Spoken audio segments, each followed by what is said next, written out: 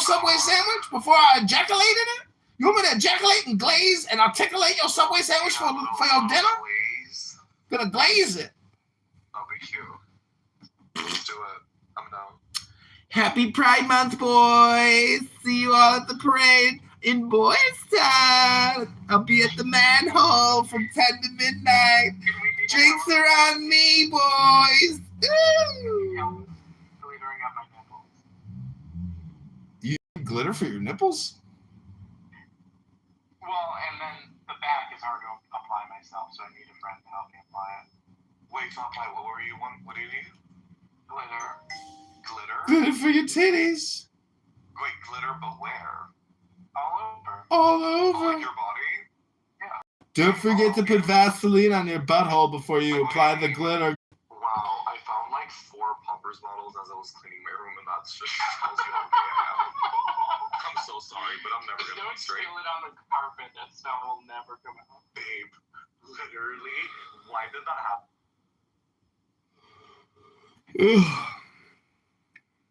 So mad, because it really doesn't go away. It will always have that lingering popper smell like you're at like some fucking gay bar. And it's just so embarrassing. No, I can't do it. I went to the gay bar last summer, and So yeah, that makes them just like everyone else. Now, maybe the only difference, I'd say most other countries don't do this to Western human rights activists. Like, I think Turkey... Oh, yeah, that was weird. Oh, I mean, they didn't... Oh, you mean the Flotilla people? Yeah.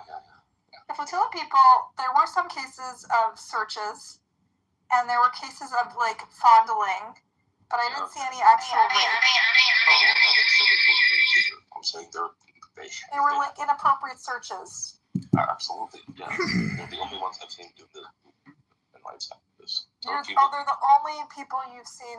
I know, that was, like, a war crime, for sure. They should be kind of... Well, I mean... And they're doing it... They literally, the whole point was to humiliate them, you know? Yeah, I'm not saying it's worse depending on who you did it to, right? But I did genuinely believe that, yes, all the wild shit I've seen. But also, this is Ben Gvir's police. It was, like, literally that guy's order to do this. Not justifying it, but, like...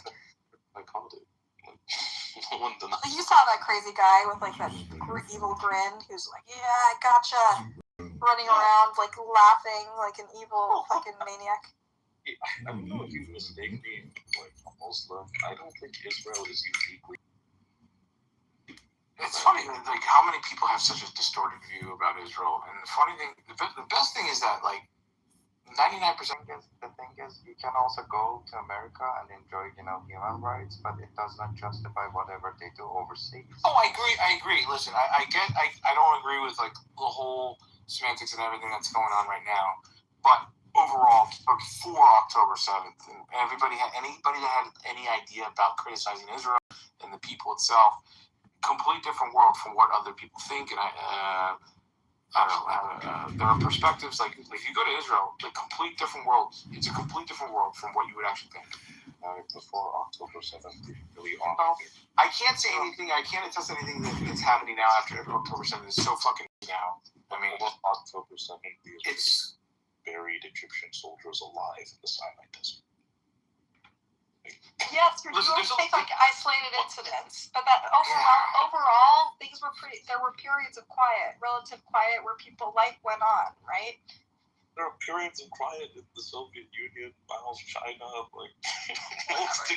You really lost a lot of credibility when you told me you've only seen one army in history ever rape prisoners. Zion, if you really believe that, you're like new to the world, my man. You think you'll define rape? Annie, you're breaking up, Annie. He thought the Nazis didn't even rape prisoners, male prisoners. Are you kidding me? You guys are he doesn't know fucking basic history. You guys are defining rape differently. It's so fun to know more than Zion about something. Did I really not tell you that, yes, I'm well aware that the Nazis castrated black people in the war?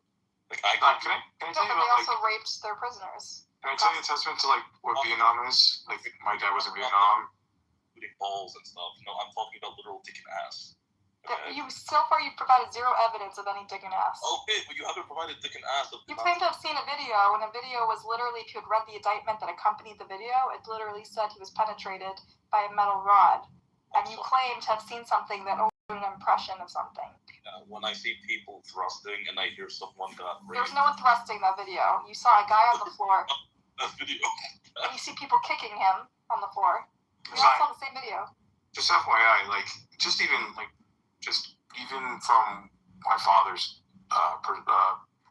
when he was in Vietnam, I can tell you, attest to not only like did Americans like sodomize the Vietnamese, it was also the Vietnamese that also sodomized us as well too. So it goes tit for tat. It doesn't matter. Like, that's just warfare. Disputing sodom. It's just warfare. I wouldn't go that far. It's like it's to minimize and like morale, breaks down morale, like even people like POWs and all that. Like they would, they'd break their arms. Do you think it's justified? Do you think it's a good method of war? Val? Doesn't matter. They don't give a fuck. They're like, well, we're gonna have to put them in camps. They're like, well, we gotta fucking like make them feel like shit. We're gonna fucked up their psyche, and they would rape them. No one's disputing that. Yeah, they were electrocuted. I think Zion's just like innocent. You know, he doesn't understand. Rape happens everywhere. I feel lesser than what they are. That's what warfare is. I think What Emmy? I think he gets that. He gets that it's not sexual. And if you not good, all kinds good. Like all. Yes, Ali, what's up? People have been castrating and I'm talking about specifically dick and ass, dude. Literally, you brought no evidence of no dicks and ass. It's all they do these violent. It's a tool, like any other tool, to minimize and undermine your enemy. No, you keep saying this like I didn't hear you the first 10 times. Yeah, I understand that, but you need to understand these are the issues. These are the Everyone's repeating themselves, but why do you keep saying dick and ass when you've provided no evidence of that? You guys keep like arguing and correcting something I never said. Yes, I You believe. said that 4 times. Because you keep saying it. You keep saying, you didn't know the Nazis sodomized people. Yeah, I know they electrocuted people's balls. I know They did more than that. No, they did not. But they did the same type of sexual violence that literally the Israelis are doing. Yes, electrocuting people's balls and shoving balls. That's just yes. And that's what Israelis did. Okay. Well, anyone can read it. Wait, what happened? You know that famous video that was leaked from the prosecutor of the army because of the State Taman rape case with the 5 guards? Mm-hmm. Well, so in the indictment, it talks about the medical records. It shows that a metal rod was inserted that did damage to his internal organs, right? But this pervert over here, thought that it was actual guys fucking him in the ass. I thought I saw the guy pumping. That's such a Christian nationalist view of things. Everything's fucking perverted. Everything's about gay sex. Why am I perverted for thinking that because you imagine dick in your ass. Nobody did. No one else did. That was actually what they were doing. No, it didn't show that in the video, and it didn't say that in the indictment. It didn't show in the medical records. Andy, I hate to break it to you. And finally, many soldiers have testified about the rape, and they all they excused it by saying there were searches. There were violent searches. I hate to break it to you, but one, I've known a guy on here since 2022 that got searched, shall we say, by the Israeli army. And I've known since 2021 that the Israeli army electrocutes people's balls. So, it's not that, I just believed this conclusion. No, but I saw a video. What does that have to do with dick and because I saw a video about a yeah, but you're just a pervert for thinking that. You speak fantasy. You Christian nationalists are so perverted. So obsessed with gay sex. If I see a video, listen, if I see a video saying someone got raped and I see someone standing up, holding someone in place and kind of thrusting that's what I'm gonna assume. Wow, no one saw thrust except you. Wait, is Zion a Christian? Isn't it funny that it was pornography for this guy, this Christian nationalist who hates gays? Wait, Zion's a Christian national? I'm not a Christian nationalist. I'm just No, he's not. He's anti-Zion. He's a Catholic nationalist. He's a fundamentalist Catholic. He's a fundamentalist Catholic. He thinks we should ban pornography. What's your ethnicity? I'm Nigerian. You're Nigerian? Yeah. You have no room to talk. I even think lesser of you now. Credibility. Wait, for what? About For what? what? Be specific about. Be clear what you mean. No, I don't listen to anybody from Africa. Fuck out of here. That's really racist. Fuck it is. You should have no opinions at all about any of this. You worry about your own community because you have so many issues in your own community alone. Oh, Let alone to he's think my about. God. He's my God, this guy. Even think about anything else outside of your own problems. Motherfucker, worry about your own shit. Don't even worry about anything else. You have more atrocities to deal with than all combined, okay? On the contrary, no. You guys. Motherfucker! Yeah, you guys killed more people in Gaza than we have. Than the Then why do you give a shit? Who gives a shit? because people are people, dude. Right? See, I'm not a fag. Worth someone's life is based on like how close they are, based on an amount of genetics. I understand that's a uniquely kind of Jewish problem, and I guess some of the Muslims and Arabs also have the same issue. But like this, where I'm from. Now, perhaps you ought to learn from that. But then again, I really think this was just your I don't know, your way of thinking. Let me trigger Zion. I don't care about race. I don't care about your ethnicity. Behaviors, filthy values, yeah, those things bother me. It's a humanity problem. Everybody has a right to think about this. Yeah, like Indians don't belong in our country. It doesn't matter. Why is this your country? You're a Jew, dude. Yeah, no, I'm America first. So. Oh, you're American, yeah, but you're a Jew. Yeah. So wait, where do I belong? Do I belong in the United States or do I belong in Israel? Like, according to you, you belong in Israel. No, according to me, I didn't say anything about belonging in Israel. I'm saying I visited Israel. Yeah. Listen. I'm a big proponent for Israel, but what do you mean that Listen. So wait, are you my country of birth of the United States? Do I belong in the United States or do I belong in Israel? I'm going off your logic back then, right? Okay, we're going off our logic. Okay, well, let's base it on reality then. Do I belong in the United States or do I belong in Israel? Yes or no? According to your logic, you belong in Israel. Guys, this is really juvenile. I don't care. Can you stop cursing me? No, but I'm just going off his logic because he started screaming, "Oh, you're an African. Go worry about Africa." Okay, so go back to Israel, dude. You guys have an issue with the LGBT community. You guys can't even come to terms of realizing the people. You guys kill your own fucking people alone. So just based on their sexual orientation. So get out of here. Yeah, so do you, dude. So do I. So do what? Yeah, you know, Jews killing other Jews and harassing other Jews. Where? In Israel? Yeah, we have the largest. In Israel has the largest gay community anywhere in the Middle East. Or are they safe in Jerusalem, dude? Me, I'm anti-gay, right? So I'll let. Oh, anti-gay.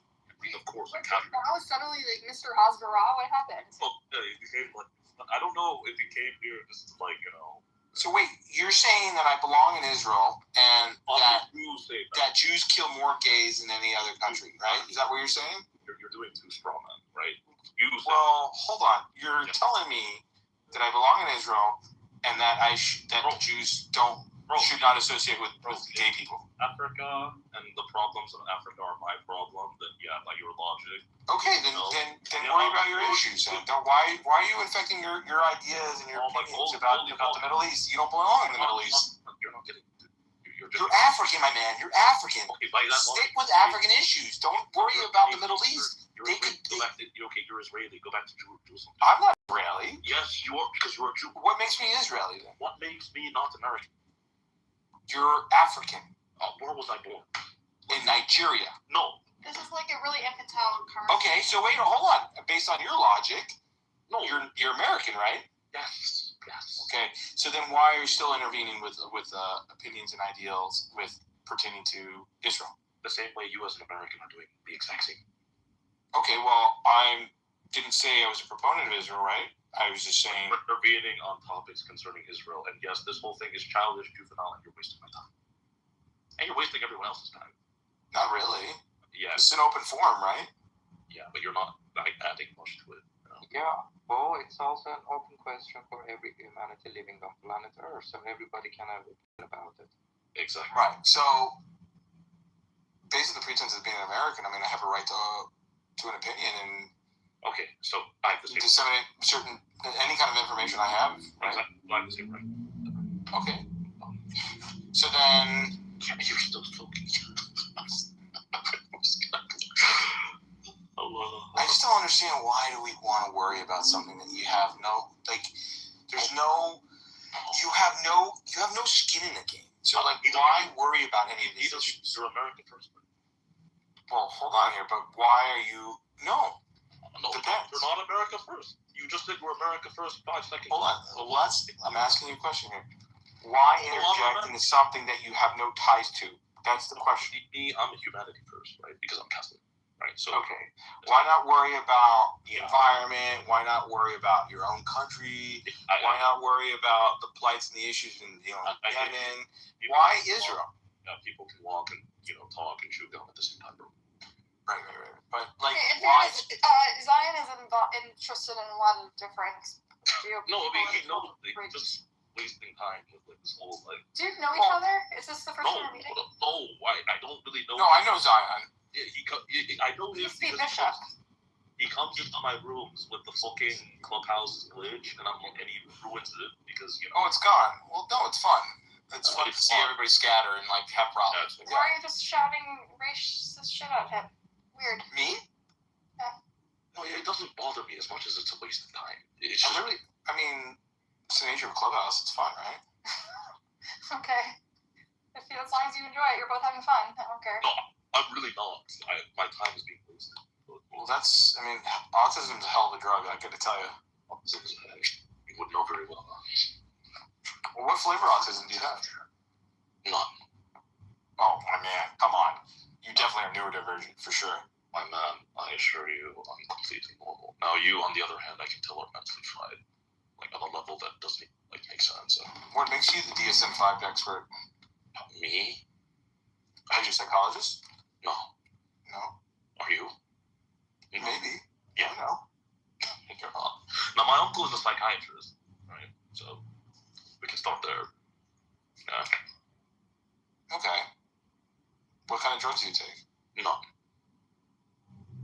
Are you on any antipsychotics? No. No SSRIs? The fact you obsess over these things, right? Like most people on Clubhouse, you are 100% projecting. Okay. Now, given the circles I've seen you am I? Oh, absolutely, dude. But how do you know if I'm projecting? No, I have no idea. I'm just making a guess. Based on the circles that you're in, the weird. You're making generalizations then. You see, you could have called me anything. It's definitely projecting. Yeah, exactly. You could have called me anything under the sun. Said, "Oh, I'm an idiot. I'm a racist." Every accusation is an admission. Yeah, exactly. You went straight to drugs. Subjective. That's very subjective. Yeah, but it usually tends to be correct. And very nuanced. Now, now the fact that you research, you're still speaking, right? And each time you interrupt, it just shows. How's your relationships with your girlfriends? Yeah, well, the fact that you went so deep into all this mental health stuff, and you're asking how's your relationship with your So how do you cope with a person with narcissism? And you want to avoid my question so badly. So which girl hurt you, or how many rather? This is really how is your guys? You should just get a I want to know how she did, but truth be told, I don't really care. It just. Do you have any friends actually? Okay. Yes. Do they know you're diagnosed as a narcissist? I really don't think. But to be honest, I don't care whether you do or don't. Right. Well, seems like you do. No, I really don't. I'm not asking you about your friends to me are irrelevant.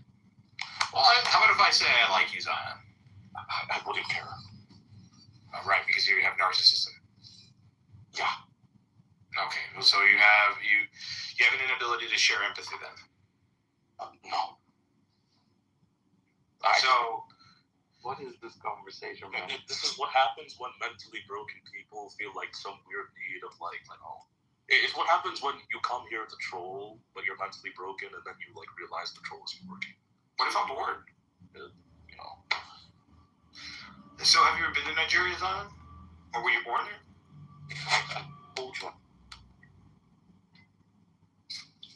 I don't believe you're a Nigerian then. For sure he is Nigerian. Oh no, I mean, you know what? I'm Ghanaian. You're first gen, right? Oh, she should be fussy. Yeah, sure. Well, every Nigerian I know has doctors in their family, so. Oh wow. His parents are doctors. Well, was a psychiatrist. So what are you now? Are you a scientist? I'm a quant, dude. Are you an engineer? He's a professional black Are you a finance? Yes, white supremacist. Oh, nice. A financial engineer too. A financial engineer. Is that a thing, actually? Yeah, called the quants. I mean, is that a... Quantitative analyst people. Yeah, I know what a quant is, my man. Okay, so then why are you asking who is that? I'm just curious. I'm trying to understand the... Okay, if you know what it is, are you like asking? I'm just trying to make sure. Make sure what that I know what. Why would I lie? Like you of all people. There's a lot of liars on here, so... Yeah, I'm not. Bring it. I'm not one of them. So. And that was your like, Guys, like option. sorry. Saying, oh, Annie. job. Talk about something interesting, or I'm gonna close the room. Don't... No, but before you do, Bao, I understand this was like your last balloon of seeing. Guys, you can get your room. My man, there's no last chance here. I just do. I live. I exist. What do you?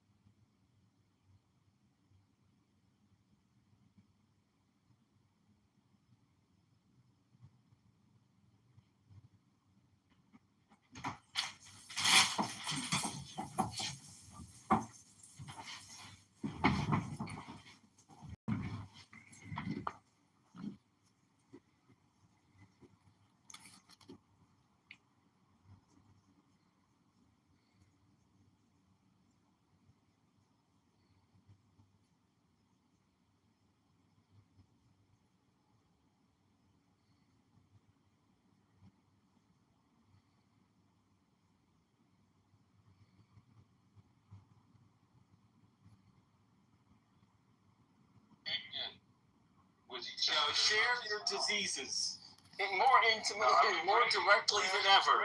Welcome to vampirism. It's funny. Bread is for friends. Wine is for lovers. Lovers and other strangers, now starring Benjamin.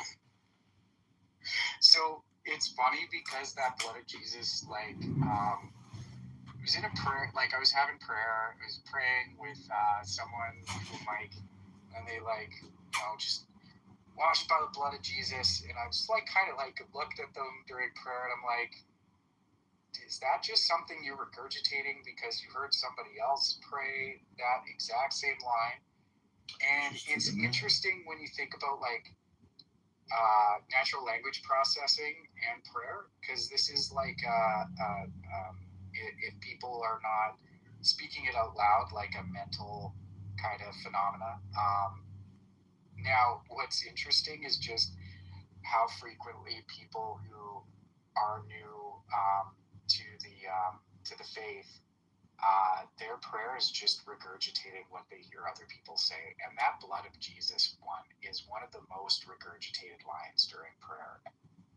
And it's like, are people really have their heart and mind and soul immersed in prayer when they're just regurgitating one another and copying one another?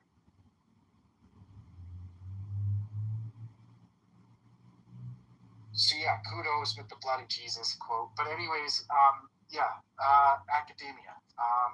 A lot of people who thrive in academia just regurgitate information. They just do the same thing, repeat and copy and memorize. What IO does is actually much more profound. It's actually like he's able to make abstractions that from his knowledge base that other people that might have PhDs or postdocs just can't do. And I think that comes from like probably a combination between, like, and I'll incorporate the spiritual here, but I would say possibly a combination between like physical and mental. So we all have our own neural networks, and our neural networks are able to process our sensory information and our thoughts and our reasoning and all that other stuff. So, like, I would say that some people have strengthened their neural networks up to a point where IO has. But also,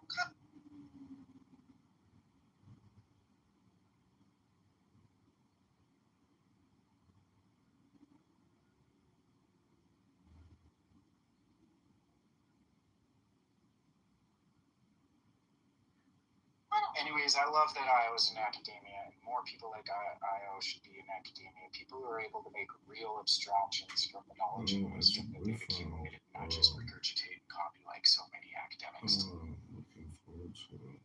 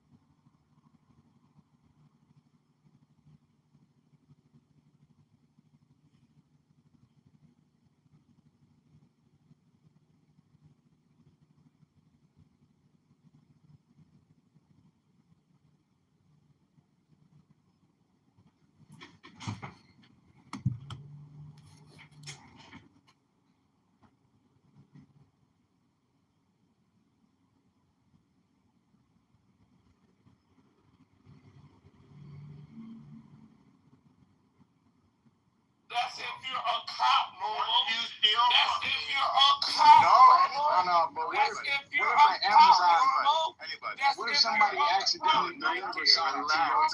your doorstep? No, I'm not getting emotional. He's cut me off. He's cut You me get off. an Amazon delivery by You ain't recognizing that he's cut me off, Go-Go? Yeah. Go-Go dancer? Bro, You ain't recognize that he cut me off, Go-Go dancer? Yeah, you can get some too. Don't let your Get some of 14-year-old this too, fat boy. Yeah, wait, look. I know. I'm fighting the wild vermin right now. And carry illegal It's firearms. Oregon Trail. All I'm saying is, hold on, just let me land. Yeah, I grew up in You New can't York. let me. I know. You Where grew did up you on grow the Oregon Trail. Where did you grow up? Where did you Have grow up? water better than beer. You know what I'm saying? Where did you grow So up? it's all good. Maybe you don't remember. In the real society. Did they So drop where you off? if So can you somebody, make your point and then I'm maybe Norm trying can to. reply after? I'm trying to. Just let her finish. You don't recognize that the Jews cut me off? You don't really have a point. I know, I do have a Oh, point. it must be the Yeah, I know. It must be hard for you to understand anything outside of the group. I'm good at English. And that's good. It's not Look, Jew all I'm privilege, saying it's is- Norm Yeah. privilege. This is not the Hammurabi codes. Right. Excuse me, Monica. That's right. It's U.S. law. Yeah, look. It's U.S. All I'm law. saying is, if Right. somebody, no, If somebody robs you No, and has an illegal no. gun, they're if he was robbing all day him, long. Yeah. no. It's called retail theft. It's not robbing because he did not brandish the weapon to take their for said item. So it isn't robbing, it's Then he retail brandished, theft. And then he got Nope. shot. And it's a whole different crime. Yeah. I understand. That's not Just obvious. relax, sir. Just relax. You too, go-go I dancer. went to the store Just with let an me illegal firearm. finish. I don't give a shit about Y'all it. making this longer. Yeah. Y'all making it longer. Eventually you'll get Y'all it down. making it longer. That's I right. can go all night. Don't come into I my can go all night. Don't I rob can me go with your all illegal night. gun. You I can go all night. Do you agree? I Don't can come go into my all store. night. Don't come into my I store can and just rob stop, me Norm. with your illegal gun. Just stop, Do we Norm. agree? Do we agree? Just stop, Norm. We don't agree? We don't You want to agree. rob me with your illegal firearm at No, 18 years old? no, because Don't. he did not pitch. He did not therefore say brandish. He did not say brandish Well, he did brandish. weapon That's when in the order he's got a gun. to take said item. When the kid Right. got a gun, that's So when you that changes. That's when you're Hey, normal. Do you know that changes the definition was the weapon of brandish? what? Normal. when they were on the What said Was it crime brandish is? during their pursuit. It's retail theft. Okay, so it wasn't Okay, so the brandish in the pursuit store, was but not he supposed to stole. happen, I normal. don't think so. No, this ain't the Wild Wild West No, days, no, normal. no. That's my point. Normal. You think that you should be able to pursue somebody for retail theft? Because I can show you 10 articles The problem is people not the getting pursuit. shot.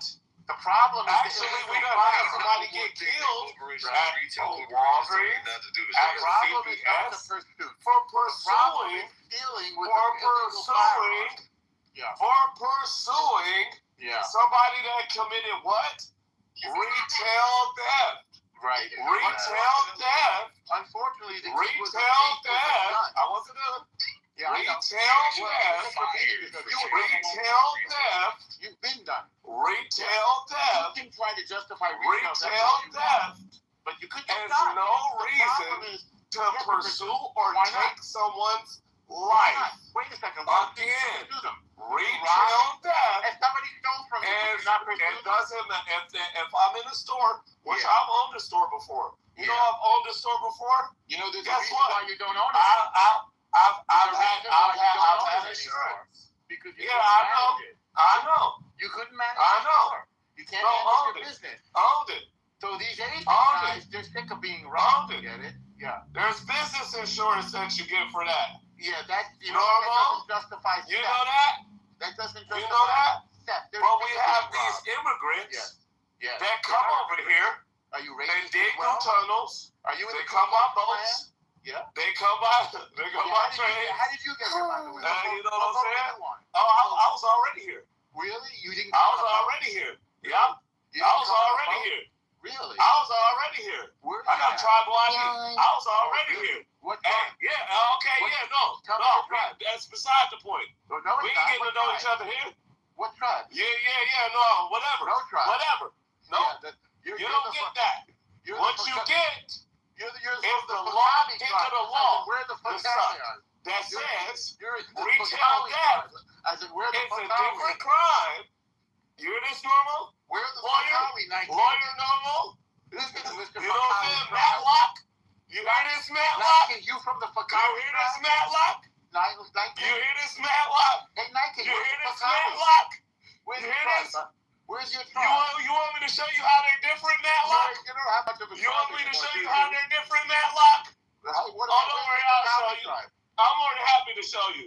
Are you That from retail the theft. Fakawi tribe, 19? Yeah. Where's the Retail Fakawi? theft. I'm from the Booyah tribe. Because I'm busting your bubble. Booyah! You know what I'm saying, motherfucker? Anyway, look. You're from Boy, the big tribe I'm from. Yeah. Yeah, I'm from Mars. I'm not a I'm McGrath. from Mars. I'm not like you. Yeah, really? You get I'm definitely not like you. You didn't come in a No. boat? I'm not like you. I didn't float You in wanna on no bet? tire. I'll bet you Yeah. $10,000 you came. Yeah. You want to bet? You bet what? I bet you $10,000 you came in a ship. No. Want to bet? Me, myself? Let's bet. I do. Let's bet. Into my checking. Let's bet. Dig into your piggy bank. I'll destroy you. Yeah. Dig into your piggy bank. Was that a yes? Dig into your piggy Was bank. that a yes? Because all you're going to do is pull up somebody else's history, Are you going to and I'm going to put you on mine.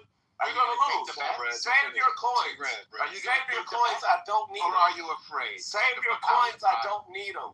Mr. Fakami. Save your coins. I don't need them. So in other words, I you don't want to need them. bet. Are you afraid? I just don't need them. What tribe are you You're gonna from, lose. Mr. You Fakami? automatically lose Oh, because really? me as a If I'm person, gonna lose, then yeah, why I don't don't you tell us exist the in the tribe? day Why don't you- when why don't you ships win? are fucking bringing people over. Why Unless don't you're you talking win in about front of right now, everybody? it's like the China Hey, crates and take your shit. win. Yeah, I know. No, Take it's your an win. easy This job. you take your nice win. This Take too your win. easy. What tribe? Take the win. Yeah.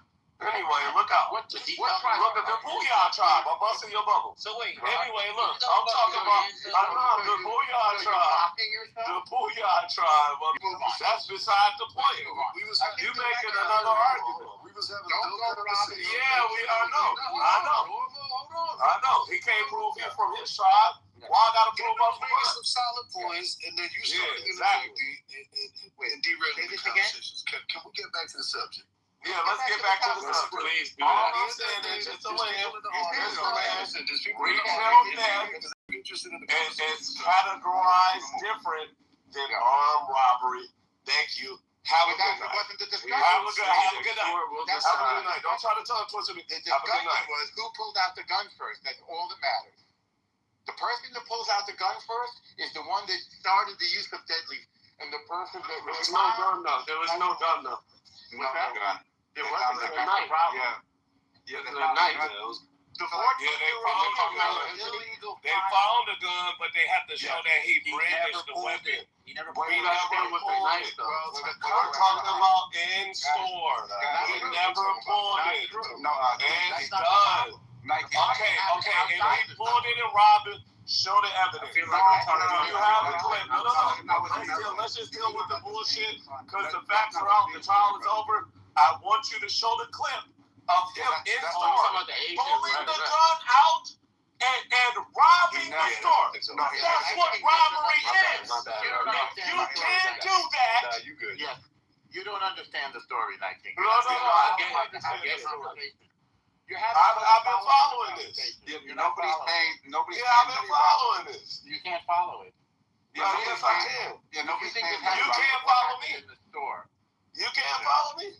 I am following you. This No, doesn't you're have to do not with following what me. happened in the store. So describe the difference between retail theft and armed robbery. It doesn't have to do with that.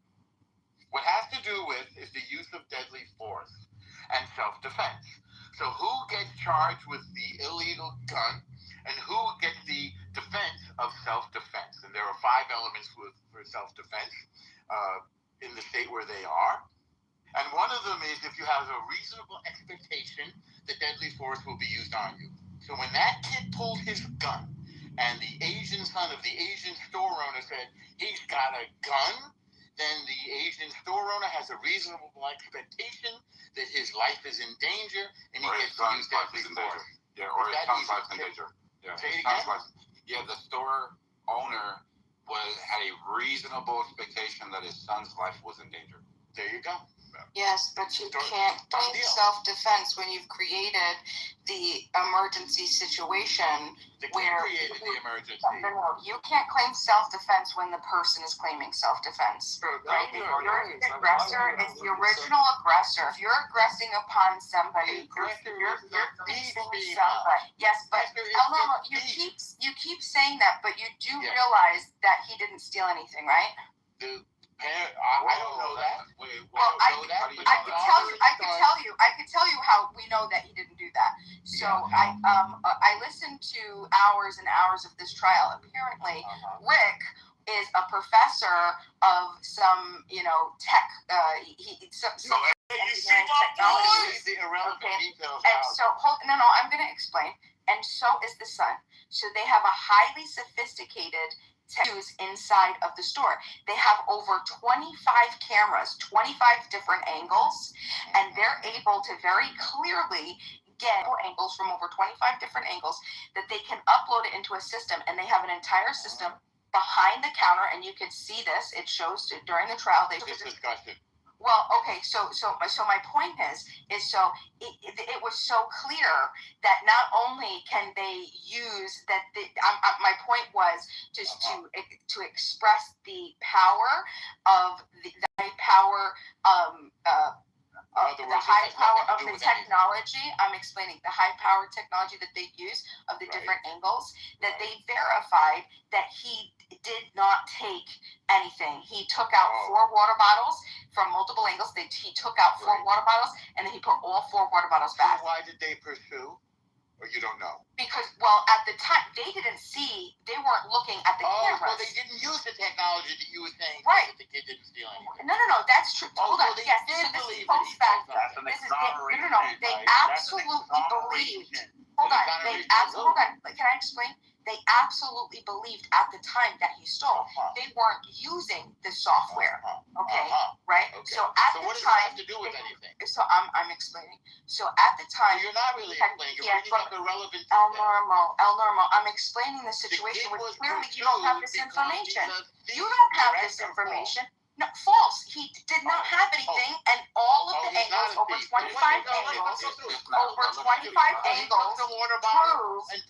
that he did not steal anything. Why did he take the water bottles and put them But it's back? not relevant, Bima, by your own admission. They didn't see anything on the cameras for them to be like, hey, we're using the The camera. only reason that it's relevant is because that then gives the you then have an understanding of what they have the power to do. If they're not certain with 100%, so they only had suspicion. They had suspicion that he had stolen. When he had gone to the front, right? So he walked in the store. The wife immediately approached him, said, "Put your book bag down." He takes the book bag off, leaves the book bag up front. He goes in the back, opens it up. He's looking around. Why do you think they put the book bag down? Why do you think they did that? Well, we all know, El Normo. Because they got robbed a lot, right? So yes, they get robbed. Okay. So so they talked about how many times they had gotten robbed in a particular frame. But normal, can you please? Why did he take the water and put it back, Bima? Thank you. You made a point already. He forgot his wallet. He wanted to get a gallon of water, and he realized that because he's 14 and he doesn't have any type of massive income, that 4 large water bottles were much more expensive than buying a gallon of water. They didn't have a gallon of water, so he wanted to go to the other store so he could buy a gallon of water versus 4 water bottles. Right. No, he knows how much a gallon of water costs. He didn't know how much 4 water bottles would cost. How much does it cost? $3.19 for a gallon of water. And he didn't versus 4 water bottles at $2.86. Right? So how much did he have on him? How much money did he have? Exactly $5. He had $5 on him. So he could pay for the water then, right?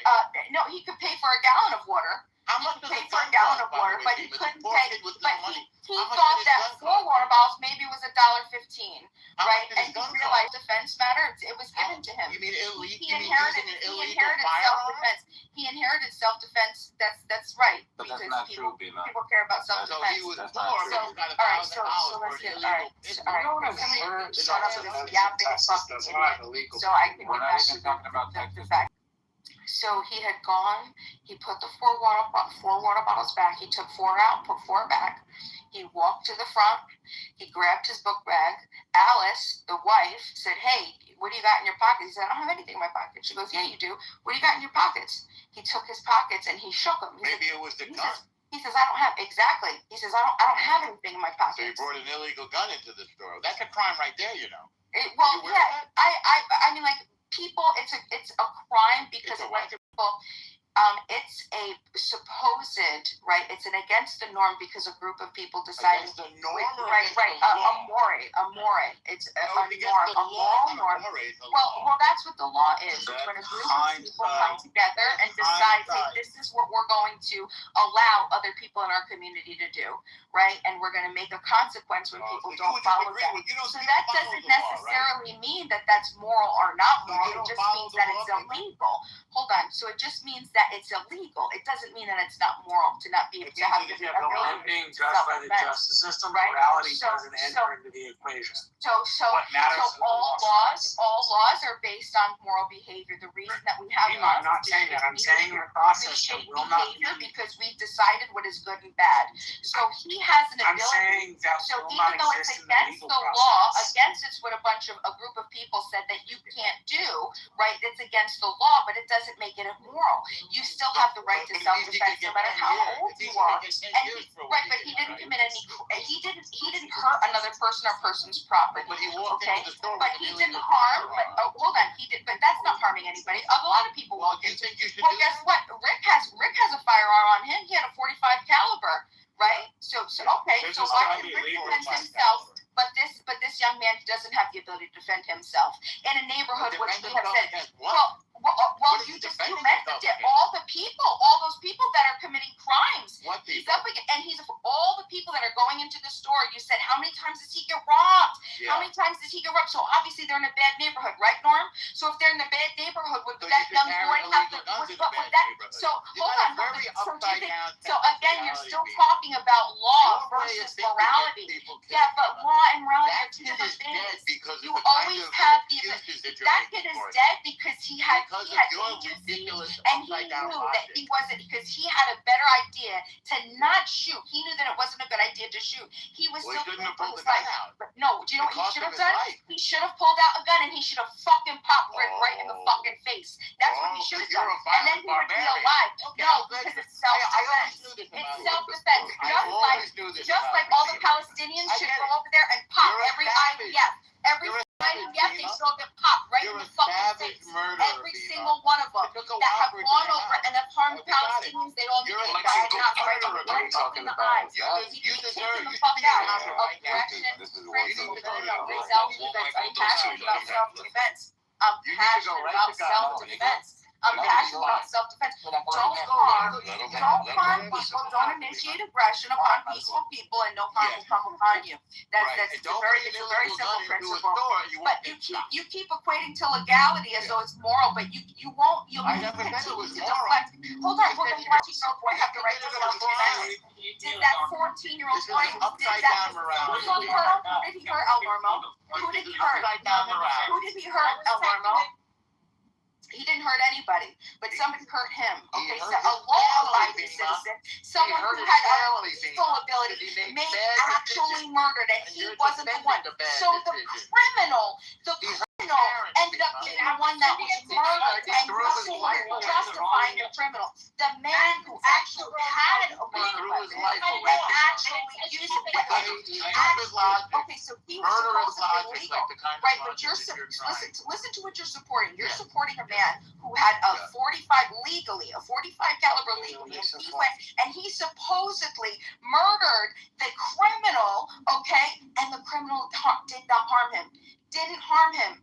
So what are you really supporting, El Normo? What are you fucking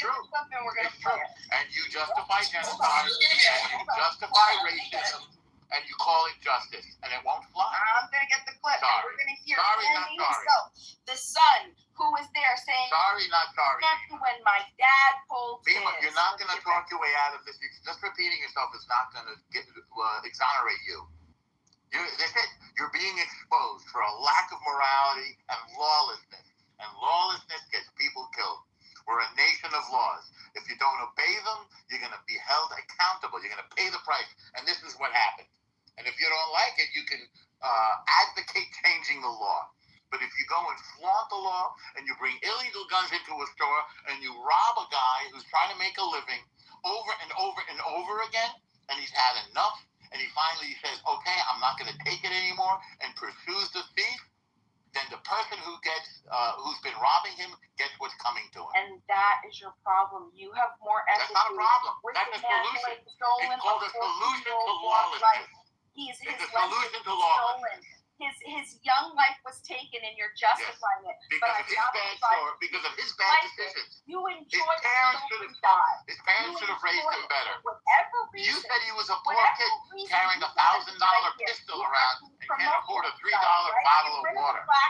Get rid of them. They're the problem. That's exactly what your mentality is. Same with the Palestinians. We already know normal. My mentality with the Palestinians is if they threaten Israel, they are going to be with an illegal firearm. It's against the law. It's a felony, Bima. It's a felony, Bima. I'm sorry, you broke the law, Bima. Next time, don't break the law. There was no victim. Here's a pro tip. It doesn't matter if there was a victim. Oh, no. Here's a pro tip. People at gunpoint, apparently. No harm being Good job. Wait, with the harm is when you break the law, Bima. Wait, did he brandish the gun to get the goods? No, he brandished the gun when he was being pursued by the store owner. Okay, so there was a case very similar to this in Texas. Somebody stole a guy's TV, and the guy had the right to defend and shoot the guy in his home, but he pursued the guy and shot him in the back. And the state is as quaint with its laws as we are. That guy's now in Huntsville. Because he pursued and shot the guy. So, I don't know what South Carolina's law has to say about that. But if I imagine my very conservative state, very stand your ground loving state, would hold somebody accountable for that, South Carolina might be, I don't know, slightly more litigious. I don't see how shooting someone in the back could be self-defense. I don't see how that could be a case, but I guess it is legal. No. It happened to the guy who claims self-defense for shooting him in the back is now in prison. Yeah, right? no, because you didn't have the right to pursue. Yeah, I know it's happening. I know people can shoot people in the back, but I just don't see how that could be something that's like just. I don't understand. In most states, it's not. As I said, in Texas, as liberal as we are with our self-defense laws, that behavior is illegal and lands you in a state jail felony up in our big prison in Huntsville. The store owner testified that the kid pointed a gun at his unarmed son. Case closed. The jury heard the evidence and they rendered their verdict. I recommend that you appeal if you disagree, Bima. I'm sorry that the facts disagree with your made-up story. Your perverse, immoral, defend the criminal story, defend the barbarian who goes. If the jury already rendered its verdict, then what's up with the discussion? No, it's just like post, right? And I think what's important here is that I was hoping that Bima could kind of look at what the jury's saying with the father's vantage point and it being different from the son's vantage point, right? So if you're able to look at it through that type of a lens, you can make a case on why the jury came down with the verdict that it did. You know, but if the father wasn't there and it was a 1v1, maybe Bima has a better case, right?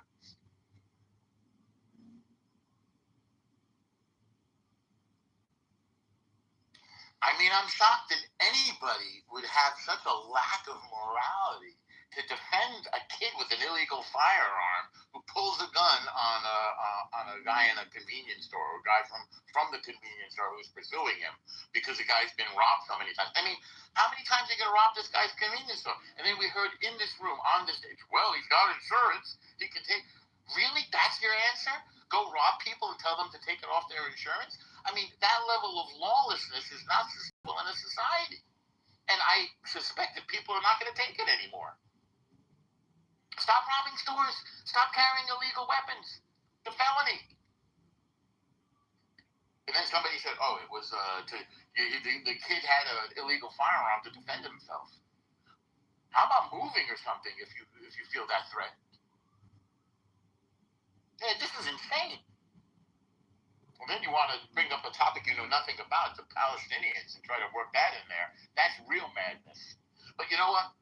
We're having a clash of civilizations here between people who think that we should defend the rule of law and people who think that the law is whatever they want to make up, whatever story they want to make up. They don't care what the law is because I don't know what, because oppression, because some history that they don't know.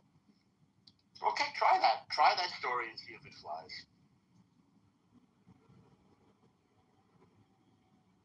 Man, Normal. There you go. Them all away. There you go. Unbelievable, Normal. Yeah, that's right. Unbelievable. Isn't it? Wow. They know they've seen me do it before. Don't mess with me if you don't want to get the Normal treatment. Simone, you stood by and you let them do this to the room? What's going on? Brother, I could have sworn you were the that said, Samoa, let them go. Let it happen. Wasn't that you? That's what we call an instigator, Puff. Yeah, that's what they call an instigator, Puff. Right, Puff. Look at him. The one that has the gas on his glove. He got the gas on his shield. I was never there. Yeah. It wasn't me, right? What are you talking about? It wasn't me. I have no idea what you guys are talking about. And she called me taking care of her on the back. What are you talking about? It wasn't me. Guys, let her finish. Let her finish, guys. It wasn't Guys, me. let her Let them have it. Let them have it. All right. You know, if they both didn't, There you go. if they both didn't 10 toes down, they both obviously know more about the case than everyone else does. So why not let them hash it out? Like they both obviously. Just read the story of the case. It's on CNN. The problem there is that that's an assumption that you're making. And like, for example, where the gun was found, like in proximity to his body, does not say he never drew the gun. Okay, so let's listen to Andy tell 911 operator he pulled out a gun when my dad pulled. Okay, he misspoke. There you go. Now what? Oh, he misspoke. No, don't do When he that. had- Noah. Right. He No, misspoke. don't do that. When his memory is absolutely fresh and he had no Wait, time to corroborate what happened to tell Well, what hey, happened. Oleg, He Oleg, told you the there, bro? truth. That's what happened. What He do you told the Hey, truth Oleg, what do you- immediately after what happened. Just hold on real quick, Bima. There is something called like in the law, like it's something like utterance or something like that can be stricken because of like it being like this high adrenaline rush or whatever this. Emotionally fraught situation. Yeah, like. Okay, all right. Well, let's just hear him say it because El Normo says it just happened. So. Oh, this is crazy.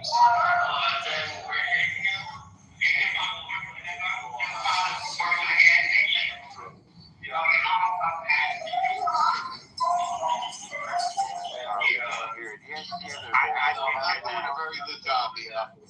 You have to listen. If I were you, I would not go into the law as a profession. You're not doing very well If right you're now. talking, you can't hear it. No, the sound is If bad. you're quiet, you can It's make bad. out. Bad audio. We weren't It's talking. bad. It's well, you got to remember, I'm playing a court audio that's playing the audio of the 911 call in the court, so you just have to listen. So Okay, this is that was very clear.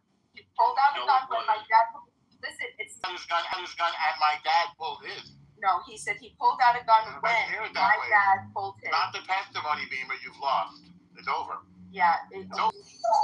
he pulled out a gun when my dad No, pulled his. you're lying. And that's when my dad pulled out his.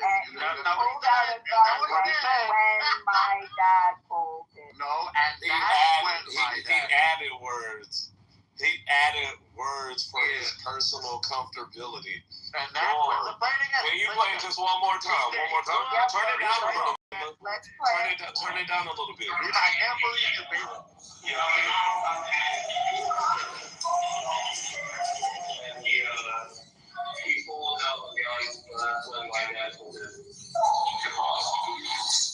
He pulled out a gun, but when my dad pulled his. That's right. Did he say butt? Yeah, that's exactly what he said. Did he say You butt? don't know how to do Transcript. You're doing King.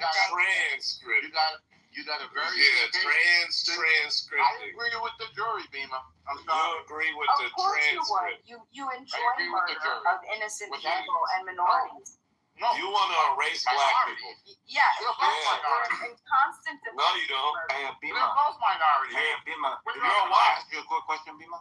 If you don't mind. Do you think that the kid could have like view of the father? Do you think that the kid can see the father when he was running away from Andy?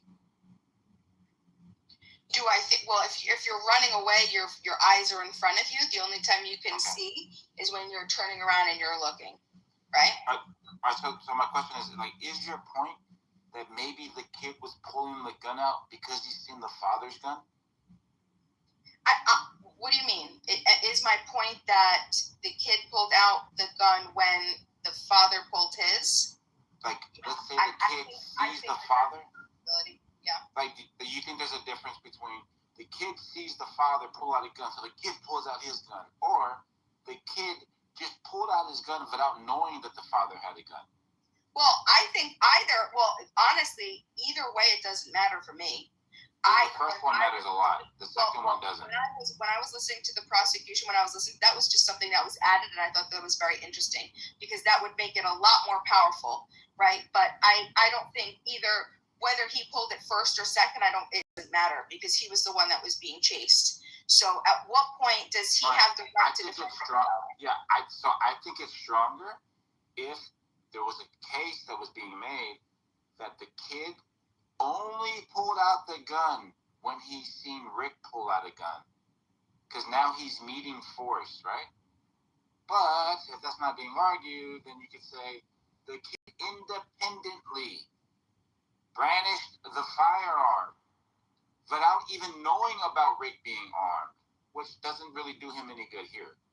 Why wouldn't that do any? Why is it that he doesn't have? Because we're right back to proportionality. Hold on for Correct. a second. That's correct, Samoa. Let me ask you a question, Samoa. When you're being chased by multiple people, okay, he knew he was being chased by two people because they were both screaming so he can hear them. Okay, so they were both yelling. So when you know that you're being chased, and when he was running, you saw him turn around and look, and he saw the two of them coming. So he knew that two people were chasing him. So at what point, when two people are chasing you, Samoa, and you have a gun on you, at what point can you claim self-defense to take out your gun because you don't know what these people are going to do when they're chasing you? You don't know. They might not do anything. They might just walk up to you and have a conversation. They might chase you for a football field and a half just to say, oh, I just want to talk to you, please. But at what point, after a football field and a half, 130 yards, okay, what point do you have the right to take out your weapon to say, back You have a fear of deadly force and not before. That's the answer. Hold on. When you have a fear of deadly force and not before. I want Samoa to answer. I'm just going to say because you haven't addressed the proportionality situation that we're offering you here. And when Norm says, when you are able to observe deadly force or the potential of it and not a second beforehand is my answer as well. That's correct. That's correct. So wait a second. So Samoa, you don't believe that if you're being chased by somebody, even if it was just one person, let's just say the steel man, and let's You say can it was, ask the same thing over and over. You're going to get the same answer, Bima. well, right. Well, I just want him to answer because I just want to make sure that we're on the same page. So He doesn't answer you, if you're being chased by one person, not two people, and we're going to say that they're the same size as you. They're not much bigger than you, okay, much powerful than you, okay, because we That saw. makes it worse for him. Yeah. Okay, so we're just going to say that it's somebody that's your same height, same stature, same weight, and they're chasing you. At what point do you have the self-defense authority to take out your weapon? We your just gun? answered the question, Bima. Hold on. Yeah, as soon as the threat like rises to like the proportional response, right? Like you got to meet the energy where it's at. Like it has. I need an example. For example, like I might draw down, right, but I will not be able to use the firearm at the moment because it doesn't rise to that threshold. Draw down mean take out and hold down? Say that again. What does draw down mean? Yeah, so like they say Means to pull out your gun. Yeah, you just pull the firearm. Say freeze. I'm armed. I got a gun. Whatever, right? Because you understand the person is unarmed because they're disadvantaged. Wait. So you think that? So you have the ability to draw down when you're being chased? No, when there's a risk of deadly No, force. please. I'm not talking to you. It's different. Doesn't matter. Well, We're on the same page. El Normo, I just want to hear from Simone because you're answering, he's answering. Just please. Yeah. It's all the same answer. You're not going to get a different answer. I'm just asking, would you just be respectful and just let me talk to Simone? Oh, because you're so respectful? Give me a break. El Normo, you're always the one interrupting. You're the reason that everything is destroyed because you do I'm this. so sorry. You do this. And I'm asking you, and when we are play and we say, hey, look, can you just give me an opportunity to You talk? always argue for the criminal murderer El genocide Normo, are you maniac. going to, so It gets old. you're not going to respect, okay. It gets old. Let's just finish this real quick. Hold on. Sorry. Let's just finish this real quick, right? Where we won't allow El Normo. So like this. You couldn't bear to hear it, Samoa. Say that again, brother. You couldn't bear to hear it. It made her brain explode. She left. Yeah. This is what happens. You speak the truth to people. The interview. Because they're so mad to their delusional view of the world. They've got to make themselves a victim. You got all kinds of minority groups. Black folks are minorities. Asian folks are minorities. Jews are minorities. Narrative that like the kid is the victim here. Okay, they tried it, but it didn't fly. And, everybody's racist. The jury's racist, the judge is racist, the prosecutor's racist, the Asian folks are racist, the Jews are racist, and this kid is innocent. Not gonna fly. Yeah, I'm looking at this Carmelo Anthony case, and I mean, obviously, right? It's like we know both sides of the argument. Most likely, like what the defense is going to argue. Like my job, especially like when I look into these types of things, is what's their best argument, and can you make it as convincing as possible? Are you an attorney when you say it's your job, or you just mean as a citizen? As a citizen, as a well-read person to. No, a foreign citizen. Yeah. But I mean, I think the country slid into delusion for a number of years under the previous administration leadership, and frankly, under the legacy media, under the our institutions of learning, like our universities. It slid into this delusional view of the world. And folks like Beam are getting a wake-up call that's like, whoa, we're not buying that bill of goods anymore. Don't come into the store with a gun and rob me. That's not American. And I think it's very hard to hear.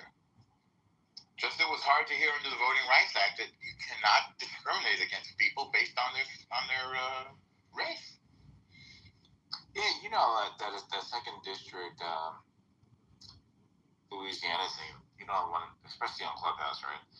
A lot of people still walk away from that saying the voting rights it's gone. They can be raised. I was like, oh my gosh, it's like read the opinion. It's pretty like a lot of this stuff makes sense. You can't just assume To exclude somebody based on their race, and she argued, well, they're lying. Well, you're going to make a legal argument based on lies? You're going to take the lies into the legal system and try to say, well, they did it, but they just lied about it. That's not a real argument. It just won't fly anymore, No. to fall into that. But hey, man, there's a clash of perspective now in this country, and we're going to see which I hope doesn't have to be the annihilation of one perspective for the victory of the other. I'm hoping that the two sides can actually speak to each other rather than having like a race for annihilation. But you see, she left, and I've had this with people a lot. They just leave. They can't bear it. I mean, I think she was hoping to somehow persuade you. That you should change your mind. No, the problem with that is that you have to deal with what's being presented. And when you just gloss over something that somebody has said, like, you can kind of detect already that, all right, you're not even listening. Like, you have to address the proportionality, like, element of this, and you're not actually doing it, like, at all. And that's the problem. She thinks the store owner is the aggressor. Yeah, because they're hinging on the chase. Like, 100, that's why you asked the question, like, what does that have to do with it, the 130 yards? So here's something I thought you guys would mention. There's, I think every state has the shopkeeper's privilege, right? Normally, you can't detain someone on your own, right? But unless you really you actually saw a felony or something being committed, but a shopkeeper could detain you for, let's say, a misdemeanor, I believe even. But they have to detain you in a reasonable way for a reasonable amount of time. So I think the whole running after them breaks away from that shopkeeper's privilege doctrine. But you mean it's consistent with it, or it exceeds it? They shouldn't have chased them, but that doesn't mean, the kid should have fucking pulled out a gun if that's what happened, right? So it's just there's an active that seems to be the testimony. Yeah. Well, by the way, those Asian guys, they don't fool around, right? They're in a tough neighborhood. They're trying to scratch out a living for themselves and their family. They're not like the if you'll excuse the expression, like the pussified white folks. It's like, well, if it's under $1,000, let them go, right? That's the law that they're passing in a lot of cities. Well, if they steal it, so you see people going into stores and stealing, $900 worth of stuff and walking out like it's theirs because the state has passed a law that says up to $1,000. It's just forget about it. And I had somebody who worked for me who did try to steal from Target, and they did detain him. They'll take you into the cellar. They'll get their security guards and take you into the cellar and detain you. So for the record, this guy who worked for me is a white guy. What are you going to say? Oh yeah, absolutely. They detain people all the time. Yeah, they take you into the basement. They're really strict with that. Well, that's where the Asian guys were coming from. Look, it's tragic that this boy lost his life beyond description. But somebody should be raising this kid and not letting him run around with a gun. And then for Beamer to say that he had that gun to defend himself is unbelievable. Like, where is that argument coming from?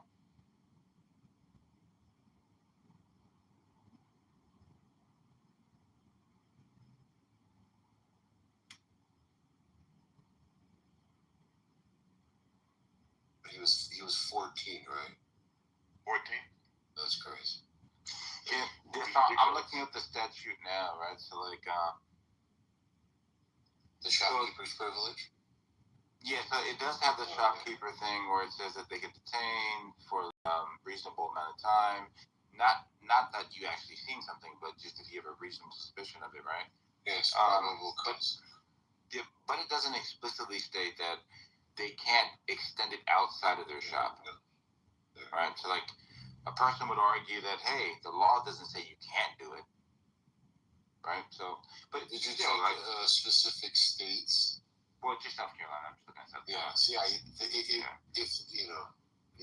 think you're going to have a little spectrum there with, like, California might be a little narrower Yeah, I was just looking at South Carolina because that's where this case is at. Yeah, for sure. But then I look. The reason why I think because there was two of them, this was like pretty clean for the father to get off, right? I think that if it was just 1v1, I think it'd been a different narrative. It's kind of spun, but hey, that's an interesting. I just went and read one of the CNN articles about it, and I'm starting to understand that your position is, Samoa, that the father acted to defend the life of the son. That's your position, right? Yes, yeah. Yeah, I'm just starting to understand that. Yeah, because like, if it was a 1v1 type of a thing, right, then one would say, hey, you're the one who initiated this whole stupid thing. You're the one who caused all this. But then the father can, like, play ignorance here, right? The father's like, I wasn't actually looking for the kid. I was worried about my son. And then when I seen the kid go for the gun, I know my son isn't armed. I had to help my son. Something like that, right? Yeah. So that must have been some crazy case.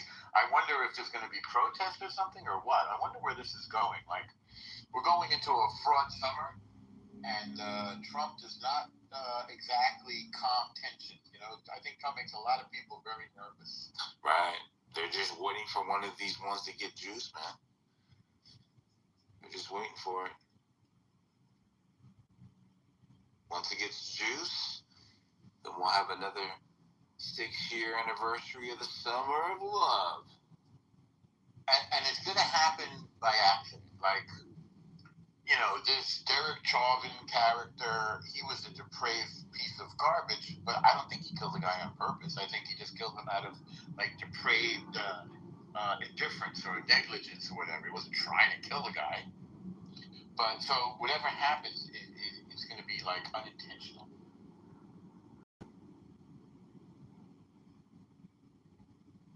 Yeah, plus, the case is this Chud guy, right? As far as his attempted murder charge. Then you got the Carmelo Anthony case, then this child case. Chud seems like dead wrong, although I haven't studied the case. I don't know. I actually got a bid on here for $10 that what he's being charged with now will not like basically be the outcome of a guilty verdict. I've been kind of looking it up a little bit. From what I understand, he went to the courthouse. A couple of guys, are familiar with him or whatever. They had some words. Person says step away. He walks away about 70 to 80 feet away from them. The person closes the distance on him. Scuffle begins. He gets 2 shots off. One hits his own arm. One goes to the guy's belly. The guy survived, right? Yeah, guy survives, yeah. But the fact that, and Louis kind of spoke to this, and a couple other people spoke to this, right? The fact that he walked away, a lot of people are using a lot of his other videos, like where he's using the N-word, chimping out, this and that. They're using that to gas up, like the pressure of him being guilty in this one instance. But I think that if it was like the other videos or him being provocative or whatever, we would have been seeing, something leak. So this closing the guy closing the distance on him about 80 feet kind of worried. It kind of bothers me, and for like a clean case. For the case of Chud, I mean, yeah. He just seems like a complete garbage person, to be honest with you. Oh yeah, he is a garbage person, and like I watched a couple of his videos. His view is regardless on how the race relations are, we should be able to coexist. And little itty-bitty words like this shouldn't bother people, and that he believes certain minority groups are utilizing these types of terms to get an advantage within society. So he says things like, if I say chimp out, just call me a cracker with cheese. And we can just laugh about it and keep on our day. Right? So he's not like a separatist. He's not like all black people should be burnt. He's more like, stop being a snowflake. Stop freaking out about the N-word. Yeah, but that word has a real third rail kind of electricity attached to it. You can't just throw that word around. I mean, it's a live wire. That's a fighting word. Huh? Yeah, it's a live wire.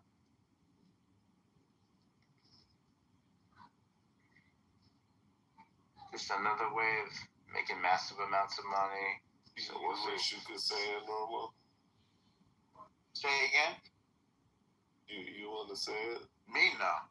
Not my word. I mean, you guys are willing to say any damn thing that comes into your mind, any racist garbage, any bullshit, but we're not like that. We don't use that word. We're not racist. I think you are.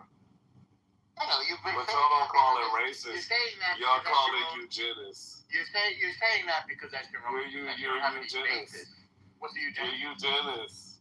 What's that? Meaning what? What does that mean to you? It means I think that we should create a superior master race. You're eugenics. You don't even know what the word means. Now okay, I know. Yourself.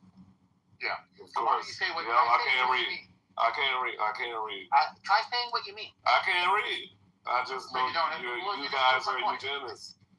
That means your name is Eugene. I see. Eugene, yeah. Did they drop you on your head when you were little? Well, I don't know. Obviously, they dropped you. That's why you got a bald spot in the back. I don't have a bald spot. You do got it. No, I don't. I believe it.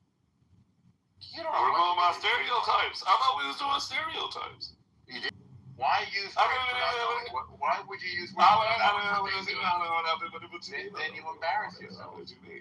Now you're left talking. What do you mean by that? You're left sounding like a fool. What do you mean like I don't mean what I say what I mean? What? What's that? I don't know. Don't know. I believe that. Yeah, I don't know anything. I believe According to that. you. I never said that, but I believe you if you say it. Of course. What makes you think that? What makes me think it? Your demonstrated lack of understanding of the words that you use as a eugenicist. Right. So you just make empty accusations because you're bored or you're flailing about for some sort of moral purchase, which, by the way, is slipping through your fingers like sand. No, I didn't know. Yeah. Slipping through your fingers like sand. And you're freaking out, and I don't blame you. Because you're getting the rug pulled out from underneath you, right? Am I right? No, it isn't. You're not right.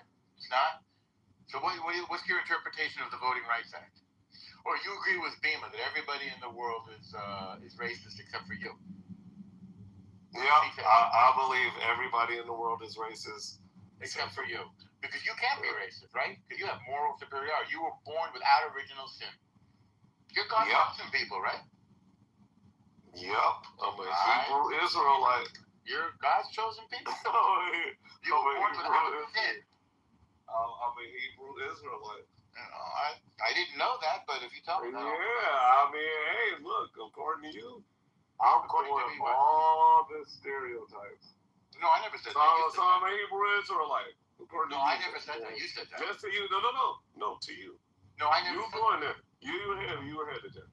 No, I wasn't. Yeah, you were headed there. I believe that you were headed there. You don't think What is everything? What's the evidence coming?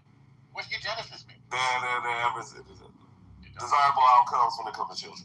Yeah, what's the eugenicist? What's the You don't know, right? White. Right. Gibberish. That's what it does. Your position is gibberish. Children used to be black. What's that? Oh, damn. Say it again? Oh, man. Huh? Hebraic features. What's that? What are they? What are Hebraic features? There are no Hebraic. Oh, no, damn.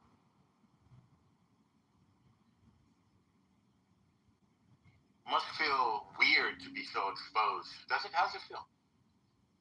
It feels great. Okay, good. Then maybe you will grow. Because Jacobus taught me about, like, nakedness. Well, good. Yeah. Sunlight and guess what? I'm naked right now. There you go. There you go. Yeah, I'm a shameless person. I'm like Adam in the garden before Eve. Before Eve or before they ate of the tree of knowledge? Before Lilith. No, so you don't really know that either. Before you understood what God was. You love to not know, don't you, Night King? Yeah, I do. I just don't know anything at all. No. You know what? Guess what? Because before the apple was bitten, Who knew anything?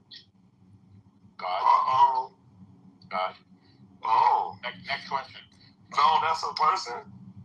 You're personalizing God? Not at all. You're a spiral. No. Don't take it back now. You can't take it back now. I speak perfect English. I don't can articulate myself. I'm from the north. I don't speak with a lisp.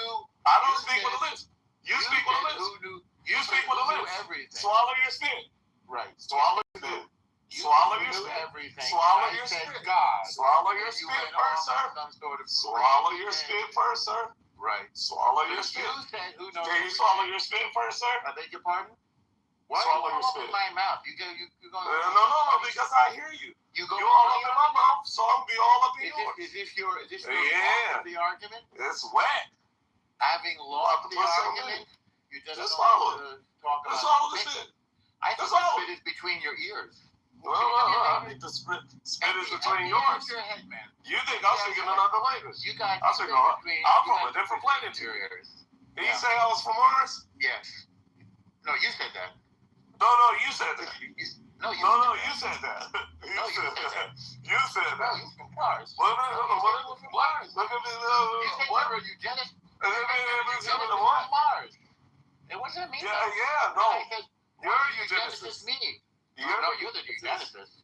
No, you're the You come from a eugenicist. superior race. No. Yeah. I believe in race mixes. You don't. You believe you come from a superior race. You don't. Oh, you don't. No, you don't. No, you don't. You come from a superior You don't. race. Where's the mix in your family? You come Show from me a that you're not. race. Show me that you're not. You come from a superior Prove that you're not. You can't prove it. Prove that you're not. Uh-oh. Prove that you're not. What year did you drop out of high school? Or was it grade school? Never. What year? I beg your pardon? I graduated with honors. From where? And went on to college. Honors in what? Honors in kicking your ass. Anyway, look, all I'm saying is, oh my God. You know who Melville Herskovich is? Do you know who Melville Herskovich is? Do you wish that you Just did your simple homework question. now? Do you know who Melville You Herskovich wish you is? did your homework now? Oh, do you know who Melville Herskovich What were you is? doing instead of doing your You homework? don't know who Melville Herskovich is? What did you do instead of doing your homework? Okay, I guess you don't know who Melville Herskovich I is. guess you don't know what eugenics is. But Yes, I do. Oh, I already told you. No, you didn't. Yes, I did. Breeding for desirable outcomes. Say again? Look it up. Reading for desirable Oh, damn, you think I said reading? Oh, no. He can't hear. Really? He can't hear the difference between reading and breeding. But I said Look at reading. him. Fucking can't hear. One of us could. Hey, Norm. Yeah. Hey, Norm. I know Yeah. you're about like 70 years old. No, Turn your hearing aid up. Right, but you're the one who didn't. Turn your hearing aid up, sir. You're the one with the. I know your hearing aid must be low. Why don't you? The battery spit must out of be your head? lithium, and it probably hasn't been charged in a while. Charge your hearing aid, Norm. So you're gonna empty Thank spit you. out of your ears now? Oh, like Why do you have spit between your ears? What happened to you? Is that like some kind of a condition you have? why are you sexualizing my ear? No. Spit all in my ear and shit like that? What you want to put a tongue in it next? You brought your. I knew you were an Epstein kind of guy, but I didn't know you swung that way, Norm. You bring You up the dirty little rascal, you, Norm. You brought the spit. You picture my rat. Seems to be your You. fantasy. That's about as much as you've ever contributed to any conversation, what you just did. No. It's true. It's You not true. literally have nothing. I have everything. No, you got nothing. Okay. Empty-handed. Huh? Empty-handed. Empty-handed. I don't have any arms.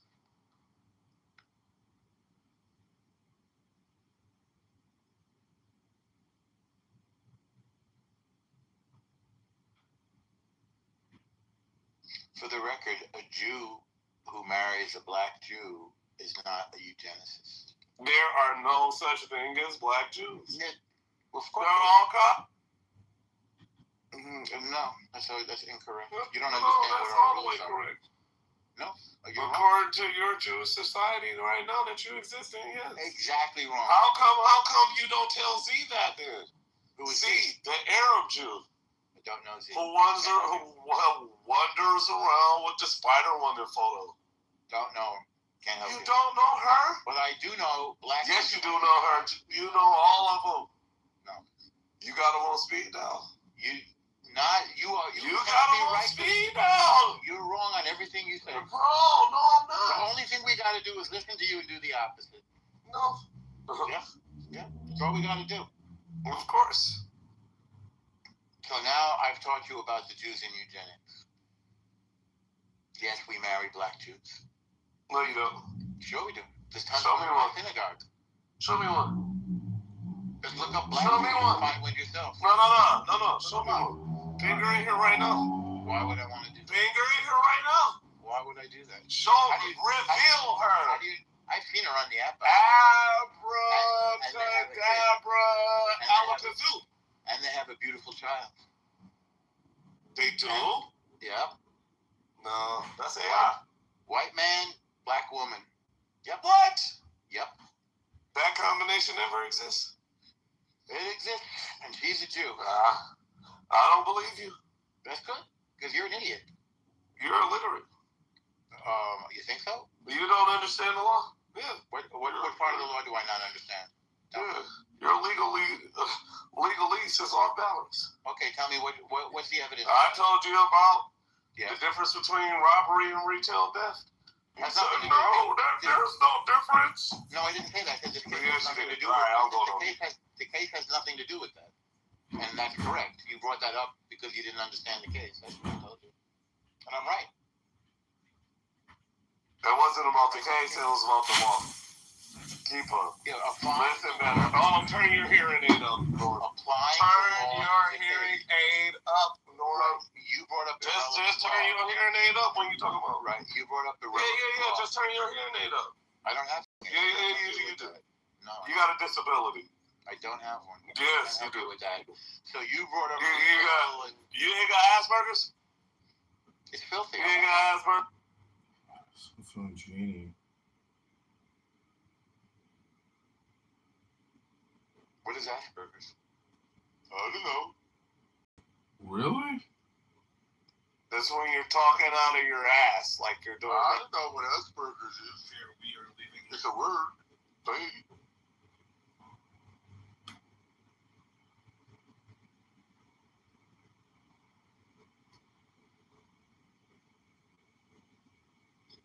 Wow, 72% think Carmelo Anthony's guilty.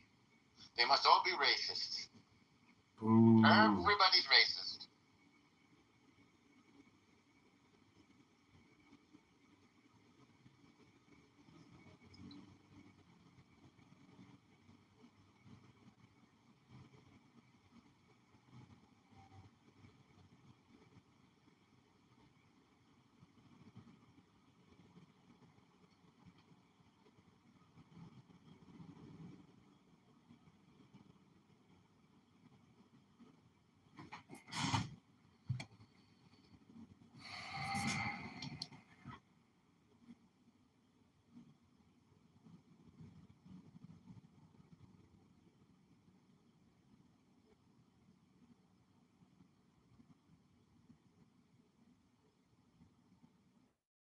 I just feel like logically, as adults, we should be smart enough to understand that somebody's not going to chase a kid and then just randomly shoot him in the back for no reason. Obviously, you don't know a gun. Okay, here it is. Let me see. He pulled out a gun. He pulled out a gun. He never. Hold on, Joel. But let me say something. So the three witnesses say that he didn't aim the gun at all. Then he even admits immediately after it happened on the 911 call, he said he pulled out a gun when my dad pulled his. So he didn't say he pulled out a gun and he was aiming it at us, or he had a gun and he was pointing at it. He was going to shoot me. He said the exact words he chose to use, it was he pulled out a gun when my dad pulled his. Oh wow! Amazing. So I mean, like, so we don't know. So we don't know if he pointed the gun or not. The only people that are testifying that he pointed the gun is Andy and Rick. I'm also going to go ahead and say that just the mere fact, let's say he did point the gun, let's say that's true, that still doesn't make it clear that Exactly. he could have had justification for pointing the gun himself. I agree. I think that even if he pointed the gun, I think if he pulled the gun and pointed the gun, he was still being aggressed upon. He had the right to self-defense. He was being followed and chased. At what point do you have self-defense to defend your body? He has the right to use force to defend himself at that point until they pointed their gun. Like, it's very, like, this is so annoying, but it's second by second, literally. Well, I mean, essentially, like, he was the one who, though, escalated the situation by having person to pursue him to begin with. Wait, I'm sorry, say that again? Like, I mean, specifically... Be more clear with your pronouns. Who's the he?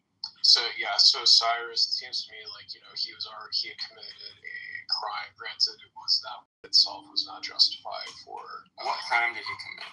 Well, he stole something, right? No, he didn't. Or did he? They thought he did. He didn't. No, but I'm saying even if we were to assume that he did, that wouldn't be sufficient grounds for him to be to believe he was a threat to be shot. Obviously. Yeah. He did have a gun illegally, but they didn't know that. Yeah. Yeah, exactly. And so, like, specifically, though... That makes zero difference. It was just, I was curious. Yeah, it's just, I mean, that's really why it's such a hot story. Yeah, because you know... I'm going to watch this video. Because everybody knows, you know... Pretty sure like 20 black people are killed every day, but... The pro-blacks don't care about those people at all. I never hear them talk about that. But this might be a controversial take. But I just, like, first of all, but before any of this even happened, we have a 14-year-old walking around with a gun. Like, yeah, that shouldn't be happening. That is a crime already. But that's not a known crime. No, I'm just saying, realistically speaking, is this somebody who's gonna, you know, become a doctor? Is he contributing to society in a healthy way?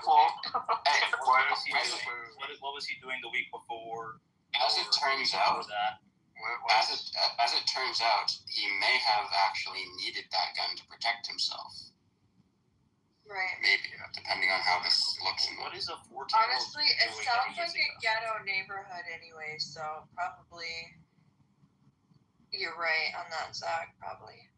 Yeah, but there are plenty of 14-year-olds in that neighborhood, and if they're scared of, you know, crime, then you just don't go outside. You do extracurricular activities. You don't hang out. Just avoid the sun and fresh air and fucking wither away. Oh no, just walk around with a gun and just shoot people. He didn't shoot anybody. He didn't shoot anybody. No, but that's why he and has he the gun. didn't even point the gun at anybody either. So It sounds like he did nothing wrong. Obviously, he's carrying the gun. Are you just assuming? So you're just assuming the only reason why he has a gun is because he wants to shoot people. That he doesn't have reasonable grounds for self-defense or concern. No, of course. If you have a gun, you can use it for self-defense. I'm saying a 14-year-old should not have to think about that. A normal 14-year-old is not thinking, oh, if I'm scared of something, I'm going to have to shoot somebody. It's like, no, you just try to avoid those situations. It doesn't mean don't carry a gun. Yeah. also, it's illegal too. So he's committing crimes. 14-year-old lives in privileged, safe, suburban neighborhoods. So, you know, there's different factors that go into it. Unfortunately for these guys, they live in a Democrat shithole, so it's high crime, but partially their parents' fault for voting for those people. But do you know that he is in a Democratic area? Yes. I think Columbia is pretty blue.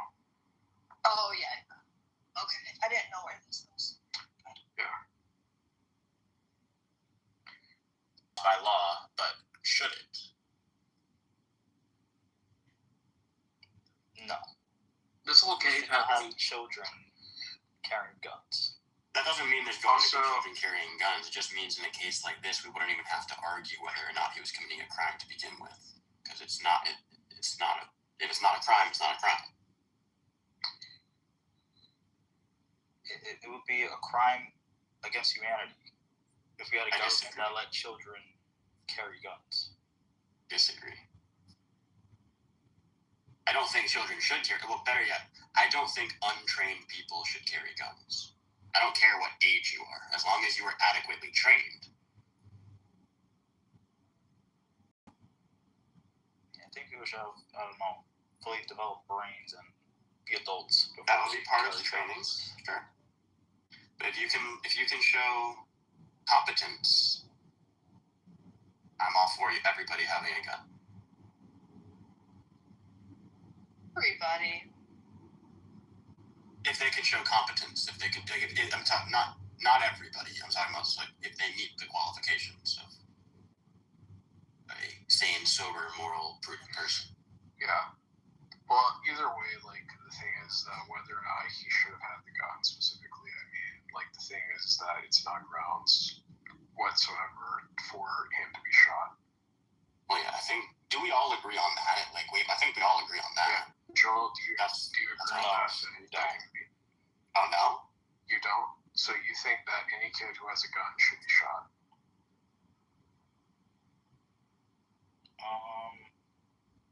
I don't know about all that. Well, I mean, if your kid had a gun, do you think it'd be right for somebody to shoot him? Realistically, if there's a kid with a gun, in my opinion, that's a YN. It doesn't matter what race he is. There's an Asian 14-year-old with a gun, a white 14-year-old with a gun. They're a danger to society. Because they don't have the authority to carry a gun. They should not be carrying a gun. Well, regardless of whether or not they have the authority, is that grounds to shoot them? If your kid had a gun, because we know kids do stupid stuff all the time. Like, and they don't even have real guns most of the time. Plenty of them have fake guns that look like real guns. Is that reasonable the grounds to shoot them? No, they're definitely committing a crime. It's not reasonable to shoot them, but if they point at then you agree that him owning a gun him having a gun is not reasonable grounds for him to have been shot. No, not to get shot.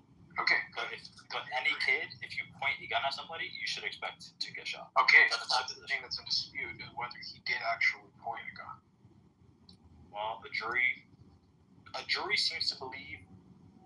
The jury believes there wasn't evidence to convict for murder. Exactly. Whatever the charge was. Like, is it the case that there was evidence that he was a threat, or was it that they couldn't refute that it was self-defense? Because that's kind of like it was in the Trayvon Martin trial, where it's like there wasn't evidence to refute that George Zimmerman did not escalate the conflicts. That one was murder. Well, I mean, that's what most people think. I mean, they believe that George Zimmerman was following him, as I do too. But I mean, in the trial, there was no way to know what started the conflict, and so there was no grounds. Didn't the shooter have like a broken nose and a beat up face? Who was the other? George Zimmerman. George Zimmerman's the one that shot, right? Yeah. Yeah, he followed him. He instigated. In my opinion, if I was on the jury, I would have said guilty. Well, and that's what most people think, even myself. But the grounds was specifically there wasn't evidence to refute that George Zimmerman did act in self-defense, because there wasn't any evidence to. I think there was. Yeah, but we had to make up for OJ. We had to make up for OJ with that one. OJ was guilty. Well, yeah, he was convicted or he was found liable in a civil court. I heard something recently. No, sorry, I guess don't know if we're going to go off topic here too much with the OJ stuff, but real quick, I did hear it's possible OJ wasn't the one who actually killed them. It might have been his son. You guys hear that? I've heard that theory, but no, it was definitely OJ. I didn't mean to read his book. I did it. Samoa, what's up? Also, I was just curious. You know that depending on like the gun culture and where you're from, there are shooting competitions that happen all over this country. Like kids as young as like 6 years old like those clay, like the clay, the clay, what do they call it? Clay pigeons. Yeah, the clay pigeons. That's allowed. That's totally anybody of any age. Right, I'm saying, but right, and I get that, but I'm saying, like, he's like, no person should have. I'm saying, like, there are plenty of instances, like, where gun culture, kids all over the nation, they compete even at, like 10 to 12 to 8 or 10 to 18, I think, right, is the typical range for. I've seen young girls. I remember this one girl a few years ago. She was like 12 years old, and she was in the pistol situation. But anyway, my point is that it ranges. Yeah, the stipulation is that they just need to basically be supervised, and it's during certain activities like hunting or sport shooting or competitions like that. You can own a gun at 14 and keep it at home. You just can't carry it around in any state. Right. So yeah, that's what they say. Right. But again, this is just a belief of what the large majority of society feels, without respect to the circumstance, the location, the obstacles, or the current environment that the person is up against. Right. So I mean, there are cases. Yeah. Like, I just had a defensive gun use on Saturday. So I'm part of the statistic now of the 1.5 million or so encounters where a gun was used in defense. Obviously, I survived. But I think everyone who's capable, everybody who trains should have a gun. Men, women, you need one. So, Small, what were you saying? About... Sorry, you mean the child case or whatever? Yeah. Yeah, I'm only speaking about, like, proportionality. And, like, in self-defense for, like, a lot of these states, like, it needs to be reasonable force, right? So, a person who's unarmed and a person who has a firearm, it's never going to be reasonable. I did not see a weapon of their own. That's the only reason why I didn't shoot him. But he did manage to get a hand on my gun, and had I shot him, it would have been justified. All right, so notice how what you're saying and what I'm saying are two different things, right? He didn't have a gun, I did. He put his hand on my gun. Okay, I kept control of it. All right, so, like, the reason why Cal Rittenhouse was able to, like, get away with what he got away with is that the first person, Rosenbaum, grabbed his firearm. There's a chance there where he could disarm and then use the firearm against you, right? Correct. And then chased him blocks. Okay. What if the person's 2 feet away from you? Can you shoot him? As was my attacker. Wait, 2 feet away from you, no hand on your gun. Can you shoot him? Possibly. What would need to happen for you to be able to justify it? Please shoot him. I would need to articulate that I was in fear of death or bodily harm. Yes. Which in my case I was. Even before he put his hand on my gun. Okay, so, like, there's what you think at the time, and there's what a reasonable person thinks, right? Correct. As soon as you posit that he had his hand on your gun, every person that's outside of you would say, boom, that's a reasonable person right there. Okay, but I think a reasonable person, so I'm not small. I'm 6 feet 2 inches ish. That's fine. I'm not small. This guy is 6'5". And I'm currently standing when this happened, I'm currently standing in a hot tub about 4 feet below the ground. So I'm down at a level, he's towering 6.5 feet above me. That's fine. And he's now 2 feet away from me, intending to kill me. Without a weapon, mind you. Well, like, this is what you're thinking. Like, I'm speaking from a juror's right, point. So... at least the deputies, at least. So maybe not every single person, maybe not every jury, but the deputies agree that is imminent fear of death or bodily harm from my standpoint. You killed him? And then I would have been justified to. What the hell happened? Before he engaged before the gun was even involved at all, I was in fear of death or bodily harm. No, wait, hold on. Like, there's a difference between, like, how you feel before the gun's a part of the equation, right?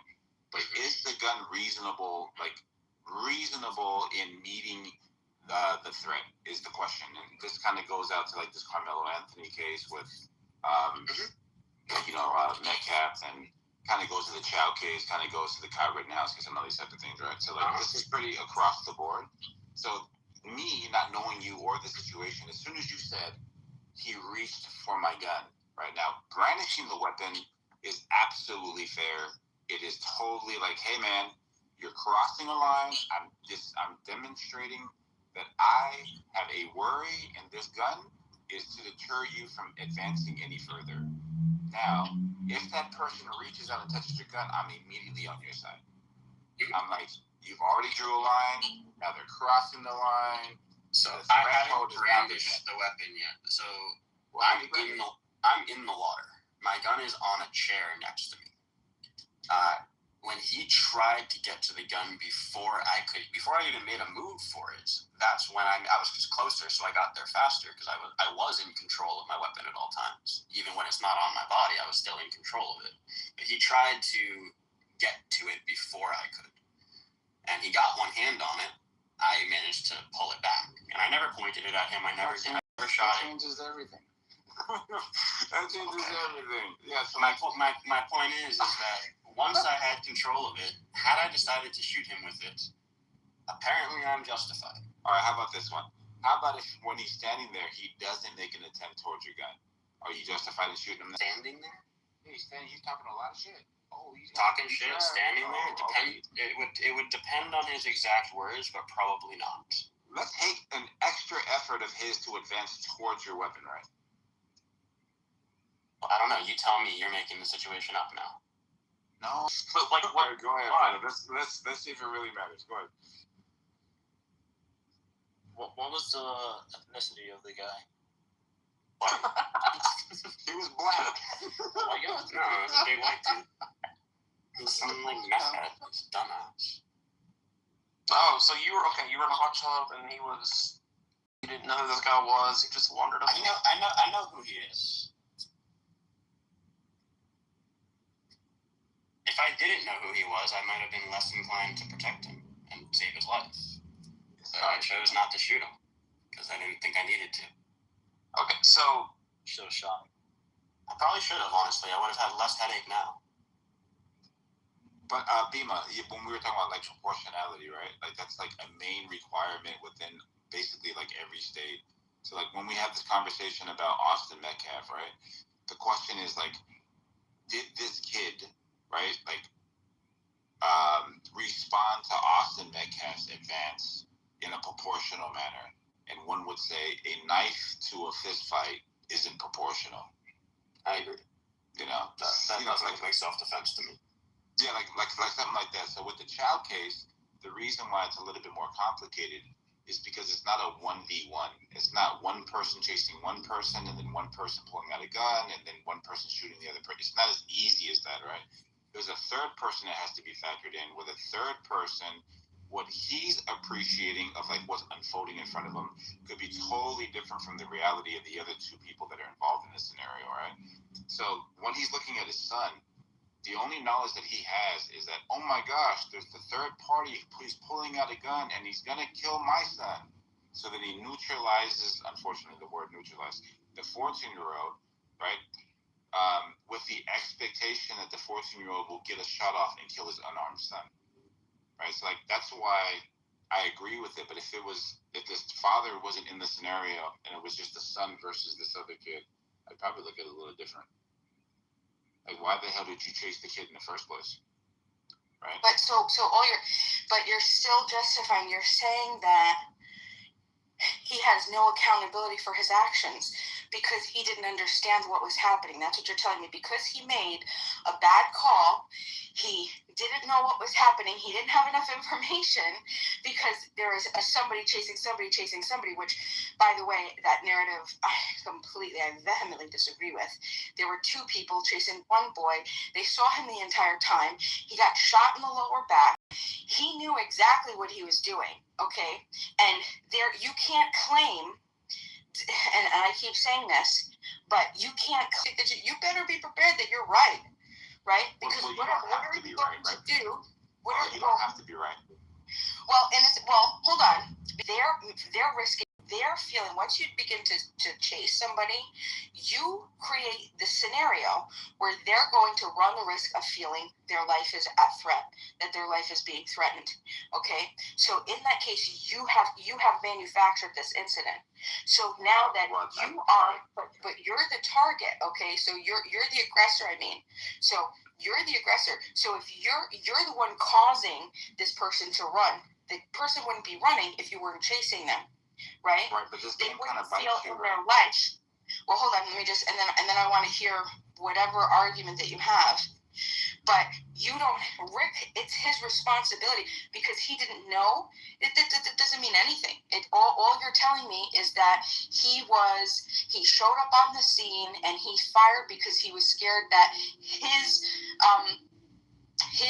son's life was at risk, right? But the thing is if that was because you have to understand that they're the aggressors.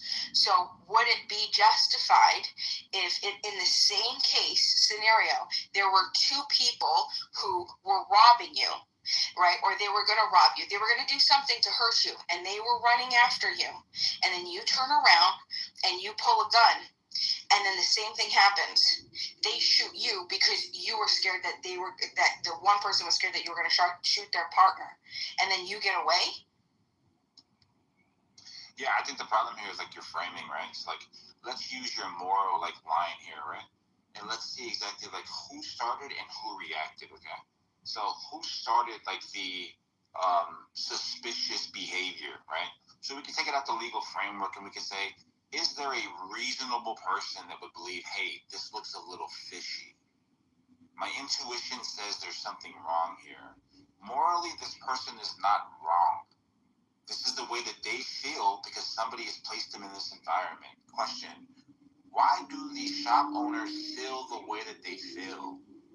Because they were aggrieved upon by a 14-year-old kid that came in doing some suspicious things. Now, I'm just using your line here just to show you, like, you need to rewind just a little further to see if this actually, like, tests out by the inferences that you're drawing. I'm saying that this doesn't actually work in your favor.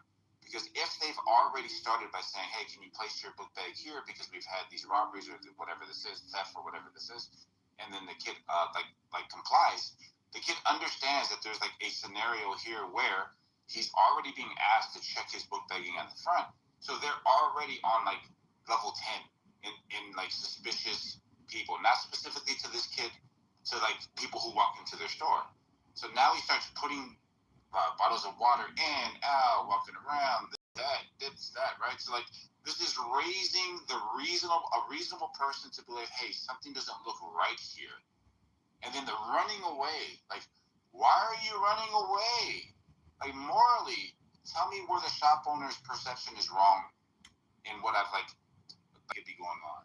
Well, hold on. So, apparently, I would hope that I would consider them to be reasonable, but at the same time, I understand where they're from, and I understand their hypervigilance.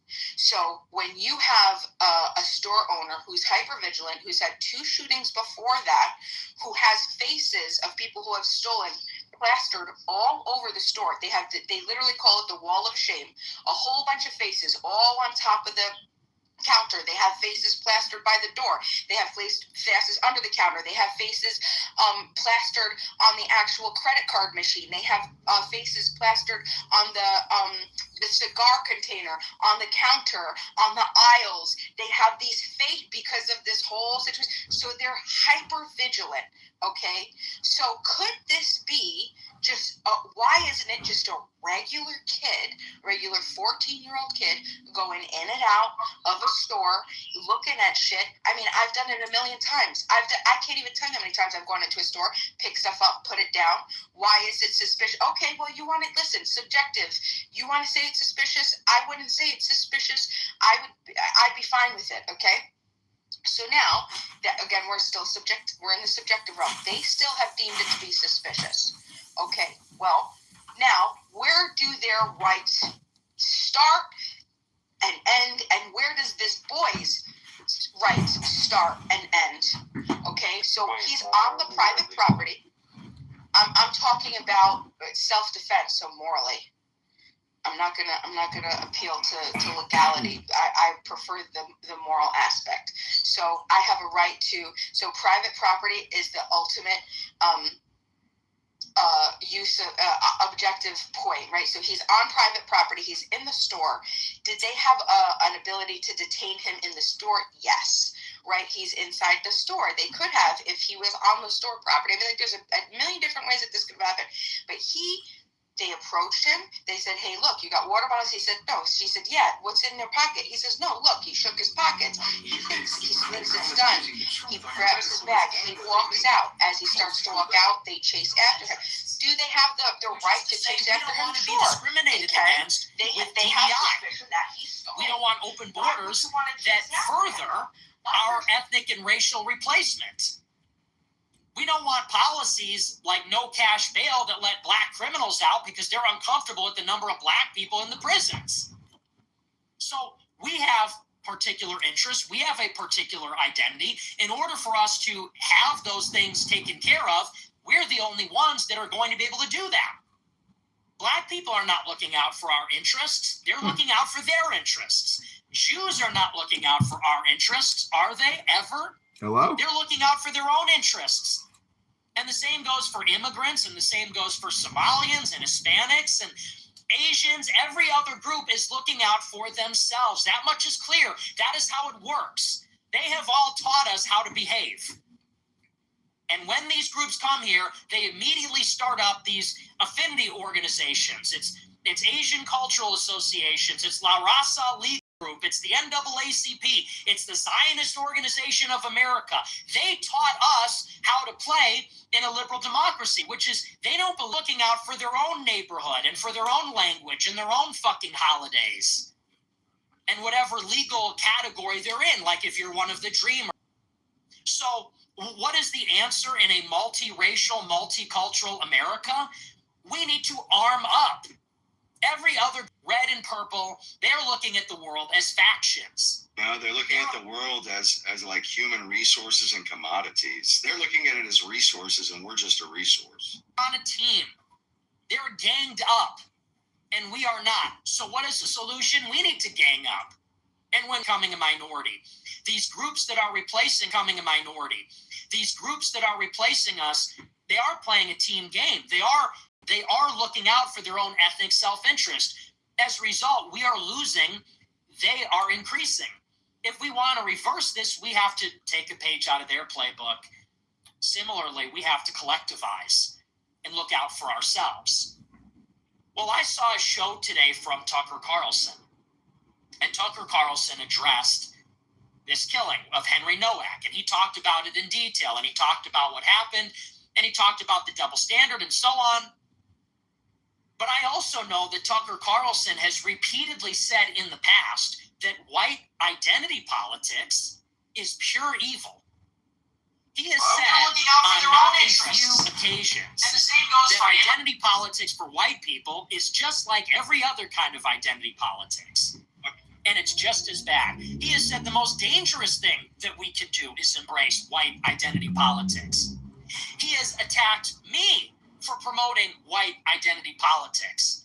He said that I am distracting everybody from the real issues of our time, which are the economic issues, by talking about race, religion, by talking even about immigration through a racial lens.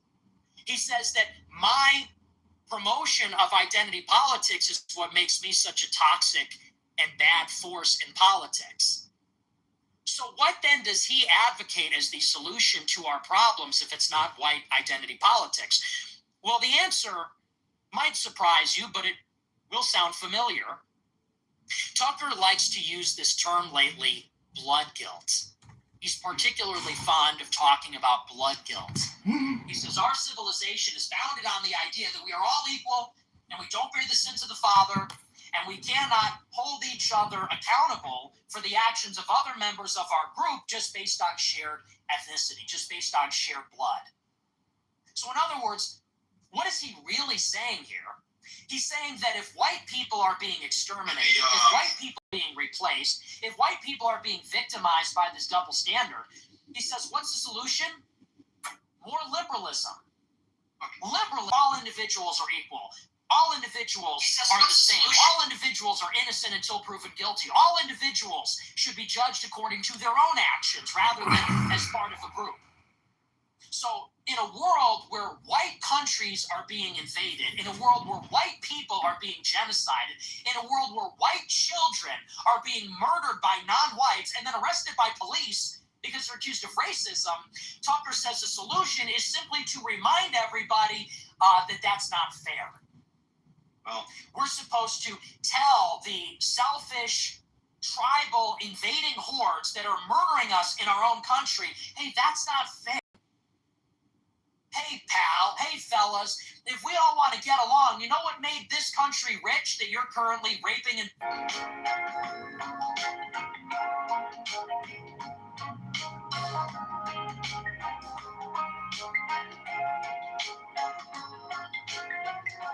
And it leads to this. It leads to us dying. Liberalism is no good, man. Treat us fair. We need nationalists and We need to remind them that blood guilt is wrong. We need to remind the Jews that are pushing endless pro-Israel policies, hey man, blood guilt is wrong. We need to remind these black people like Carmelo Anthony stabbing Austin Metcalf in the neck with a knife, hey man, blood guilt is wrong. We should also, I guess, remind all those other black people that raised $500,000 for him for killing Whitey, hey folks, hey, colored people, blood guilt is wrong. Bro, he said colored people. I don't know about you, but that liberal mentality is what got us here. Oh, that's right. That liberal mentality is exactly what created this situation. Yes. That is what created the open borders. Bro, yes. That was the basis of the Hart-Celler Act in '65, which got rid of the national origins quota and allowed people to come into this country from Asia and Latin America in large numbers. That was the basis of the Civil Rights Act. That was the basis of DEI. That was the basis of all of this. Yep. And by the way, we white people are the only ones that believe in that. Where else are there liberal societies? Are there any liberal societies in Africa? Is there even... Bro, it was literally the narrative that they needed, that they told us to get us to be okay with being replaced, to get us to be okay with them importing a bunch of people and putting our women to work. It's all it was. One? Are there any liberal They made the decision whether we liked it or not. Or South Asia? Or East Asia? Or anywhere? Are there even a few? Is there even one? Egypt's like, oh, that's fine. You can also have This is Gaza. the only civilization that ever developed Jordan fucking lost, and and they gave them the fucking individualism West Bank. and tolerance and constitutional monarchy and any of And if these we were things. really This gonna is the fucking only finish this shit, civilization that we would tell ever all the developed Palestinians any in the of West that. Bank to go back to It's fucking the only Jordan. civilization Your that own actions evangelized really matter as far as the person. quite imperfectly. And to this day, even within our own countries, we're the only ones that believe that. That's what got us here. Tucker gives a speech about, we don't believe in blood guilt. Hey, bro, speak for yourself. You don't believe in blood guilt, and I don't believe in blood guilt, and maybe we white people don't believe in it, but they do. So what now? The black people do. You want to know why they believe in blood guilt? Because they're still tearing down statues. Because when they talk about Donald Trump, they think about Robert E. Lee. They talk about the police, they think about the Ku Klux Klan. They've been trained to. They're still thinking about the sins of our forefathers from 100 and they might be in the majority, they might not be, but the people that represent those groups in the Democratic caucus and even increasingly among the Republicans, they do believe in blood guilt. So what are we supposed to do? That Sikh that killed Henry Nowak believed in blood guilt. Carmelo Anthony, who killed Austin Metcalf, he believed in blood guilt. And every non-white person that has ever shot, stabbed, or raped a white boy or girl and said, kill Whitey, they believed in blood guilt too. So what are we supposed to do as white people? Do you want to go to the south side of Chicago and give them a copy of John Locke's political treatise? You want to go to India and try to tell them, hey man, there's this guy named Jesus Christ. He said there's no blood guilt. We're cool now, right? It doesn't work that way, actually. That's the mentality that got us here. Because the only people that are buying that is whites. And what that has effectively done is, just like the British banning white people from having knives, you are disarming us. You are disorganizing and disarming us. Every other group gets to form a militia, but white people are being told, you can't, that's wrong. And we're supposed to what? Sit around and wait for everybody else to lay down their arms? Getting together as a group is like a technology. Identity politics, one way to think about it is it's a military technology. If you can get a group of people to arm up together as a group on the basis of race or ideology or religion, you have a military advantage over the group that does not have that stick-togetherness. You can mobilize more numbers. You can mobilize more soldiers. They can't. Who's going to win? The group that figured out how to work together, or the group of individuals that don't believe in blood guilt and believe everybody will be judged according to their individual actions? Well, the group is going to win.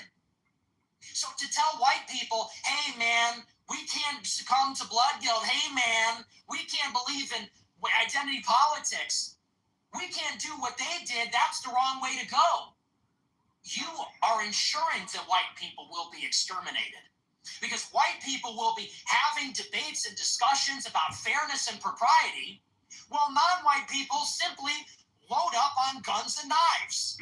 They're going to be having more kids. They're going to be sharpening their blades. They're going to be loading up their rifles. Well, we're sitting around having a debate about, what's going to be actually the just and proper and moral way to deal with this problem. We can't give over ourselves to blood guilt. They're not targeting civilians. So this is a real issue. And by the way, because they're not. Tucker Carlson is a Republican operative, okay? He wants J.D. Vance to become the president. How are Republicans going to win an election? Well, for Republicans to win the election, they need to appeal to Indians and Hispanics and Jewish money and all these other groups. So what I mean by this is Tucker is not thinking about white survival. Tucker is thinking about what is required for us to win enough votes in, like, Pennsylvania. You understand the difference? I am thinking ahead to 2050 when we are a minority. I am thinking ahead to 2100 when we're a minority everywhere. He is thinking ahead to the next election where we can't play too hard into the white identity politics because we can't alienate everybody else, because then they might not vote for our candidate or something. And it's problematic. This is like a Pied Piper effect. And you can't tell me, well, hey, man, maybe the New York Times a few weeks ago and said Nick Fuentes is working for the elites because he's pushing white identity politics. In other words, he's sort of passively omitting this part, which is a little edgier and a little more controversial, because if he was doing that, maybe he could be excused and forgiven. No, he goes on his show repeatedly says white identity politics is evil. It is as bad as any other identity politics. It is the most dangerous thing we could do. He says that anyone promoting it like Nick Fuentes is a distraction. Don't listen to them. They're working for the elites because they're dividing us. Those are not the real issues. What are the real issues, he says? Taxes. He says, why are investments taxed at a lower rate than income? Why is work taxed more than financial speculation? He says that's the real issue. And if you're talking about race, religion, immigration from a racial point of view, well, that's just a divide and conquer strategy. Pretty much. Well, you know what? That sounds like Hassan Piker. That sounds like some serious workers of the world unite bullshit. Forget about race, forget about nationality, forget about religion. It's all about we're the working class. Why are us working people being taxed so much? Sorry, I don't have anything in common with these other... What are you talking about? What do I have in common with these H-1B Indians? What do I have in common with these black people that live on welfare? What do I have in common with these non-white immigrants that come here and they stop voting Republican because we're deporting too many illegals? I have nothing in common with them. I don't care what their income strata is. We have nothing in common. Culture is real. Race is real. Nationality is real. White genocide is real. We are really in a civilizational struggle here. And I don't know why anybody would be telling us not to think about it on these terms. It's very dishonest for him to go into a monologue saying white people are under attack, white people are treated with this double standard, white people are being killed for being white, and then turn around and say, what is to be done? Let's all just take a deep breath and remember blood guilt is wrong. Let's all just take a deep breath and remember that the second we team up as whites, we're no better than them. Well, they are winning. So maybe we should be like them then. They are winning. In case you haven't noticed, blacks get what they want. Jews get what they want. Muslims and Hispanics get what they want. White people are paying for it. All of it. While we are dying. Your welfare, your Medicaid for all, your foreign aid, all that stuff is paid out of pocket by whitey as we are shanked and raped to death foreigners. And we're being told, hey, don't worry about it. One of these days they'll assimilate. One of these days, do you think these Sikhs, Muslims, Africans, American blacks, Hispanics, Chinese, do you ever envision a scenario in your lifetime where these people are looking out for white people the way we have looked out for? They will be insurfing and enslaving us. And they will do it with these historical vengeance narratives. You're playing with fire here. This idea we're going to wait around for them to see us the way we see them, not going to happen, folks. It's not going to happen. So that is a seriously disturbing message. And I wish everybody would just pay attention. When people tell you who they are, believe them. It's so funny how much crap I get, how I get discredited for nonsense. I get discredited, I get called the Fed, I get called all these different things for nonsense. Tucker Carlson, his father, ran Voice of America for the CIA. His nephew, Charlie... Yeah, well, no shit, Nick. You're both feds, bro. Like, why are... Do you think that... like, oh my God, it's total... Daisy, like they're both feds and they're using each other as a foil to pretend I'm not a fed, he's the fed. They're both feds. Works for Palantir. His son worked for J.D. Vance's press office. He himself makes every major life decision after talking with Peter Thiel, whom he's known for 35 years. Meanwhile, he is out there reminding everybody how much he loves Israel. It's his favorite vacation destination. Oh, I love Jerusalem. It's my favorite city. I go there all the time. Israel's not my enemy. And then on the other side, white identity is evil. We cannot become like them. It's actually dangerous. We need a colorblind meritocracy. And this guy's cool. Everybody's cool with this guy. I don't get it. Make that one make sense. For some, it's simply the size of the chair, simply the size of the platform. But if you read between the lines, you see what's going on here. And what is going on, let me just put it very plainly and very frankly, is that the elites have known for a long time, that there is a lot of resentment among white people in this country, and they're terrified of it. That is maybe the single biggest threat, and they say it all the time. They talk about it all the time. They say, for example, Van Jones on CNN said, white people are doomed. It's just a question of how long and painful the funeral is going to be. They talk about our anxiety as whites, how dangerous we're becoming because we're being replaced. And they talk about the electoral effects, that classic proverbial working class vote in Pennsylvania, Michigan, Wisconsin, right? They realize that white people are furious, that white people are going down demographically, and they know that white people are not happy about it. And so it is effectively a Republican operation to see to it that white people are placated, to see to it that white people go gently into the night. And this is why our racial grievances are sort of pandered to and maybe acknowledged in some way, all the while the policies remain exactly the same. We're never told anything effective that will reverse or change the situation. These grievances are aired out. They're vented. Bro, The elites literally turn the blacks against us, the Mexicans against us. They fucking stir up all the historical hatred. They're the slave owners. Kill them. Get those bastards. They've taken everything from you. They turn every other group against us. Our own women they turned against us. Every other group, bro. They want our asses dead, man. He's playing. Oh, they want to dishearten us and get us to retreat. No, bro, they want us fucking dead, man. Why else would they do all that shit? Why else would they turn everybody against us to where they're talking about?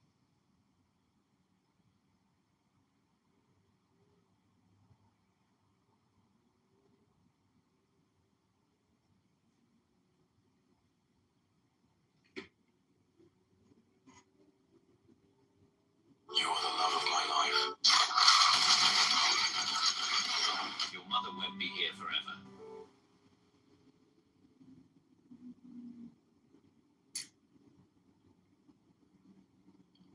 This is the Super Dog, super cheesy here on the northwest side of Chicago.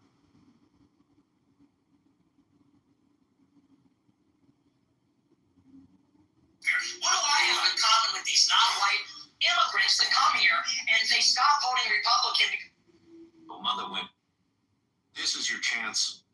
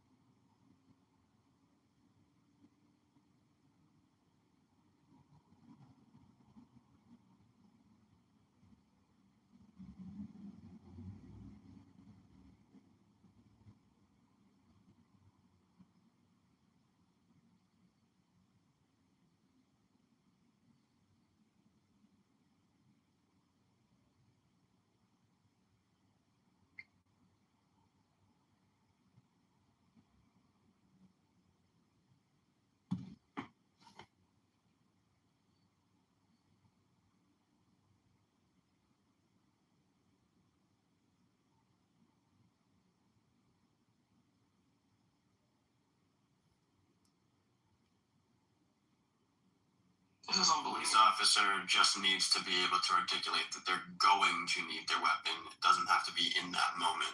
A civilian would have to say, no, it was imminent threat. Now, right. So are we going to parse like the difference between like rights and privileges? Do we say now that police officers have more rights than a civilian does? Or are we going to just like attribute this to like more privileges because of their profession? They don't have any more rights. They have a different duty. Well now you're back where I'm at. All right, thank you. Okay, so to be fair, that's literally what was also responded initially. Beaver said that they had a maybe it was Zach had a different duty.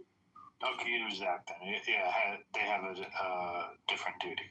So we go back and we just look at this. Like, I do not understand why people with no context of who's right or who's wrong would see a loved one, see somebody that's a total stranger reaching for a firearm and has to wait until this person fully extends their arm and potentially aims it before the baby. Yeah, the reason is because all life is influenced by all life is what is sacred.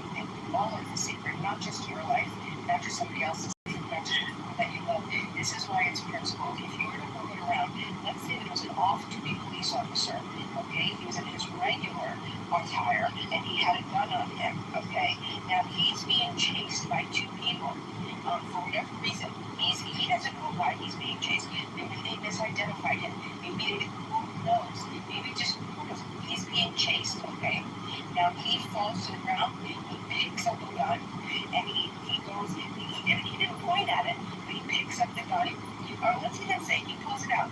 We'll even stick it. We'll say that he picks up the gun and he points it, and then one of the guys gets scared for his friend and sees that this guy's going to shoot, so he shoots and kills the officer.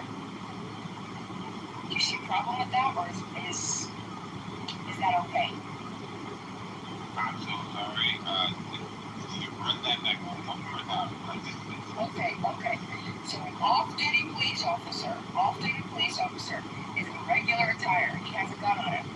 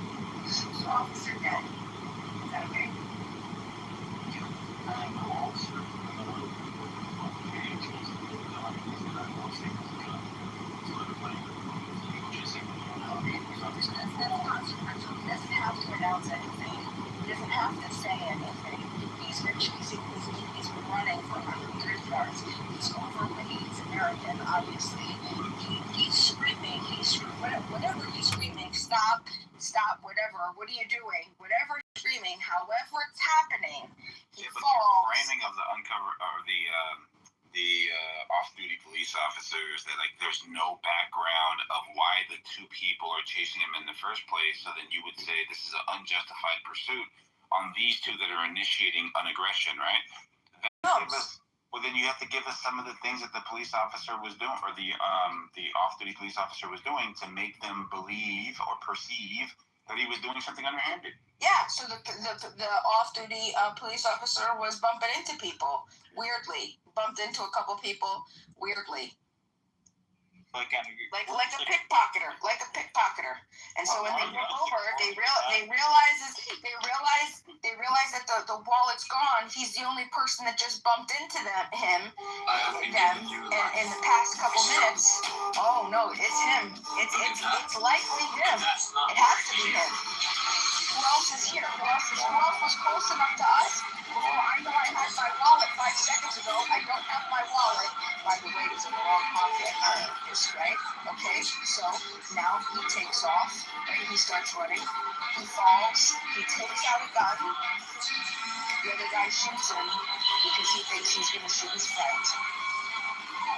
Is that they were chasing him, so no, that's not it. Yeah, I would say this is an apple to apple. If you want to decouple the two by saying one is protecting the other because the vantage points are different, then I would say that it's protecting to say, hey, this person was not privy to all of the information of the close encounter and the police officers and all he see was the description of this person grabbing a gun, aiming it at the person holding on. That's all he registered at the time. The wall was recognized as the description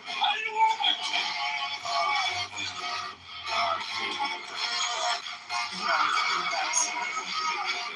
You guys are driving me crazy.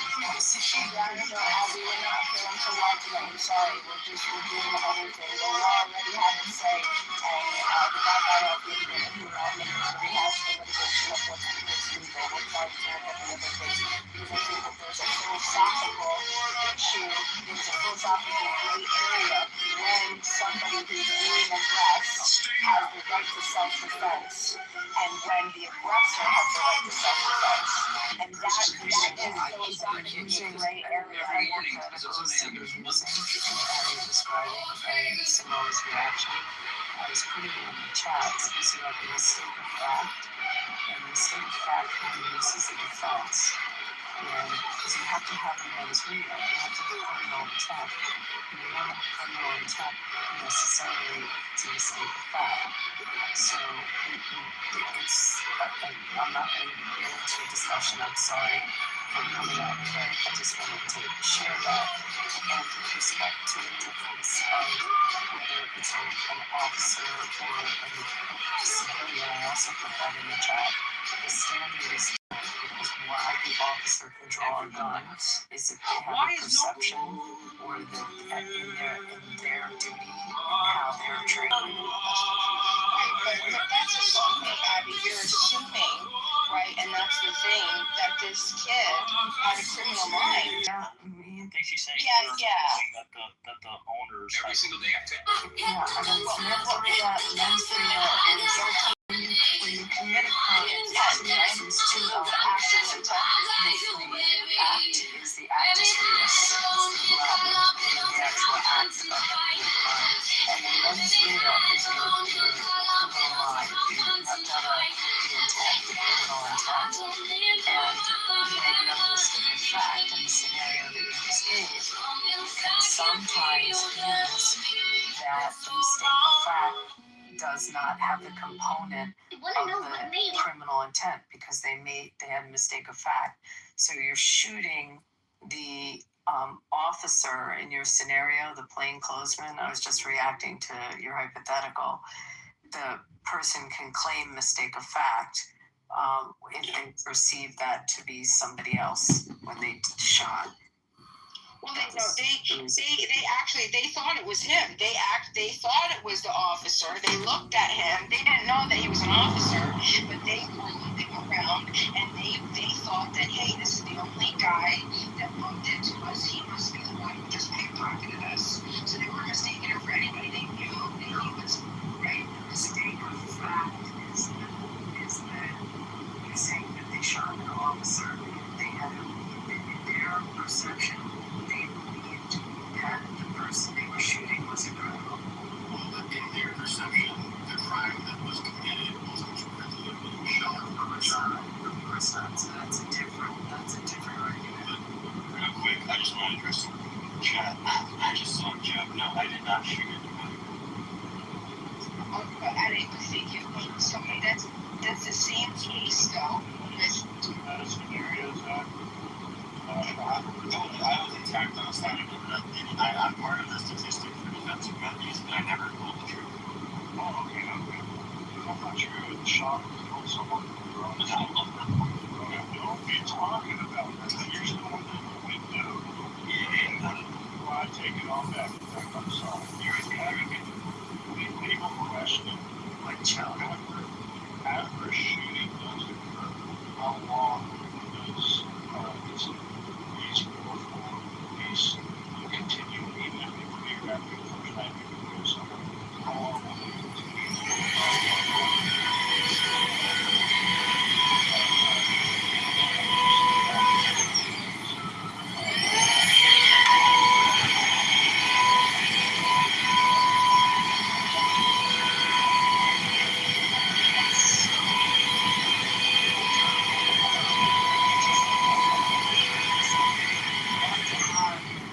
in terms of rating someone, are you saying after they've made the arrest or before they actually make the arrest? Because time can be determinative based on how 72 hours to get someone arraigned. But are you saying to actually do a forensic investigation before they arrest? Explain that for the judge or scenario. Well, I mean, if they made the arrest, then they have, it's usually 72 hours, unless the person, like, has a health reason that they have to be incarcerated, but, held in custody longer, but usually they'll have to have some form of an arraignment. But in terms of, like, before they make the arrest, I mean, they have their forensics, and they have to make sure that it's a valid arrest. And I mean, there's so many factors because stuff gets thrown out, just based on how evidence is gathered, and the concept of fruit of the poisonous tree. There's so many factors before you put your case together. I mean, that's different, but if they made the arrest, then usually it's an arraignment. During the arraignment, they have to show probable cause on the arrest. Not all their evidence, but enough to show that they had.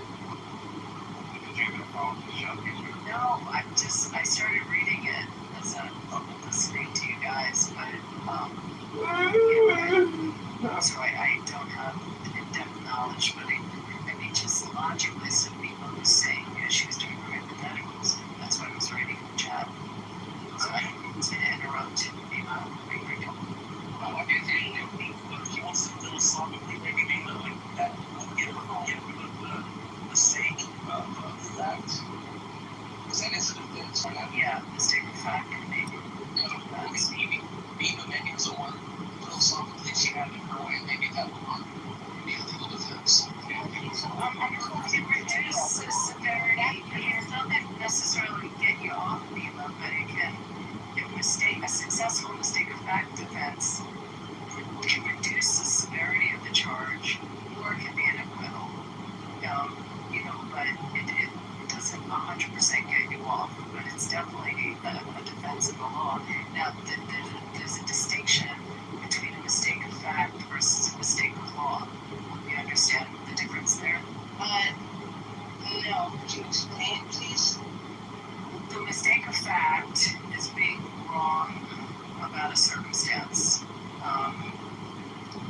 You pick up a cell phone and it looks just like yours, and you only believe it's yours, but it's somebody else's, right? A mistake of law is being ignorant of what the law says. Like, so, I mean, if you look it up, usually the examples are like carrying a concealed weapon and thinking it's legal when it's illegal to do it. That ignorance of the law isn't an excuse. It's usually not a defense. But a mistake of fact can be a defense.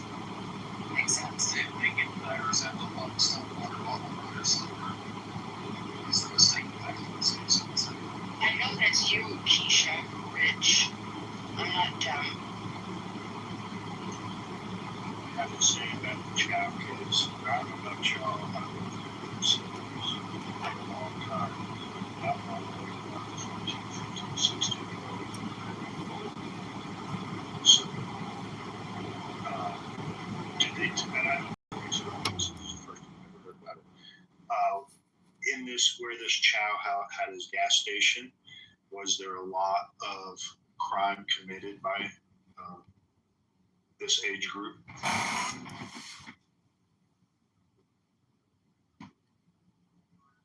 I don't know, Beeman. You know that? I know Beeman said he had shot his gun before 2 different times. I looked up his gas stations in part to stop structural white racism today by bringing facts. I didn't think it. I mean, I never knew it to be like a ghetto bad place. Do you know, it's weird. We had a case here in Nevada. I actually know the people that were involved that owned a pawn shop, and they were Asian, and their son was working in the pawn shop. It's so similar, the facts.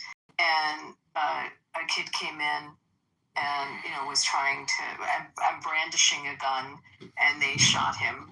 And obviously the pawn shop, they have tons of guns there that they sell, but they also, because of the nature of that kind of business and who comes in, they shot and killed the guy, and there was a big trial. They were acquitted. It's so similar in the facts. I mean, not the water bottles or anything, but the parties are similar. And I think the person they shot was a juvenile. I have to find that case. Can you help me? Because you were saying the mistake of fact. So in the case of Andy and Cyrus and Rick, I can give you just a quick breakdown, and then I'm curious if you could identify, because I think there's like 2 different parts where you might identify. I don't know. I want to know what you think. So the scenario goes, the kid walks into the store. The store is owned by Rick, Alice, and their 23-year-old son, Andy. Okay, Rick and Andy are up front by the register. Alice walks around and watches everybody. So as soon as the kid walks in, Alice approaches him and says, "Hey, leave your book bag up front." He says, "Okay." He takes his book bag off, puts it up, leaves it up at the front. He goes in the back. He goes to the water containers. He opens the cooler. You see him take out 4 bottles of water. He's sitting there. He's like moving around for a minute, and then he puts 4 back. 1, 2, 3, 4. But you don't know if maybe it was 3 or 4. You aren't sure, but you saw him take out water bottles. Okay, the 4 count, and before and after that was a post-fact finding, which I shouldn't have mentioned at this point. So anyway, he goes back, he opens it up, he's taking water bottles out, he puts them back. Now he comes up front without any water, and he goes to pick up his bag. And then Alice says, "Hey, hold on, what do you got in your pocket?" And then he says, "I don't have anything in my pocket." And she says, "Yeah, what's right there in your pocket?" And so then he takes his hoodie, because his hoodie with the big pocket up front, and he puts his hands in his hoodie, and he shakes his hoodie, and he's like, "I don't have anything in my pockets." And he's like shaking his shirt out, right? And so then she's just like, okay. And so then he walks out he takes his book bag, puts his book bag on, and he just walks out of the store. But Andy, when he heard his mom say that, he had looked over and he saw that there was something heavy in his shirt. So then Andy ran after him, ran across the store, ran out, and Rick, the father, ran right behind Andy, just a couple feet. As soon as Andy gets outside the building, okay, Andy and Rick come out, run out, and then it pans over to the parking lot, and you see the parking lot video footage, and you see the kid starting to walk, and then he turns back, and all of a sudden he starts running, sprinting. It fell. Andy was right on top of him. He saw the kid pick up a gun, point the gun at Andy. Andy threw up his hands and started to back away and said, "He's got a gun, he's got a gun," to his dad. His dad then pulls his gun out and shoots the kid. So, now, where would be the mistake of fact? It turns out that he didn't steal any water. Once they go back and they look at the 25 different footed angles that they had in the store, he took out 4 bottles and then he put all 4 back. Okay? And so he didn't have anything on him. He dropped his phone. He ran out of his shoe. He lost his shoe during the chase. He was chased. You know, he was chased. He did have a gun next to him when they got his body. Got to his body. Okay. So what would the mistake of fact be? Would it be that they thought that he had stolen something, and that justified them chasing him and justified their use of self-defense?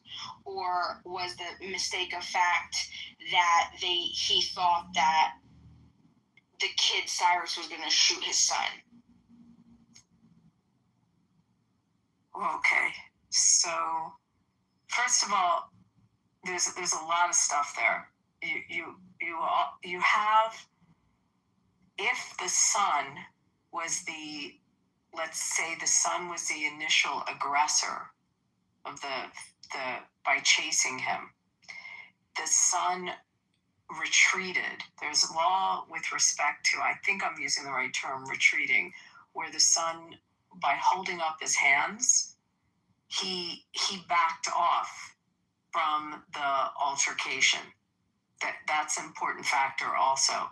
The son made a determination that whatever aggression was happening, by putting up his hands, he de-escalated it. I don't think the water bottles are really the significant part of this. I mean, because even if they had reason to chase him, again, the chase stopped when the son put his hands up in the air. But if they had reason to, I mean, if the father, and with that little fact that you don't know whether all of a sudden he has a gun, and the gun was such that it was, noticeable or showing in the hoodie, or that was what was sticking out in this standard. Like, mistake of fact doesn't really come in.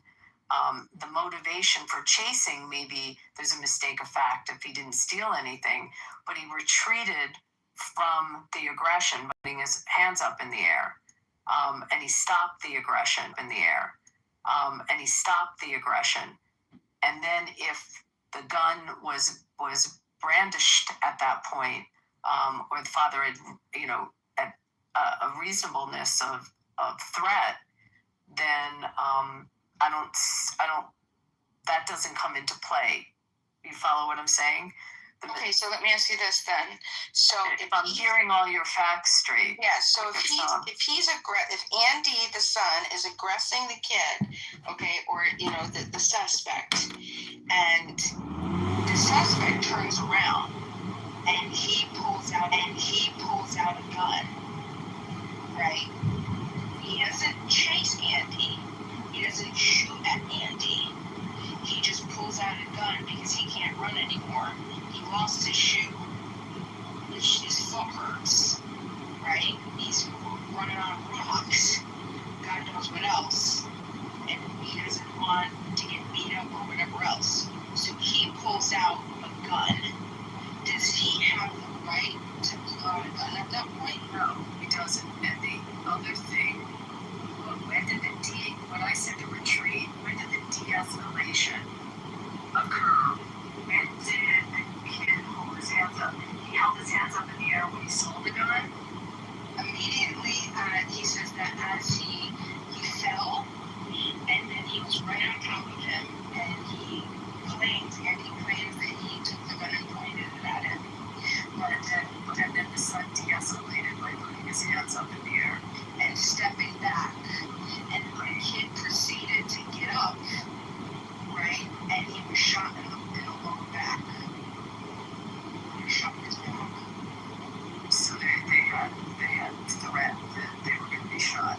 I mean, I can see why you gotta find it on this.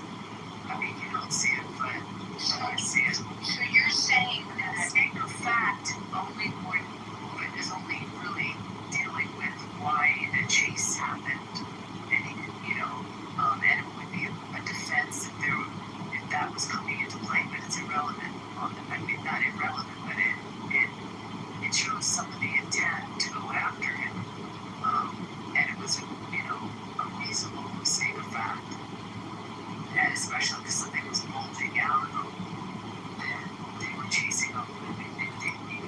He stole anything else either, but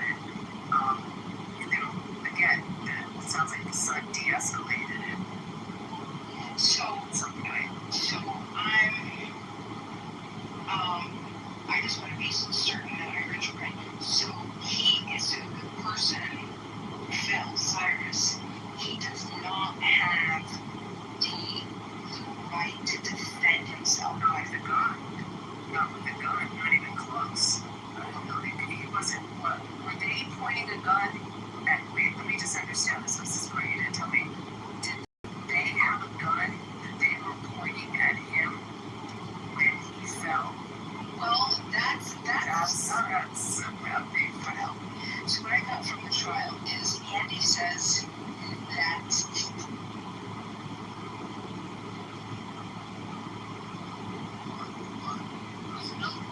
I'm talking about Kazi. Kazi's the type of guy that you be like, yeah, I'm on a private jet. Even if you walk back 10 feet or you just turn around and you're like, actually in a warehouse, like, he's not even in a jet right now.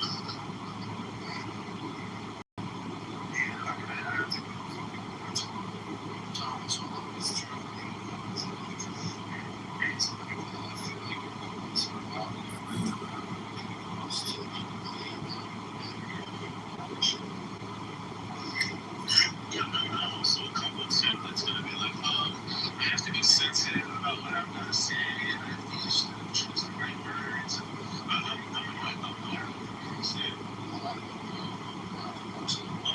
from a different generation. I'm not smoking shit. For me, it's in the 80s. Rappers were actually singing about positive shit. And you can sing off the streets. Yeah, that's the average.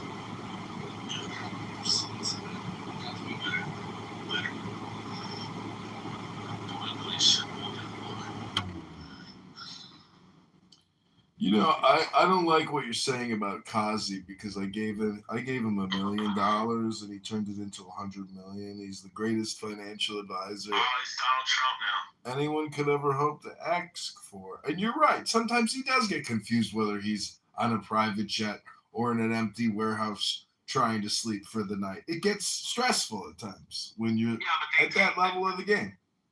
The fuselage of the jet.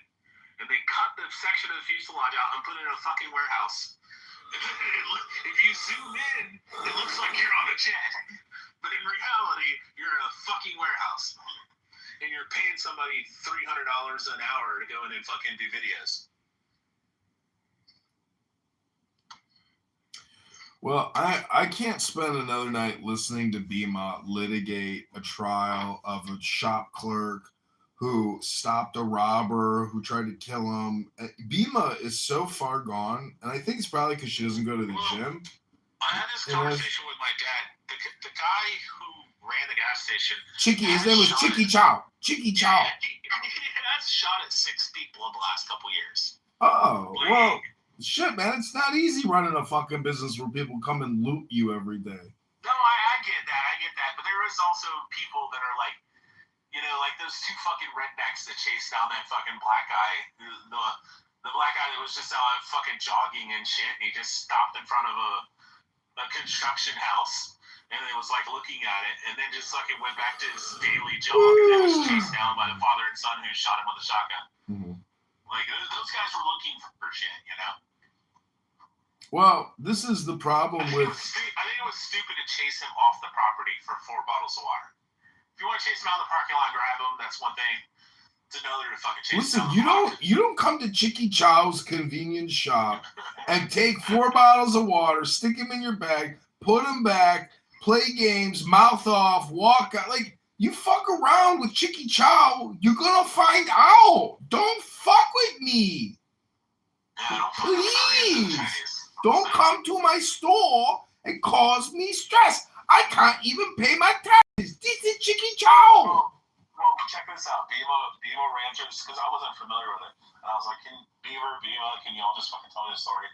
Yelled to the father that he had a gun, and then the father shot him, even though he didn't have a gun. And I was like, yeah, that's wrong. No, I think he did have a gun. He did have the jury. That's what ended up happening. So I ended up getting more clarification. And they're like, no, he did have a gun, and he pulled the gun out, pointed it at them. And I'm like, oh, then he's justice. And also self-defense as a fucking underage minor. Do you remember when Kyle Rittenhouse cried on the stand? He was like crying like a retard. Do you also remember the judge? How like daffy crazy the judge was at the end of the whole thing because he was like happy that he could like exercise the Second Amendment call. It was beautiful actually. It was great because that's like what America's all about. Yeah, I don't think Rittenhouse went there with the intent to fucking kill him. They tried to kill him. They fucking tried to smash his head open with a goddamn fucking skateboard. He went with the intent to bring the rifle to discourage, violence and riots and shit. Does it matter? Do you go somewhere without your cell phone? No. In America today, you go with your your A16 and A4. I mean, you go ready. You go with your cell phone and you go with your firearm to protect yourself. Because they'll murder you. Yeah, which they tried to do. That was the worst summer ever. Was that the summer of 2020? Yeah, something like that. Oh my God, dude! The BLM riots here were crazy. They robbed the Walgreens by me, and for 3 days they kept robbing it. And so one day I go out there with my camera and I'm just standing there in the sunset. And so this white guy comes up to me. He goes, "Who are you?" I go, "Oh, I live down the street. I'm just concerned about this Walgreens because it keeps getting looted." And as you can see, the windows are blown out and, Schwarzes keep jumping in and out and accessing the pharmacy. And he goes, "Oh, well," he goes, "I'm the alderman." I go, "You're the alderman?" I go, "Where the fuck are the cops?" And he goes, "Oh, we got a lot of problems right now." So this dumb alderman, who's still our alderman, takes a garbage can and puts it next to the window with the hole. And so later that it's like an elected official on the council, the city council. Oh, okay. So then a few minutes later he leaves, and then I see a Schwarzer run up, uses the garbage can as a way to get up into the window. I was like, oh, he gave him a fucking ladder, this fucking idiot.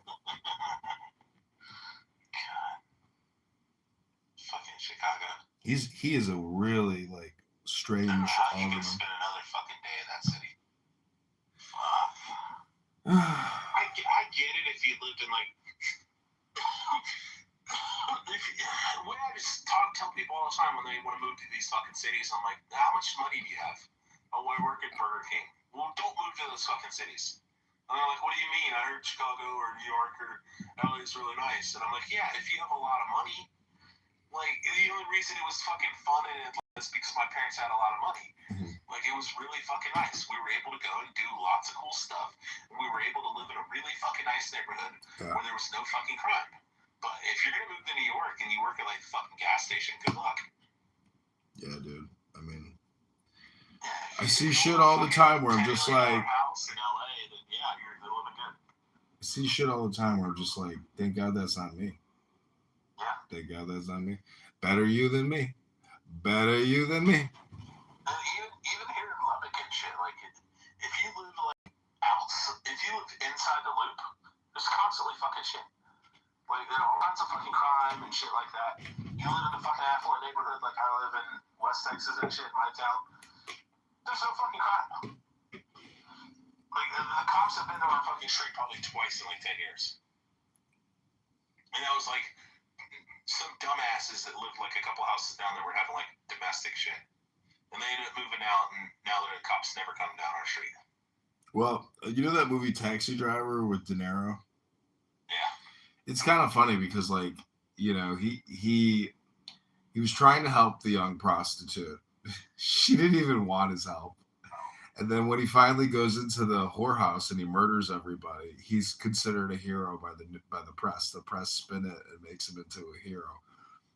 And then the last scene, he sees the blonde again, who he never got to pluck, and she's like impressed with his press release of like murdering all the people in the whore hotel. Travis Bickle. Anyways, Bima is fully retarded. Like, I can't believe, I don't know why they mod her. Like, she is actually a socialist communist. She's not a patriotic American. Why does Bieber mod her? Yeah. Because Bieber wants to fuck her. Exactly.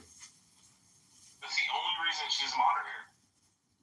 One of the biggest things that perturbs the shit out of me and really frustrates me is all these cuckold fucking simp guys. They're like, you can't say a bad word to a woman. It's like, she just said that she hopes my whole family dies in a horrific car accident. And they're like, yeah, but we gotta protect women. You gotta be nice to the women's. I'm like, what? No.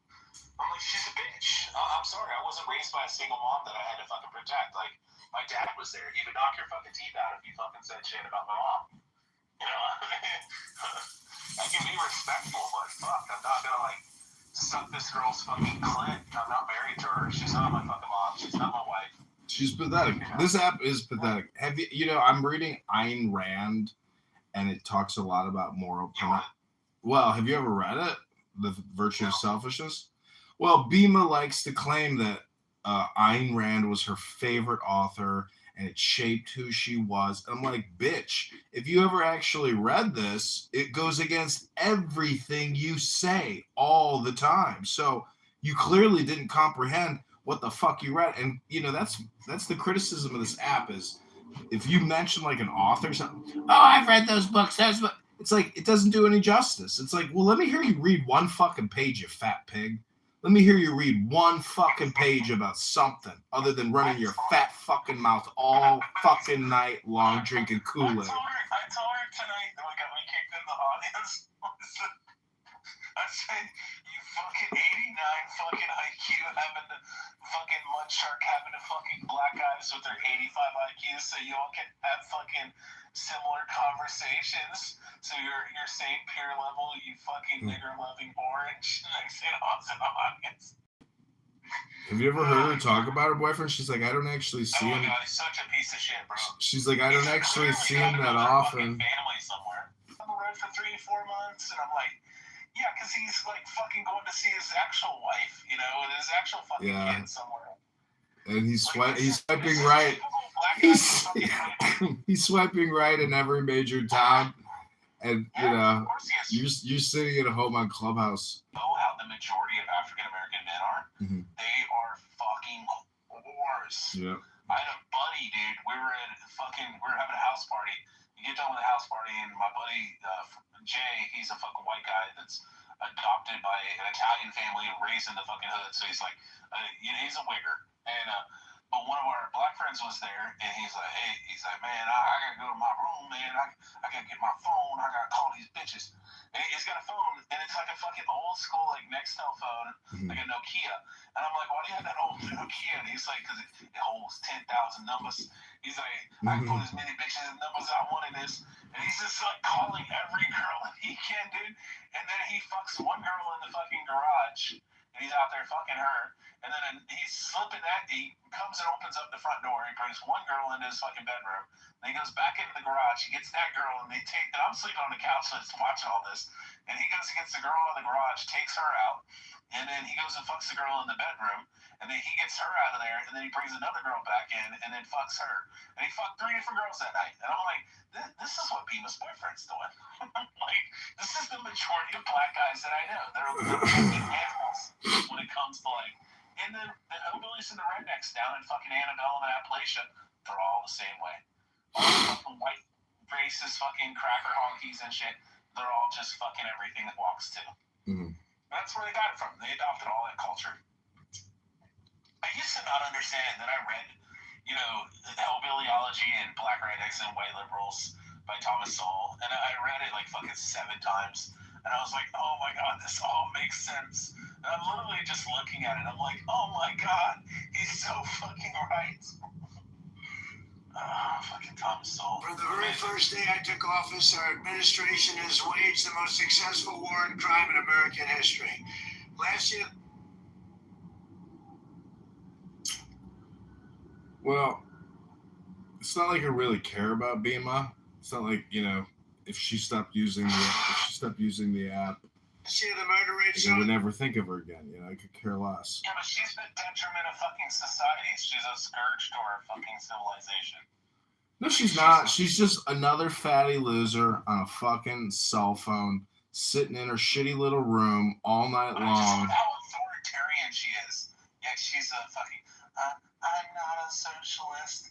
I'm a fucking anarcho-capitalist. And I'm like, no, you're an authoritarian. Yeah, she you said is. it yourself. She and is. If you lived in She's a Lebanon, Karen authoritarian. If you lived in Lebanon, you said yourself, Yep. you would fight for Hezbollah because the Israelis would have fucking bombed you. I'm like, how about not be a fucking murderous, terrorist fucking regime, and then Israel won't fucking bomb you? Like, don't associate yourself with those people. I think being obese, you know, have you ever seen like an obese person get angry? Like uncontrollable emotional disorder, you know? I mean, it just goes hand in hand with being a big fat dumb person, you know? Bro, if my brother woke up tomorrow and he went out and fucking murdered a cop and robbed a bank and drove down the road and started shooting people with his fucking AR out the window, I would expect the police to go and fucking kill him. Yeah. And the same thing, if I lived in Lebanon and I seen a bunch of murderous Lebanese wanting to kill a bunch of Jews and shit, I'd be like, yeah, they should kill all those people, and I'm gonna get out of here.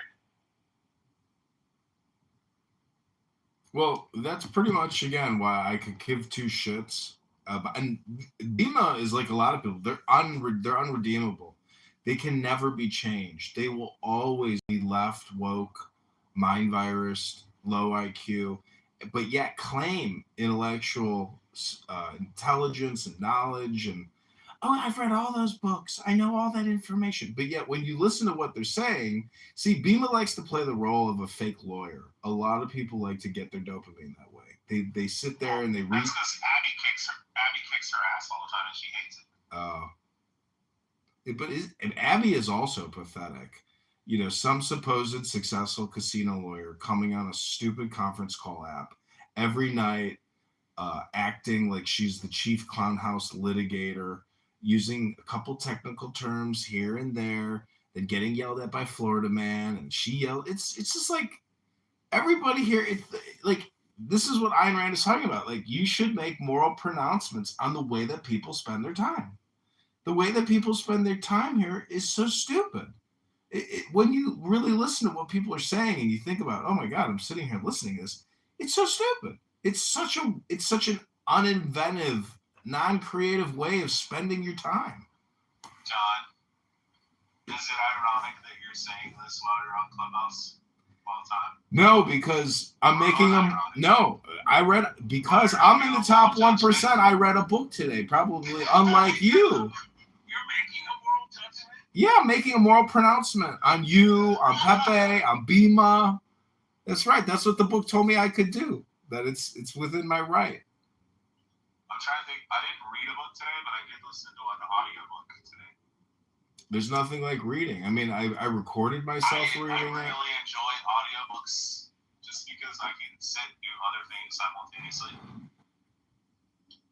Oh. I could sit and put headphones in and just listen to audiobook for like 8 hours. This book is not long. It's literally 150 pages. I'm on page 85, and it's not like it's interesting because it's not like a theology book. I read a lot of philosophy books, but this book is about the expansion of morals and ethics and virtues. And then in the political arena, and you look at the debate, you can question all the content that everybody creates and drafts all the time. It's all bullshit. It's all a fucking scam. All of our politicians, none of them are leaders. None of them are business operators. They're all parasites, and they're all liars. It's unbelievable. I would say half my books are either space operas or like sci-fi shit, and the other half are educational stuff.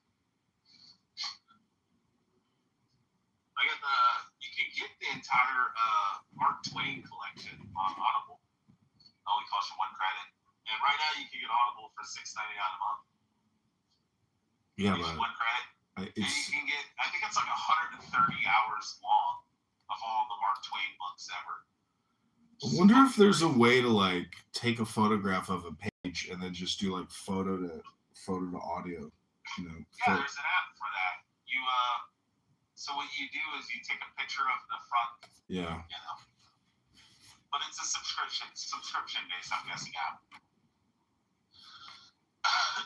But yeah, you can do the same thing for anything. You just take a picture of the cover of the book, set the phone down, and hit play, and it'll start reading. It'll find the book from the photo, and it'll reverse whatever you call it, Google image search, and then find the book, and then it'll start reading it.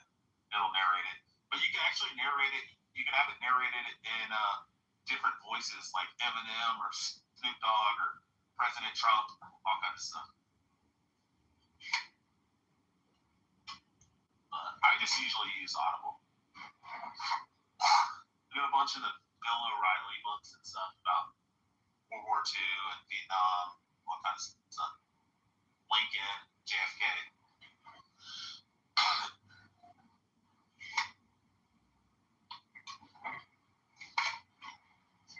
Wait, have you read Dr. Thomas Sowell's work or not? Like, no. Black Rednecks and White Liberals? No, I just seen a lot of his YouTube videos. Oh my god. Okay, so if you want to cheat on it, go on to YouTube and type in Thomas Sowell, Black Rednecks and White Liberals. It actually comes up with a video up near the top. And it'll say it's like 15 hours long or 13 hours long, something. And it has the picture in the center of the cover of the book. And then if you hit play on that, it's actually from Audible. Somebody uploaded like the 13 or 15-hour audio book from Audible on there. So that way you can listen to the entire thing and not have to pay for it. It's phenomenal, dude. He talks about the Tunksville, all that kind of shit. It's fucking crazy. You ever heard the expression, it's all my bacon? No. So there's an old saying, or an old expression, it took all my bacon, or I'm bringing the bacon home, or whatever. That expression comes from people in the Mississippi who used to get in these, what do you call them, broiler boats. They would be in these steamboats. And the fucking people would race the fucking steamboats down the Mississippi. And there's a story of this woman. She took, they kept feeding the broiler and filling it. And they ended up, were about to lose the race. And then she took like her $500 worth of fucking bacon. And she told the broiler man to throw the bacon in there. And he takes the bacon and shit. People died. And she said, I won, but it took all my bacon. He was an old white lady. Yeah, the book actually starts out, it says in 1917 in Indianapolis. In 1917 in Indianapolis, there's a letter posted on a door for an apartment for rent. It says, these people are uncouth, good for nothing, lazy, loud, rambunctious, don't pay their bills, and it's got this entire fucking rant. And at the very bottom, it says, no white Southerners allowed. And the correlation he's trying to make, or the correlation he's trying to show, is that white Southerners were treated the same as black Southerners in that era, when the great migration of people from the South came in for the industrialization. Like, nobody wanted the fucking hillbillies out there. I saw videos of black families that moved into apartment buildings in Chicago from the South.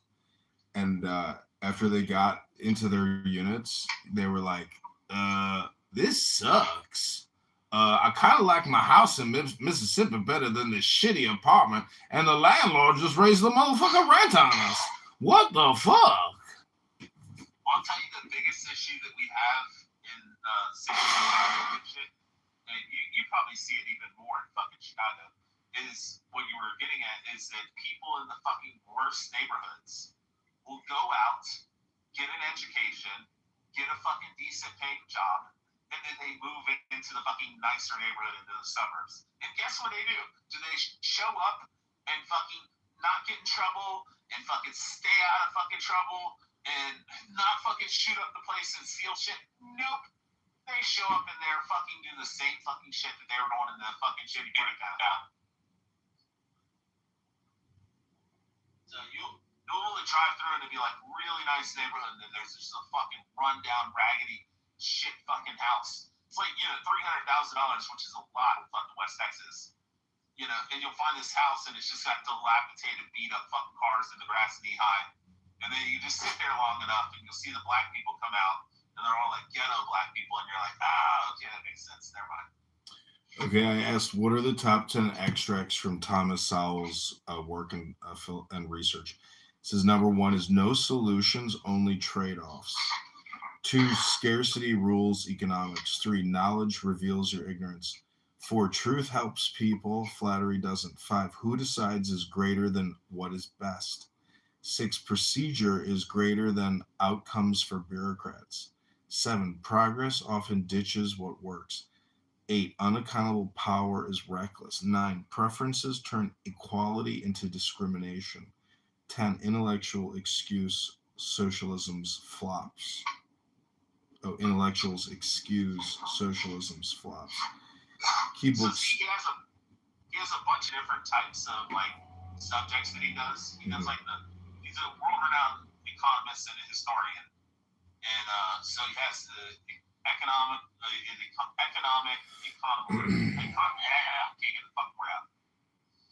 economist type of books that he writes, economic books that he writes, and then he also has like the historical and then the cultural. So specifically asked about like what's the best takeaway from like black rednecks and white liberals. Mm-hmm. That book is one of my. I've read a lot of his books and stuff. I've got like 10 or 15 that I've read, but black rednecks and white liberals I've read like fucking a buttload of times. Well, like I say, I haven't read physically because I can't. I don't have the time to sit down and just fucking sit, smoke a ball, and be like, I'm just gonna read this book for the next 3 hours. I know, you know. The world is burning, bro. Because I got a fucking wife. I got a wife and 3 kids. yeah, I know. You know why you can't do it is because literally every word takes 1 second. What'd you say, John? I said the time, you know, because I record myself reading, so you can actually break it down to like how many words per minute, etc. And then, you know, so it does take a long time to actually get through material, but the value. But I understand speed, I read all, but did you comprehend the book? Did you chew it and then digest it? Well, that's one of my points is that a lot of people, some people will claim they're reading, but the comprehension just isn't there and it doesn't reflect in their conversations here. Let's talk about Bima, if you're not working every day to stop structural white racism, you are part of the problem. This conversation right now is stopping white structural racism. Bima, be master of your emotions. Fat white girl that fucks black guys. Yeah. Oh, that white girl that fucks black guys. I'm dead. That fat white Italian girl. I'm dead, bro. That's a very specific type. Mud shark, Mud sharks, yeah. I was gonna say mud burners, mud sharks. Mud sharking. The one I always heard when I was growing up was mud shark's a white chick who fucks black guys, and it's kind of like ghetto. Mud shark. What's the Pretty ghetto. Meaning like it's another shark that lives in the mud? A shark that lives in the mud, yeah, around the mud areas. But like, why is she the shark? Is she like eating up all of the black men she dates? I guess, but I think it's she's the white shark. Right, but then the mud is like the black environment. You're saying? The black people, yeah, the black. That's just like a weird one. Like I've heard Oreo. I think no, they do that for a reason too. They kind of Oreo is Oreo. No, they do that. White on the inside, yellow and black on the outside. That works. To kind of evade from, I guess, or the guardrails of prejudice or racism, I guess, on the internet. So they kind of make this other term. Just mud shark. That's like weak. right? No, but that's another terms like how they do juice box, like juice for Jews, right? It's another box. Well, that's just because juice sounds like Jews. Like Michael, how about coal burner? Coal burner. Yeah, coal burner. Yeah. Coal burner is what? Someone who kills people by setting them on fire. You burn what is it? You burn the coal, pay the toll. Coal burner is coal burner is white chicken fucking also. Yeah. Why is that a coal burner? It's a coal burner. That's how it is. Look it up on the go on X and just type in coal burner and then type in mud shed. You'll see.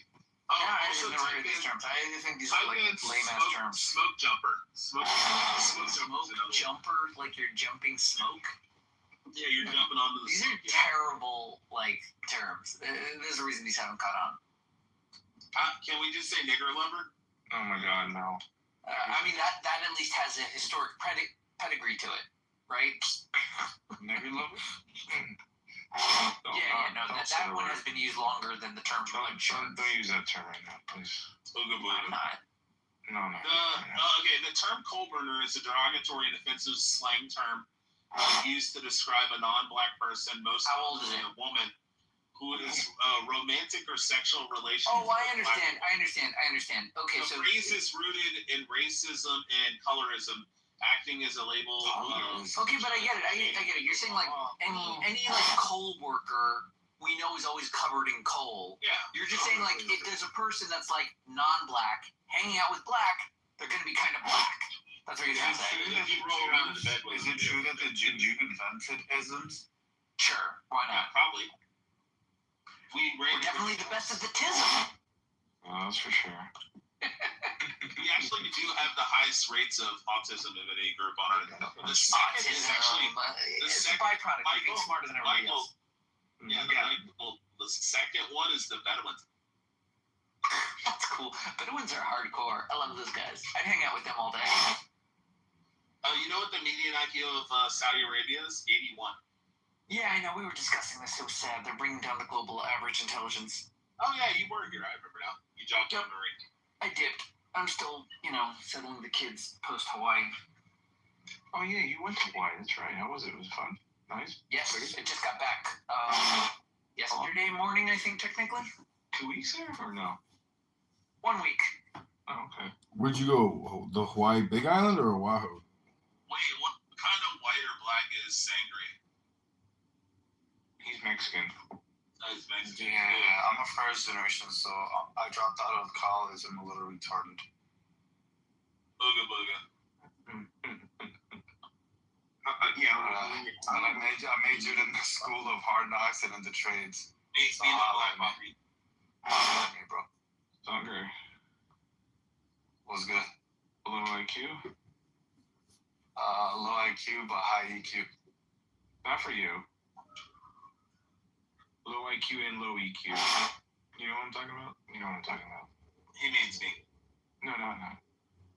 Other people. Yeah, I have a 141, so it doesn't apply. Yeah, I know.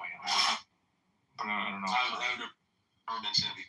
It does go down over time as the dementia and Alzheimer's sets in. You're going to start slipping. What are you going to do? Read a book? John, did you know that I might have a rare genetic mutation? Mm-hmm. What's it called, though? DEC2 gene. Yeah, there you go. What is that? Like, I like to make death threats on John Kitover's YouTube live and get his accounts deleted. Is that the retardation gene you're talking about? Is that Sangre? What? No. Sorry, John. Oh, no. John's talking about me. That will...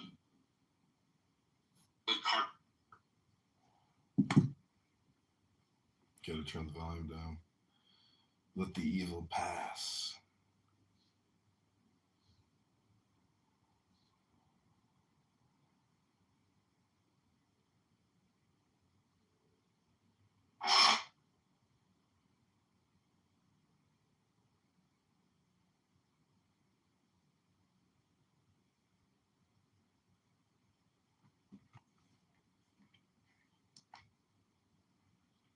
It's kind of like when BB's like, bro, I made you a mod. I can't believe you boomed the room. Bro, I told you that I made a Buttercup account. I can't believe you told everybody.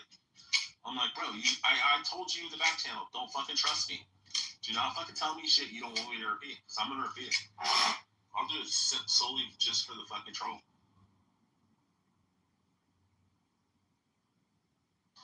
Like this spell. John, you there? Thomas has ODD. Yeah, I'm here. You're there, John? Thomas, you have ODD. John, check your profile. Or check the screen, John. What is that? Oppositional defiance disorder?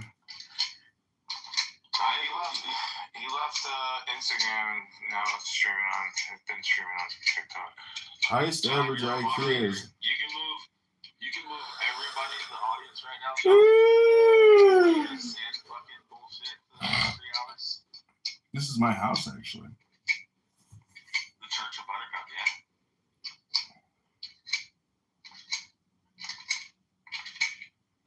What are you clipping? It's keychain.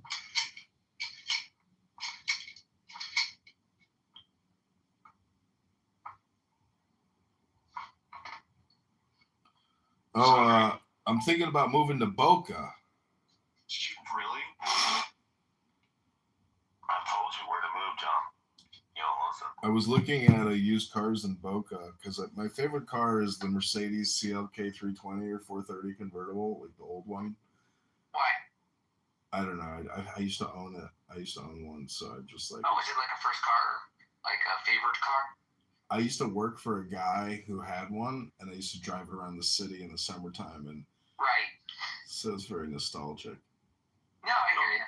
Don't move here, please. Please don't move here. John, where do we talk about you need to move?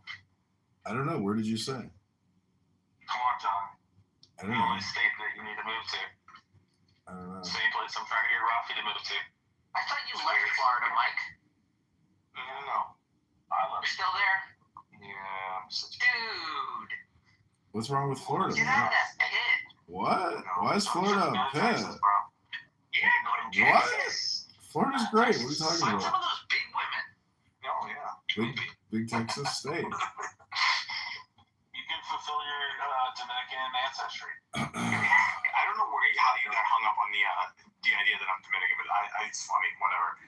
It's some kind of Latin. Yeah, he's got something Latin. Yeah, some ching chong shit. So. Ching chong, really? That's your sense of Latin? Come on, you're talking about your mother. What are you talking about? He's a diaspora. Where's your mother from? It's Florida, yes.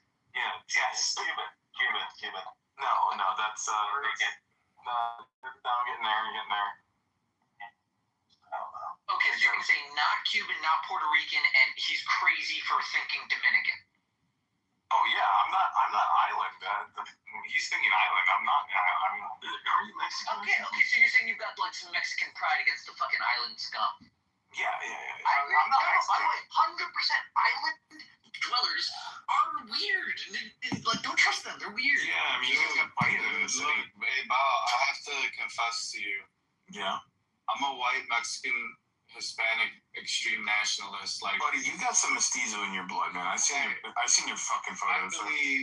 You got mestizo in your man. Oh, and what? You're like a pure-blooded Native American? Listen to me. Well, he's like fucking shit. Fucking Bobby. The Sangre is like fucking. We should have took over the world. Che Guevara. The Sangre. Whoa, slow down. What pissant thinks he and his people should have taken over the world? Bro, Harvard, why didn't we give anybody else a chance? We dropped an atomic bomb. We knew what we could do. Why the fuck didn't we keep going? We should have took over France. Sangre definitely has. Should have took over. Sangre has. I mean, in Argentina, dude, in Canada. Okay, slow down. Slow down, buddy. You're a little dumb. We did. America did conquer the world. They own the ocean. They manage the air, and they allow what occurs on the planet. Yeah. I'm not sure about that. You're just like dumb. Yeah, you take that. You like that from the fucking. Don't take it to heart. This is. Yeah, no, listen. I'm like a minor shareholder in the American apparatus that conquered the world. But like, we all can be honest here. We're speaking English, and I detect American accents, we know that America controls the world. The thing is, the beauty about McZed is the fact that he's able to cut through all the bullshit and he romanticizes the real facts, and it's really good how he actually Michael, hold on. My description is romantic. It is the most successful war in crime in American history. Last year, the murder rate saw the single largest decline ever recorded, falling to the lowest level in 125 years. We've reduced the fentanyl coming across our border by 60% from Washington to Memphis to New Orleans to our southern border. We are restoring law and order to America. Now we're taking our next big step to defend public safety in America. At my direction, the Department of Justice is beginning what we're calling the Model Cities Initiative to slash violent crime in major metropolitan areas all across our country. In selected cities, the Department of Justice will provide $300 million in grants to hire police officers, modernize equipment, provide training, and improve law enforcement. This historic funding will go to confronting substance abuse, preventing youth crime, and combating repeat offenders. In short, we're committed to making historic investments in improving the quality of life of city residents nationwide. For the next 90 days, any city or local government representing a population of more than 100,000 people can apply to take part in this exciting new program. It's amazing. Tell your local representatives to apply now by going to www.justice.gov/grants. With your help, we will put more police on our streets, and we will put dangerous criminals behind bars where they belong, and we want to keep them there.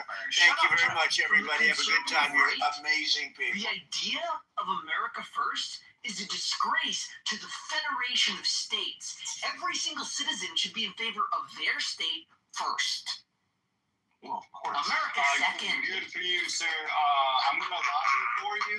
How much money do you need? Are you for sale? He works for Yes, I'm a Jewish attorney from New York. In what capitalist world am I not offering my services for sale? Well, I'm Mexican. The Jew, what happens when the white guy and the Mexicans also offer their services for sale. And by the way, Mexicans do great work. Have you seen Mexico? APAC loves you. Yes. Mexico's amazing. It's coming up. Yeah, it's a growing. They've got like cultural weak points, but everyone has cultural weak points. The Germans have cultural weak points. The British have cultural weak points. The French are fucking assholes. The Mexicans have some drawbacks, but they are good. Mexicans do good fucking work. There you go. And lawn care. Terrifying. Okay, hey, America as a garden of Eden of Earth that God gave us was maintained better than Europe. Europe is covered in stone and roads and aqueducts and rats. Fucking Europe. Don't criticize the Mexican gardeners. Yes, they garden better than you fucking European. Yeah, I agree. That's why. It's the patience. It's the patience. And they're better at the job. What do we want? Yeah. It's they're yeah. better at and you should see their architecture. Their architecture's way better. Mexican lawyers too. We like to. Well, the Mexicans do interact with the law a lot. The Mexican indigenous Spanish history is reckoning with the English law. America's Shout out to the Mexican lawyer association. Hell yeah. The Desperados, I think of them as. I don't think I have any Mexican attorneys on our team. We should get some. You can convert to Mexican. Mexico was an empire. You can convert to Mexicanism. No, if you research Mexican history, they're the Mexican states of America. They have multiple states as well. They actually modeled their system after the American Federation of States. With I saw this in their like little Mexican history performance. Some people from New York called Yorkers. So they asked some Yorkers, hey, how did you form a federation of states? And then with the train up and down the united the different regions into the Federated States of Mexico. Mexican is not an ethnicity or a race. It is a federal union like the Americans. I think I read they like to celebrate the cleansing, where we light it on fire so new grass can grow every couple of cleansing, where we light it on fire so new grass can grow every couple of years. Hello? I don't know. I'm confused with this whole. I'm not even. I've completely checked out. I'm not even paying attention to most of it. Me too. You're like, whatever, it doesn't matter. Donald Trump came on television at 2 a.m. and said we're all going to war with Iran. We killed 100,000 of them, and now we're giving them $300 billion to rebuild the country. Yeah, Hello? God. So we're officially at war, kind of, sort of. Even though we've been at war. Oh yeah, I mean it's just normal business, everyday business. We just drop a bomb on the head of the Ayatollah. John, do we have boots in the ground or no? Dude, you got advisors and CIA operators over there. What are you talking about? Yeah, I mean, aside from intelligence, I mean, like, actual infantry, are we, like, what's the war we don't hear about that I'm interested in? Satellite warfare. It's a big thing. It's been a big thing for a long time. I had a sponsor family in college. He was the president of Eastman Kodak. They were extremely wealthy, Jesuits. And I said, what was the biggest product line when you were at the head of Eastman Kodak in Rochester? And he said, the spy satellites. I was like, oh, wow. Yeah. If you get back about communication, I mean, I don't know, are we really headed towards World War III? Like, they say your biology is not complicated. They just generally use bolt cutters. I got a job. We're doing well. I was in IT, working for security.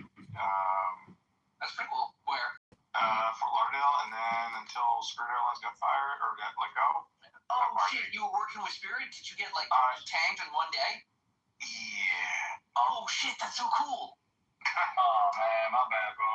Yeah, I lost it. What happened? Like at some point, your supervisor just sent out a mass email. We're all done. Well, I got fired. I got let go just before all this happened. Okay, right. And then I didn't I was like, what? Like how long before? 2 weeks, just like that. Amazing. A Florida story. Dude, I've been so sick of it. I've been sick of this shit, and that's another reason why I want to get out of here. Okay, so what? Thank you, Vixen. No, thank you for being part of Spirit.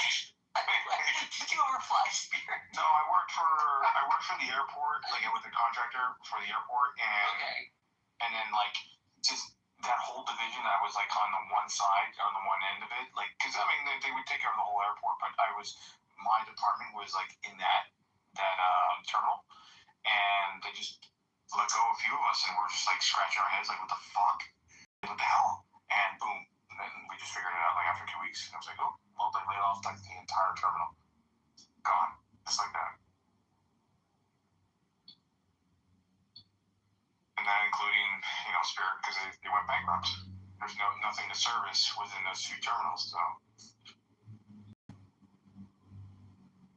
Yeah, I worked right above Spirit, actually. I have a tenant who worked for Spirit, but she got picked up by Southwest, and she's still late on her rent. How much were you making, if you don't mind me asking? Or was it commission, or kind of hourly commission salary? I mean, here in Florida, for Florida, this is actually a good salary. I was making $80,000. K a year is $1,000 a week after taxes. About 50. I was getting about 200 a day. 5,500. You gotta get up. I've been taxed already $16,000 out of it. So Wait, you got taxed $16,000 out of 46 that you made for the year? Yeah. And your taxi, you're saying? Not W when it's a W-2. I used to do 1099. I didn't pay much in taxes. But now you're doing W-2? Yeah. So you got hired as a taxi in a company? Repeat that again? What was that? You're a driver for a company now, whereas before you were freelance? Company. Yes, yeah. Free agent, freelance, independent contractor. You said taxi. No, truck. No, truck. Are you 47,000? Are you city, state, region, or national? Like, Oh yeah, how do you drive? How far? Local Which states? city. I have 15 years of experience, both driving and as a petrol engineer and as a mechanical engineer. So you got some specialty driving licenses? Yes, I have Class A and former training with such companies as John Deere, Toyota, Nissan. What's that one fucking big cat engine, the C16? But you're saying the new W-2 is now like biting away all your tax, all of your profit. Yeah, dude. Yeah. I don't know if I want to do this. The employee relationship. We could use some stronger unions, right? Oh man, I wish Florida had. I am in the union. I get charged $180 a month. Does it help? Does the union help you at all? Protecting me from. I've seen. Why doesn't it help you with the taxes? Why doesn't it help you get an independent thing and force your boss to recognize you as an independent contractor, but give you all the perks of being an employee? Yeah, the union. Politics. Fuck you, politics. Where's my fucking mob? It's corrupt. The union's corrupt, bro. They just take my money. Scott Besson and the IRS and the Treasury Department. So the union that I was in, the National Treasury Employees Union, they refused to represent me for the sexual harassment claims that I brought. And so the judge with the... You wanted to hire their attorneys to sue your employer over a sexual harassment claim you were making against your employer? Correct. Okay. So they refused to represent me, and then I wrote a letter to the president. Just hire someone. Hire an attorney if you have a good case. Yeah, but I just wanted to get the satisfaction of calling them out via email saying I paid 5 years and you guys didn't do shit. Okay, I get that. And the manager... That's a good complaint. And the manager would specifically say, I fucking hate the union. Everybody there is useless. The guy told me. Your coworkers agree that working there sucks. That the union is perfect. It does protect you from companies abusing employers soon. I've seen the union. Exactly. They're watchdog. Yeah, there was on. Once you got people that can report and look into things, it keeps things chiller. Well, you can. Too busy, You can unionize as tenants. If you live in an apartment building, you can unionize as tenants. But when you go to... I agree with you. Like, if I'm throwing money at a thing, I don't want it to just boogeyman to scare my employer into being nicer to me. I want some teeth. I want to fucking, I want to see that the money's going towards something. Turns out to actually just be a front group for the IRS. They don't actually... have this national charter called the NTE, National Charter. Kind of a tax. I'm saying it's like an integrated system. The union is. A lot of bodies together, you get voting power. It's a political organization basically, and they only endorse Biden. They fucking hate Donald Trump. It's just a bunch of liberals. Marvel fans, Disney fans, Pixar fans, all voters. Yep. That's what people don't understand exactly about the propaganda engine. It's not just about producing great content. It's also about controlling the minds of the people that control the world, which is what we were talking about with America. Yeah. Oh man. But this is good. I'm glad you're available. Spirit exploded so quick. It was kind of satisfying because that is such a shitty airline. Wasn't it? I flew them once, the Florida. Not as bad as you would think. I mean, It's not as bad as you think. That should be their tagline. Not as bad as you think. I'd be uncomfortable for a 2-hour flight for $199. Yeah. Everyone is uncomfortable for a 2-hour flight. Exactly. It's a flight. There's buses. It's a flight for less than $99 round trip. And you can have a shitty bus line that sucks. It happens. And, it can be trying to hold at the very, very bottom of the margin. And that's going to be the first thing that goes when things hit a bump in the road. Well, no, Joe Biden refused to allow JetBlue to buy them out. So Joe Biden's responsible for the fucking collapse. Piece of that shit. would have been cool if JetBlue bought it. That would have been a good merger. Yeah, what's the problem with letting that transaction happen? Why the fuck are the... Who says it won't? They just liquidated. It's over. It doesn't mean death, you crazy idiots. Yeah, we get that. But I'm just saying that things as were. I mean, it's a disillusioned, liquidated organization. It's over.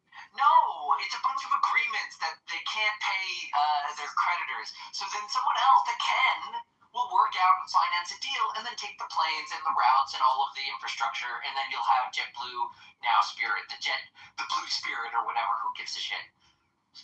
They have 1 million airlines. Yeah, I know. I think the primary investor was Citadel. They were the ones keeping it afloat. It's a penny pinching thing. Like, you go for bargain basement. Like, listen, you got to be like, there's techniques about bargain basement that aren't so susceptible, like Costco, and they have different techniques that like interestingly work, counterintuitive half the time.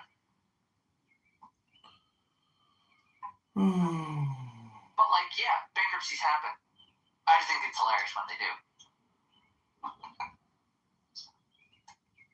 Well, I just wish I could go back to the 8th grade and I could have read a book called Lawyers Run the World. Join them or die by them. Lawyers don't run the world.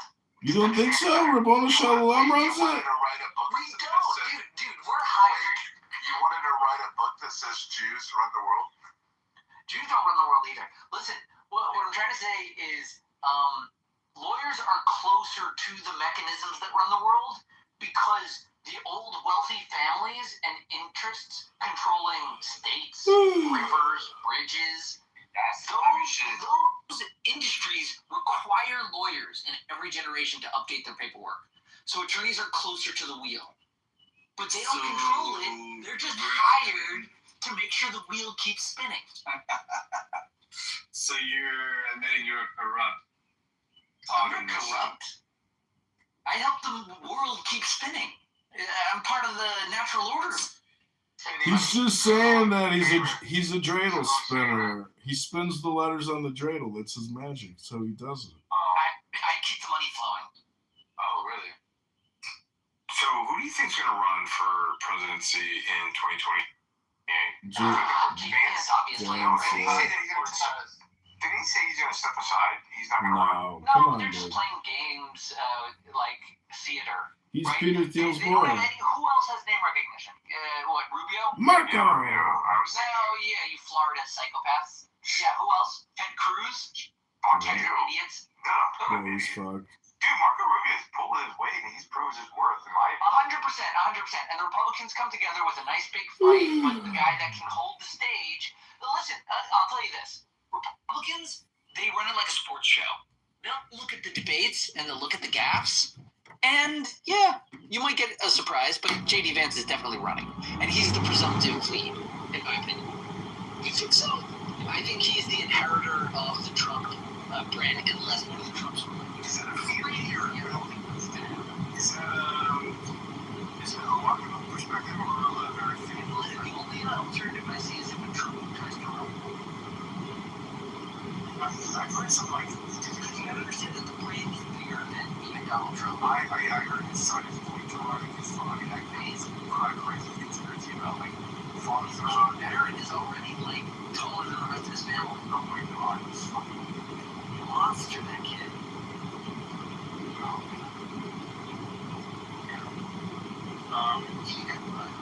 Like what, 5 years? No, he's 21, 22 now. Okay, so he needs Dude, he's autistic. I don't think he'll be. I don't think. Doesn't matter, buddy.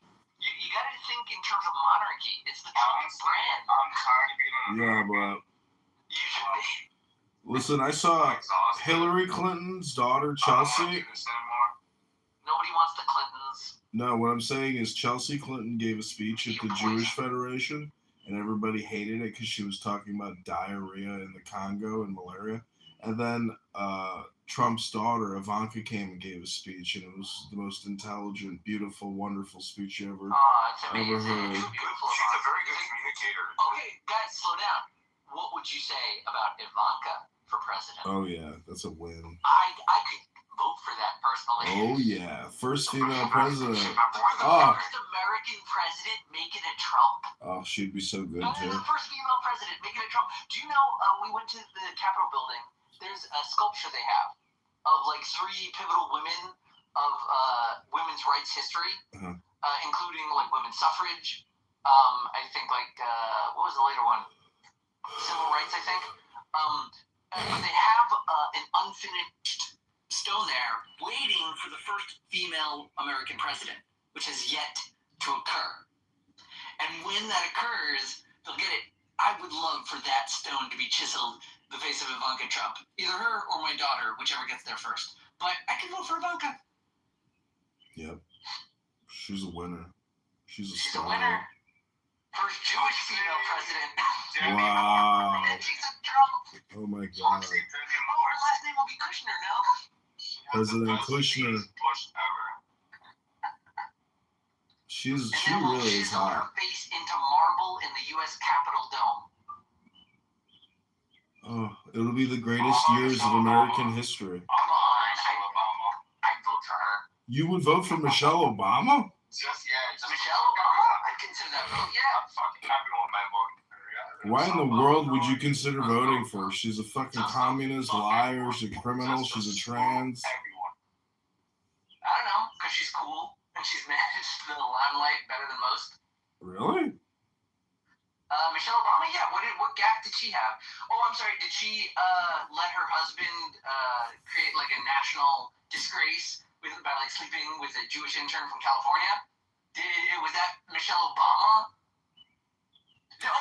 Oh, Michelle Obama I see. her husband's senility while being a medical doctor to the American public, and then get this, like a week ago, publish a book about it.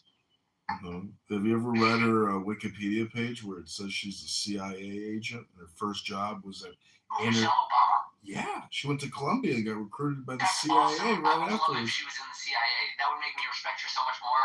Yeah, you can look it up. It's on her Wikipedia. Her and Barack, they met at a CIA think tank. He's connected by his family. Like he was in those fucking circles, those like Yeah. clubs. Yep, his mom was a CIA honey Fucking powder. country clubs, the summer retreats by the cabin. No, his mom was a whore. She used to spread her pussy for intelligence. That's what Barack Hussein Obama's mama did. She was a CIA prostitute. Yeah, his mom was a CIA prostitute whore. Those are the values of our president. I don't know anything about his mother. I don't need to go prove it. I've already seen the proof. You could look it up if you want. How do you know she's spreading her legs? Maybe she's just gathering intelligence while spreading her legs like a liberated woman in America. So what happened? His grandma, Barack Obama's grandmother was a bank financier in Honolulu, Hawaii. That makes more sense. Through what we found out through FOIA, we found out through unredacted information that was released that his grandmother worked in Honolulu and also funded kill squads in Indonesia, Nigeria, Kenya, and stuff like that for the CIA. Why? Because the CIA would want to fund stuff like that, and then they would get in contact with her, and then she would finance money to those different groups. Because they were doing it for example, like Lolo Santoro, the guy in Indonesia, ran a kill squad in Indonesia, and she would fund his operations for the CIA. Had enough of a government connection to facilitate CIA funding. She worked for the CIA and funded militias abroad. Yeah, and she funded militias abroad. How is that she worked directly for the Central Intelligence Agency. That's what was released. How is that a whore? How is that a whore? Fuck you. I'm not saying she's a whore. I never said that. This okay, is good. You're saying this is the mother of the president. You're like, this is she's a whore for the CIA. No, grandmother. I thought. What do you mean you didn't say? Or you the one that said she spread her pussy? That was you. No, that's John. That's Sean. I'm sorry. It was John. John, fuck you, John. No. It was the grandmother. Well, you don't have to say "fuck you." I mean, I could show you the pictures of his mother spreading her pussy lips. For the CIA. You want to see the pictures? You want to see the dirty pictures? Funding kill squads in Indonesia for Lolo Santoro. Okay, good. That's good. I know. The grandmother is the one who was doing all this, working with the CIA, funding kill squads. What was her background? She came from Kenya and she settled in Hawaii. Was she military? No, she's white. She was white. Okay. Yeah, what was she doing in Hawaii? She lived in Honolulu. Why? I don't fucking know. Her family's from where? Kansas. How did a Kansas person get to Hawaii and when? I don't know. She moved to fucking Hawaii. Who? When? Her parents? Her family? Herself? Did she marry? How did the fucking Kansas end up in Hawaii? Obama's grandmother. This is rich. That's fine. John Kitover. That's fine. I'm just asking. if you want to say that his grandmother was a Kansas bred no, her ancestry was from Kansas. Her ancestry was from Kansas. She lived in Hawaii. Don't know how the fuck she ended up there. She worked for a bank there, right? She was funding kill squads in Indonesia and Kenya and all over the place. Right. See, that's what I'm saying. When you get to a person whose grandson becomes president of America, and you're claiming she herself is working with the CIA at some era. Barack Obama's father worked for the Shell Corporation in Kenya, which they believe that he also was working along with the CIA because he had connections with the grandmother. The CIA, that's kind of sweet. No, he had connections with the grandmother. That's how because she was funding the Kenya. Yeah, she was funding the kill squad shit, and Kenya, also fucking Indonesia. So they had these like little tribal areas in like Indonesia where these people didn't want to fucking leave the like tribal land. They were living in like the jungle, and Shell's like, hey, we want this land. They're like, so we they don't want to sell it. What, instigators, gangs? They paid people to fucking go in and kill them and shit. So they wiped out entire fucking village. Hold on, look at Lena PTR. Look at Lena Dunham. This is Obama's mama while she's running her honeypot.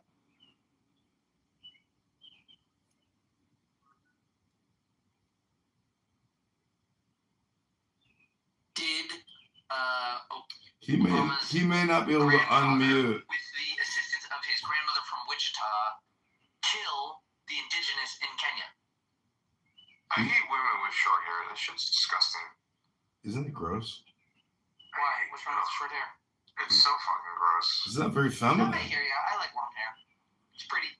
Welcome, bride of the room. Conqueror of ancient Babylon. Bride! The grandmother introduced the daughter to the Kenyan guy. They ended up getting married.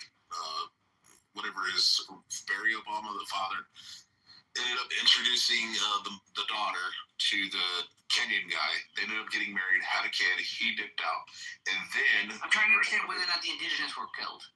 Yeah, in Indonesia. What do you mean? Yeah, how many? I don't fucking know. There was like hundreds of people that were killed. Hundreds? That's it? A couple hundred? Yeah, a couple hundred people. Okay, was there any justification? Like, were they bad people? I don't know. I'd have to look it up. So they just killed a bunch of people. Yeah, they killed a bunch of people. And then they fell in love and produced the future president of America? Or the father of? No. The Kenyan father was never in his life. He ditched him, but he dipped out. Okay, so how did he meet the mom? Okay. The mom was introduced by the grandmother to Barry Obama, or Barack Obama's father, whatever his dad's name was. Introduced him. He was a Kenyan guy from Kenya. But who is the mother? You're saying that the grandmother is the mother of the father. Barack Obama's mother was introduced to the Kenyan guy. And I'm asking, where did his mother come from?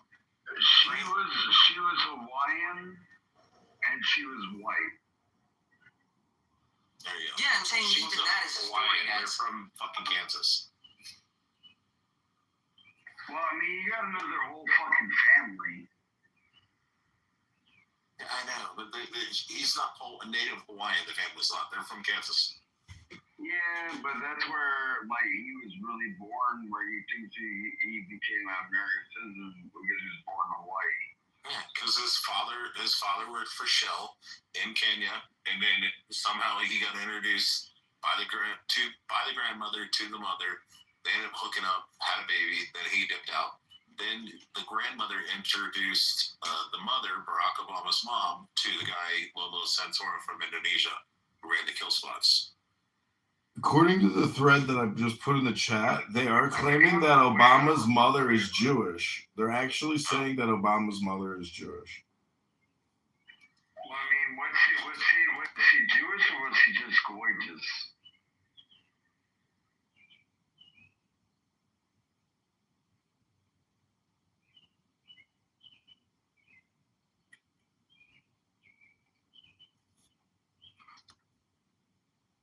No, John, I'm being sincere. Like, you know, you say because, like, you decide from your family side that your mom is just gorgeous. Like, because you don't get it from your mother's side. But you still, like, you know, ball, like, it's, you know, harder to paint for the Jewish, like, you know, society. Like, you've been doing that this whole time. We're going to show them. Yeah, master of your universe. I get it. That's what Borderline Shalorline means. I'm the master of my universe. No, that's not what it means. Well, you wanna test me on it? It means master of the universe or lord of the earth. The earth.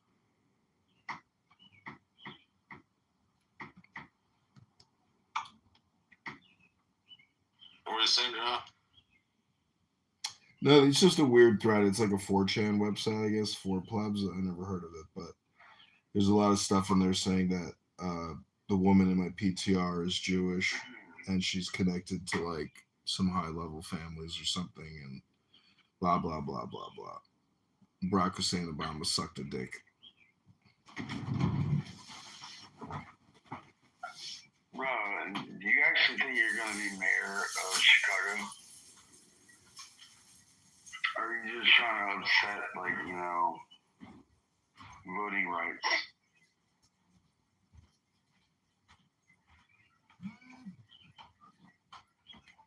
John, what do you think about Spencer Pratt versus, like, Karen Bass? She's a fucking weird looking lady. She looks like she has low IQ. Is that a phenotype? Dude, but like, she's been in charge for years. And look at what happened. Thomas. And then, like, people are trying to vote for her to continue that same shit. I don't know. I mean, literally shit where people are shitting on the street. Spencer Pratt is. No. In regards to your question, I don't think I stand a chance of winning the mayoralship, but as a candidate, I can file challenges against other candidates' petitions and possibly get somebody knocked out.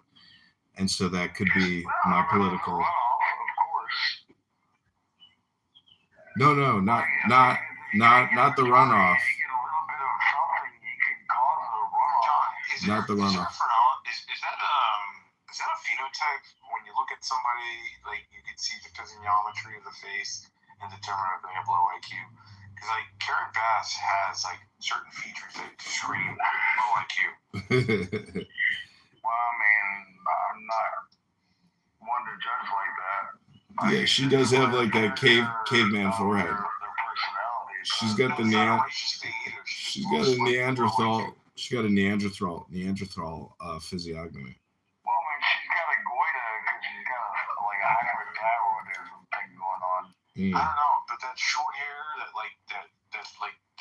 what is it? That smug black, like smug look from like an African American. It's like very remnants of like some low IQ fucking. Like, I don't know, man. It has nothing to do with melanin in your skin. Oh, it absolutely does. No, it doesn't. John? They get a reaction. Well, I mean, John is going to be on my side because I'm a Spec 4 Mafia Army guy. John is a commissioned officer. He got married. He's got kids. He's taking care of his family. But as far as the narrative that he tells about himself, to give himself this the authority he claims to have, no, it's a complete bullshit. And I learned all of this after, what he did exactly, but his entire life story, he went on and on after he thought he got it. So once he started talking, I just thought, it was worth it. That loss was worth it because I gained so much more. I told him now in 22 about being paid by George Soros on running around this app. And it took him a couple of years, but when he finally admitted that he works for Indivisible, is that what it is? And one of the largest funders is George Soros and the Tides Foundation to Indivisible. So I said, "Oh, see, look, it took years for you to finally admit that George Soros does pay your paycheck." He didn't like hearing that shit. But sometimes when I'm bored, I like arguing with Google to get it to admit it's wrong. But I had this whole thing, and it's called you know the term stochastic violence? The left used to use that. And the end of it was that yes, Soros, it was like, well, yes, Google was saying, well, yes, Soros donates to those organizations, but they don't claim to have anything to do, and they're not responsible for what happens. And then I went on the whole stochastic violence thing, and it's like, yeah, they say they don't support that, but just because they say it doesn't mean it's true, and they're giving millions, so aren't they directly responsible? And it finally said, well, yes, under the condition or the way you're framing it, absolutely, yes, it is stochastic. They are contributing to that violence. So, but Jesus. Yeah, he's just, and you know, the other thing, Joe, that's really unpleasant is that, and this is, I found out, okay, now I'm complaining about everybody. I found this out about Roger, is that early on the app, or at least when I joined, people were naive in that they assumed everybody was being honest. And Roger admitted that him and Alex New York used to talk in back channels, and they, like Roger said, oh, if there was a conservative room, I would message Alex New York and say, hey, send a bunch of your liberals to this room so they can annoy and upset the conservatives. So, you know, we're sitting in a room, and all of a sudden, a group of people come in, and they're like, you know, trolling the room. And this was intentional on their part. Yeah. And just, you know, being manipulative and mean. And they're there not to actually have a discussion, but to see who they can annoy. Oh, for sure. And I've seen this go on, and I've tried to teach this to people that I won't name up here on this stage. And it's a throwback to when I first heard about this. Are you familiar with what's called a seminar caller? No. What does that mean? So, Rush Limbaugh, and this started back in the 90s, would face seminar callers. And what they would be is they were trained Democrat operatives that were trained through a seminar to be able to call in, act as in some form or fashion in a way to get on stage, get on the phone line with Rush by portraying themselves as a genuine conservative or someone, you know, they wanted to, like a genuine caller. Then once they did get onto his radio program, then to try and not so much troll, but it was like you used the term, what's the seal? Sea lion. No, sea lion. Sea lion. Yeah, sea lion. They would sea lion. And just kind of carry on and be really fucking boring and shit like that, and just drag the whole program down. Well, I mean, some of this, you know, these strategies that we see, a lot of this stuff comes from.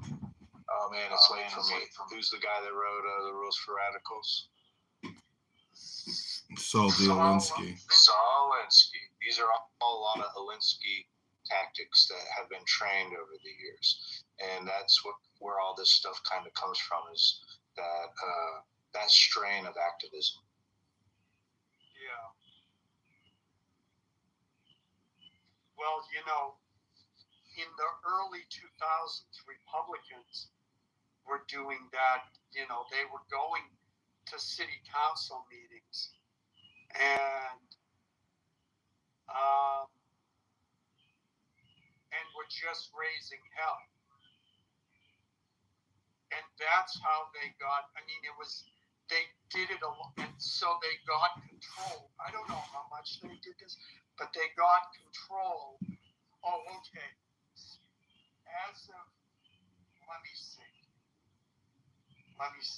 As of right now, it's Karen Bass at 34 and Spencer Pratt at 29. And Mitra Rahman is at 22. And let me see how many districts are reporting. You know, you have to, even though Republican, like, it's very likely that Spencer Pratt will lose. You have to give it to Spencer Pratt, though. Essentially, he blocks Rahman. And as bad as Karen Bass is, oh, Jesus.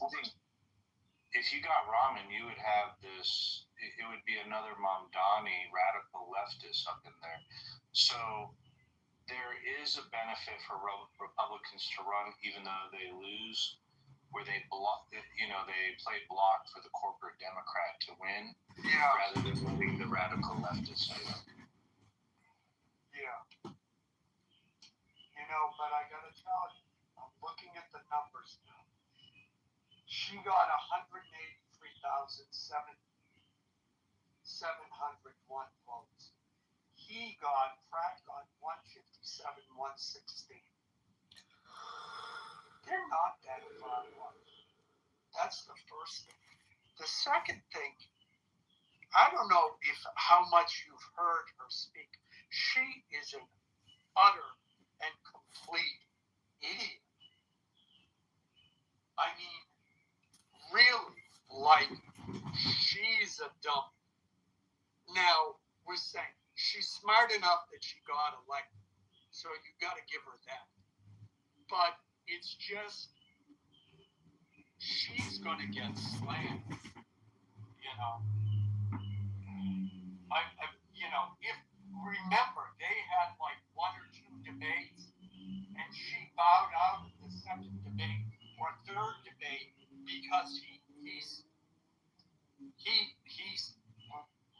won the debate. He wiped the stage with her ass. So now it'll be interesting. It'll be interesting because if he can. We've had so much shit in LA. Her excuse is, I'm trying to clean up the city, but it takes time, and we really need to, etc., etc. Yeah.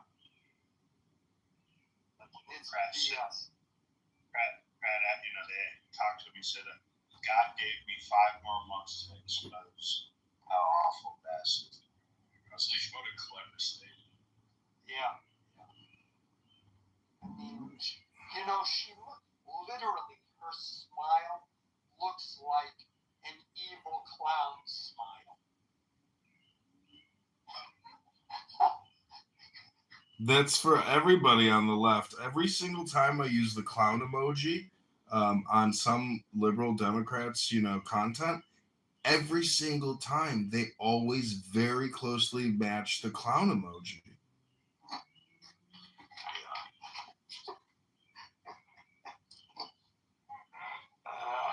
Jesus. I really hope he wins. I don't know if you saw the article about how Karen Bass traveled to Cuba in the 70s to take part in the brigade training. Oh yeah. She's a communist. Absolutely. I mean, go ahead, Al. No, go. I've been talking. We just, I don't know if you were here yet earlier, Edmund. Give us your take. You have so much data on them. Which is worse, Ehrenberger or Arum? It's a good question. I figured you guys were talking about Arum working for Soros, because that was my accusations against him years ago, I think prior to the Kamala defeat, And then I kept screaming that because he works for Soros basically. But Aaron Berger is like I haven't seen him in a while, and I haven't heard Aram's voice in a while either. But both incredibly annoying. I would say Aram is probably more annoying than whoever the fuck the Aaron Berger guy was. He's gone. I haven't heard his annoying voice in a long time. There's a lot of annoying people that aren't here anymore. That stupid guy who used to do that dumb dog walk, and he would always go on and on and on about Voldemort, Zelensky, and Putin, and that's a highly annoying person. Actually, this app is really just like a filtration platform for highly annoying people, um, and extremely annoying people. And politically correct is the longest running and the biggest room on this app. And Patty and First Lady, and they put so much time and energy into it. It's truly pathetic.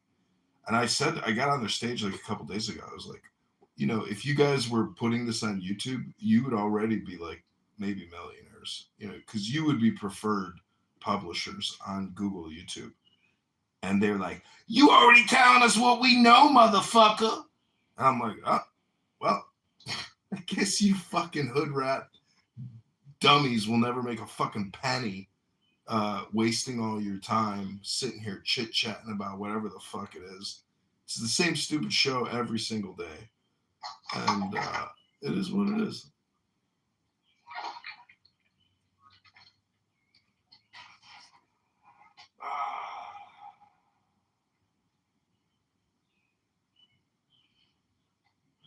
But you know what it is? It's the noise of human contact that apps simulate that makes it enticing. Well, it's the immediate, you could like do all kinds of technical breakdown and analysis of like what's happening on this stupid conference call. But I really do think eventually the app will shut down, because I went to the town hall yesterday, and Joe and Paul are so incompetent and scatterbrained, and as if they don't even give a fuck about this stupid app anymore. It's just a skeleton crew that runs it. It's literally like, probably 4 people or who knows, but there's no way that this app continues, because the government is primarily the buyer of all this data on the back end, through the data brokers. They're the ones buying it. FBI, NSA. I mean, imagine Kash Patel like linking somebody's profile ID here with some kind of flag that comes up for some communication they had somewhere. It's like, do you really think they're linking and tracking all this shit? No. It's just business. They just buy the fucking data, throw it into a bunch of servers. There's no fucking agents or analysts or automated software combing through it to find out who the fucking future terrorist is. Nope, it doesn't exist. So the whole data buying and surveillance state, through the what's the name of the act? Not the Patriot Act. Anyways, I think you get my point, that all this government money and taxation dollars going to buying all this data is pretty much fucking useless. This app proves it. Yeah, and I always wondered, like, they started out, and it was like, how are they, when I joined the app, how are they going to make money with it? They got to be selling our data. And yet they claimed they weren't. And I was always like, okay, that's BS. That's got to be BS.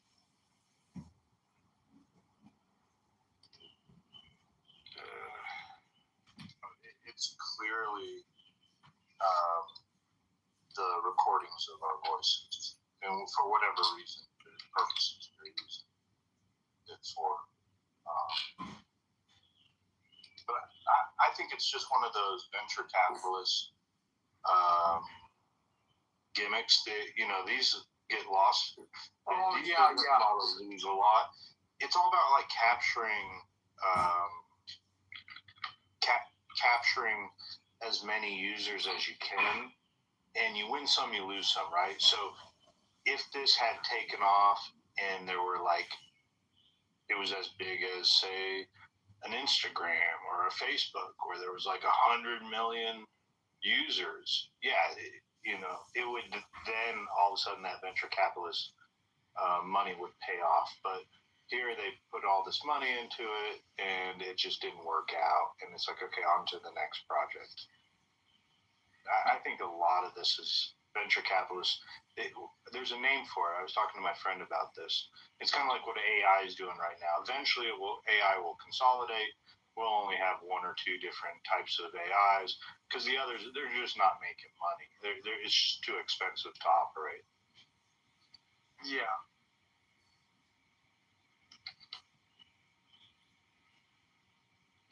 Capturing market share. That's what we're trying to think of. Yeah. I mean, it's like, oh, we got this idea. Oh, it's going to be great. People signed up. They get investors. They pay themselves a good salary.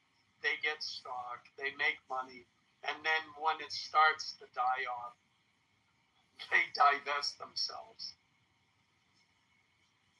And they walk on, oh, gee, that didn't work out. We had hopes for that. And it could be a block. It could be one of these large, it's already, I don't know, maybe y'all know the inner workings of like who owns it and stuff, but it could be a lost model where it's just a write-off, or some company where they get to take this whole, the expenses of this app,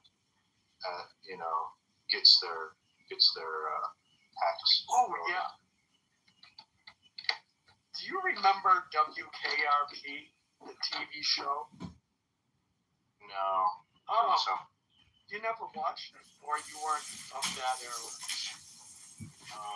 I'm a millennial, so. At that. Yeah, but still. At the time. Had Lonnie Anderson in any event. At the town hall meeting on Clubhouse yesterday or 2 days ago, the hostess was like introducing people and their shows, and they brought up the Black Muse. I couldn't stop laughing. I was like, this is so pathetic. Like, it's just beyond pathetic. And that, I think that day or the day before, Black Muse had some kind of room about like discrimination against transgenders. It's so lame and so pathetic. And like, that's why I'm saying, like, this app it's really for mocking people, like, straight up. Like, there's no real reason here to like ever talk to these losers, because it is dinner for schmucks. And I was in his room and I was like, thank you so much for creating this trans safe space, because I am trans and I've experienced incredible bigotry and racism. And he's like, I know who you are. You're John Kitover. He's, again, just dinner for schmucks for retards. Talking about Jason, this is Jason Muse.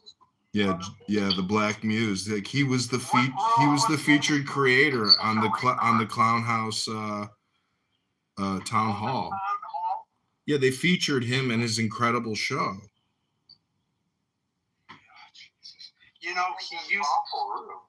He used to be relaxed and cool, and then he got into an argument. Him and Poodle had a room, and it just reminded me of Sam. Not Sam. What's his name? The atheist Sam. No, Harrison. Sam Harris. Anyways, Jordan Peterson and Jesus Christ, why can't I remember? I'm getting old. And they spent an hour just trying to define terms before they actually debated it.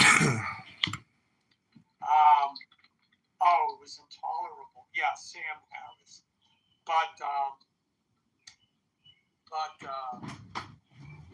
No, he just got more and more annoyed with people because of his uncontrollable desire for perfection in the way you state your position. What I can't stand about him is he pretends that he runs this like neutral room. However, he cites the New York Times and the Washington Post as like sources that can be trusted to confirm what you're saying.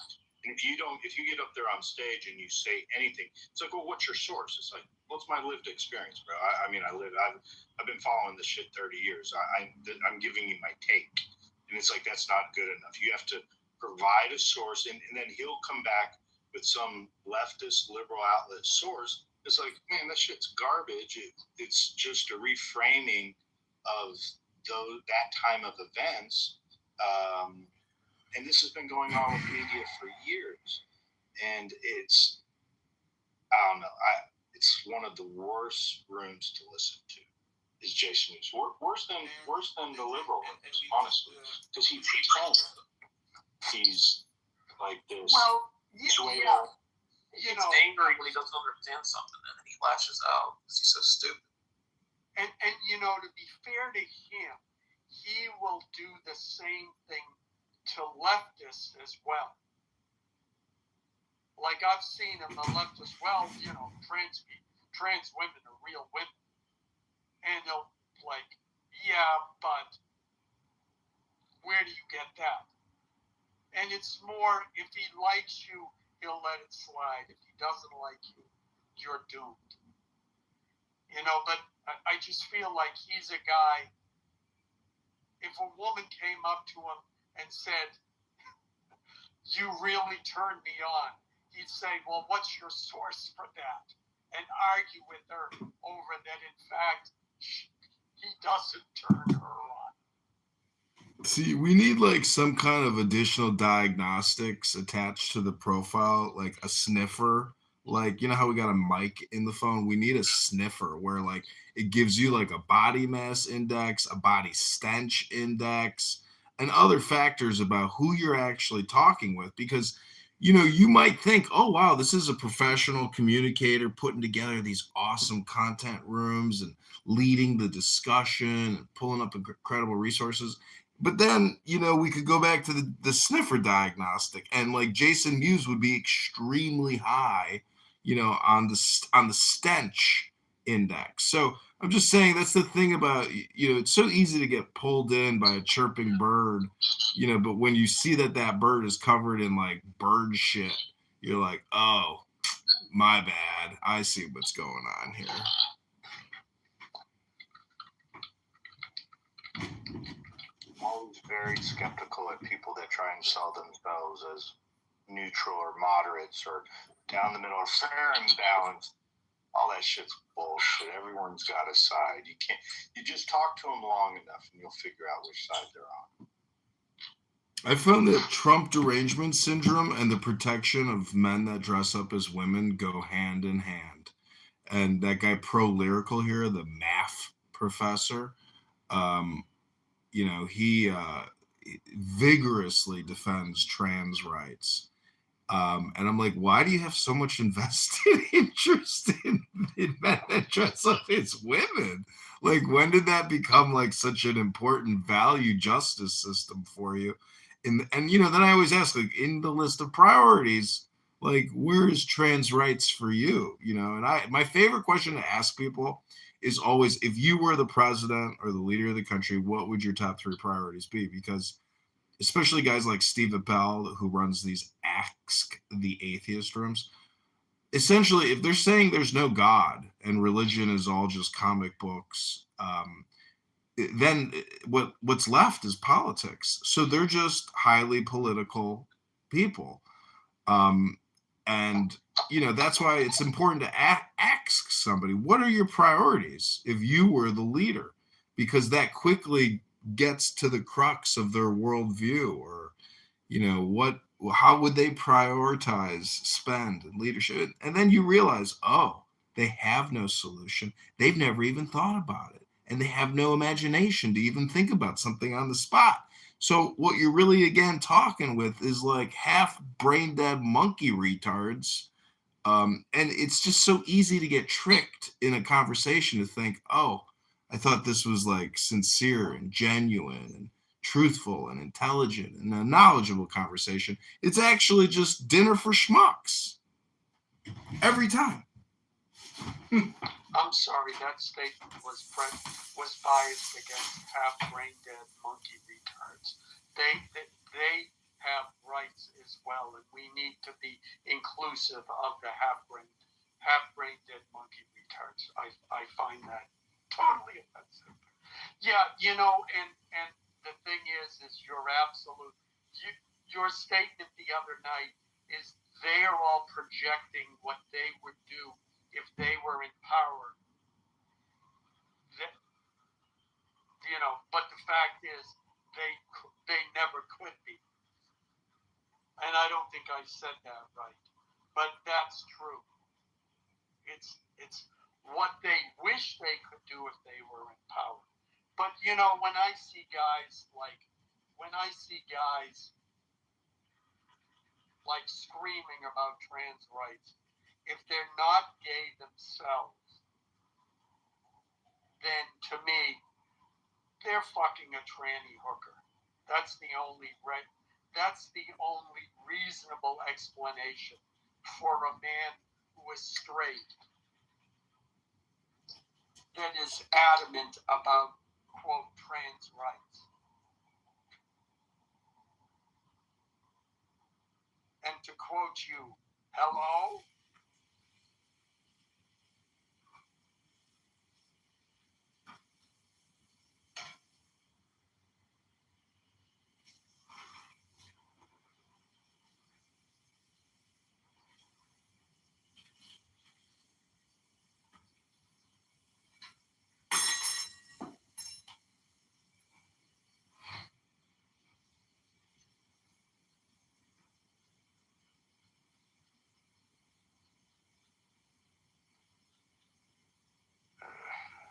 Are you still there, Beaver? Barely. Yeah, it's late. I got to close up shop. Yeah. Well, unless BB wants to come up and entertain us. Who? Oh, BB. Hi, BB. Yeah, I feel bad. Sometimes I'll come in the middle of one of her rants. I've been mean to her a couple of times because I didn't understand. Like, I come in the middle and I think she's like going off on conservatives or something. I'm like, wait a second. And then she's like, no. She's actually quite smart. No, I know. I like her. When you can decipher what she's saying. Well, by the way, a Persian judge won the election in LA, like one of the judge appointments. So we got an Iranian judge. Trump in that interview today, the lady was like, so how do you know who's leading Iran? How do you know? And then she said something like, is it the gay Ayatollah? And he said, the way she asked it was hilarious. Like she was mocking him? I don't know. It just threw me off guard. I was like, what? The gay Ayatollah? I think he said yes. You already dropped that he said he thinks he'll eventually meet him if they ever come to a peace deal. Yeah. Yeah. He'll eventually what? In some form or fashion, if they're able to get a peace agreement. Oh, meet. He plans to meet the new Ayatollah at some location. I mean, there wasn't any detail added to it, but meet him. Yeah.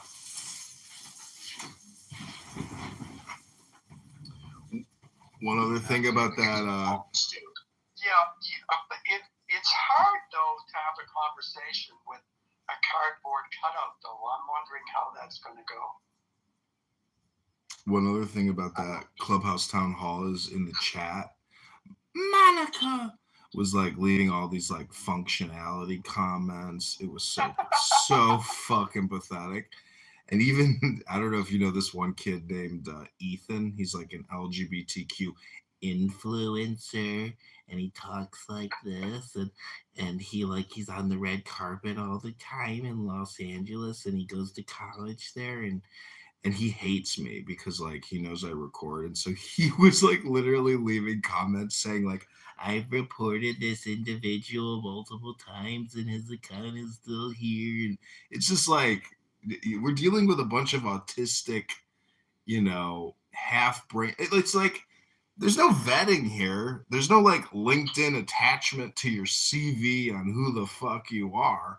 So it's just amazing how, if you use this app, it just pulls you right in. It's like a fucking Star Wars or Star Trek, tractor beam.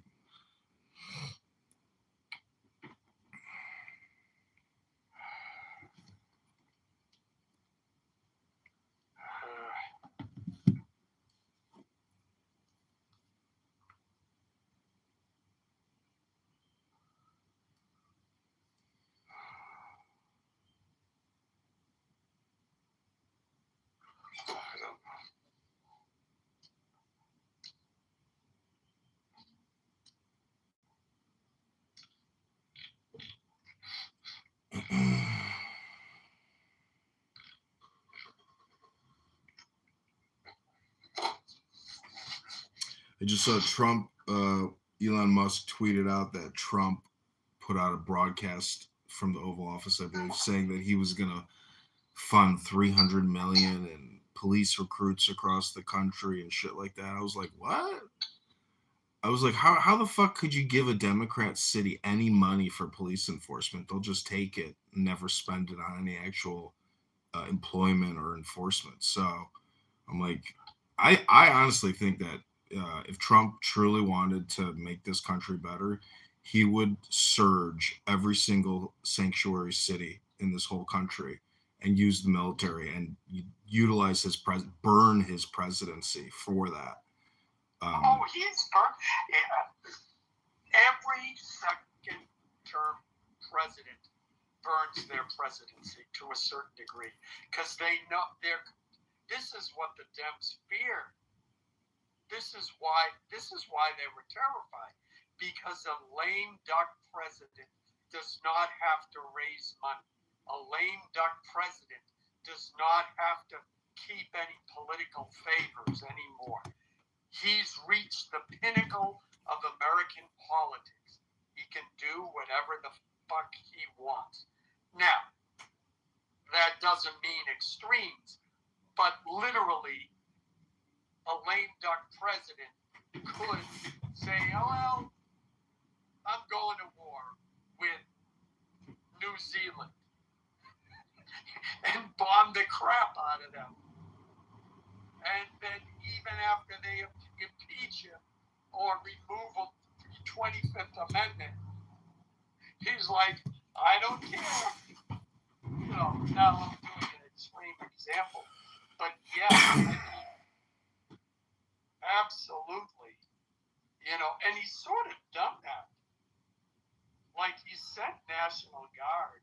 He sent National Guard to D.C. Well, I just saw an article that some like Los Angeles sheriff or California sheriff refused to release some recidivist criminal who had like attacked over 50 women. And he refused the judge's request. And my comment was, why just refuse the judge's request? Arrest the fucking judge.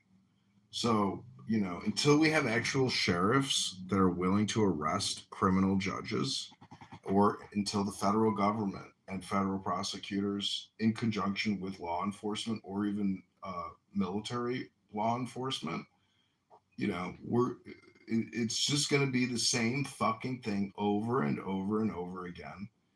And it's going to be a very violent summer. So I say, maybe Trump isn't up for it because of his position, his age, his worldview, who knows? But he's not gonna MAGA this country. He's just not, and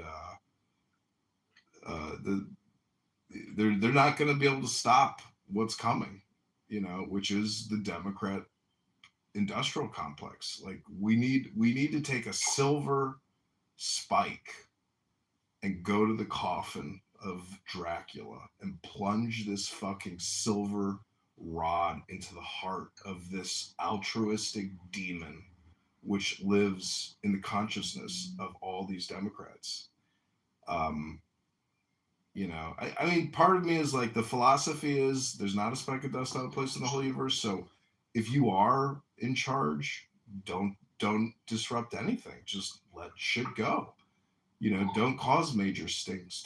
Don't try to, strike a blow for liberty against this egoistic death trap that we've created and allowed to persist. I mean, Medicare, Medicaid for everybody at 4.2 trillion a year.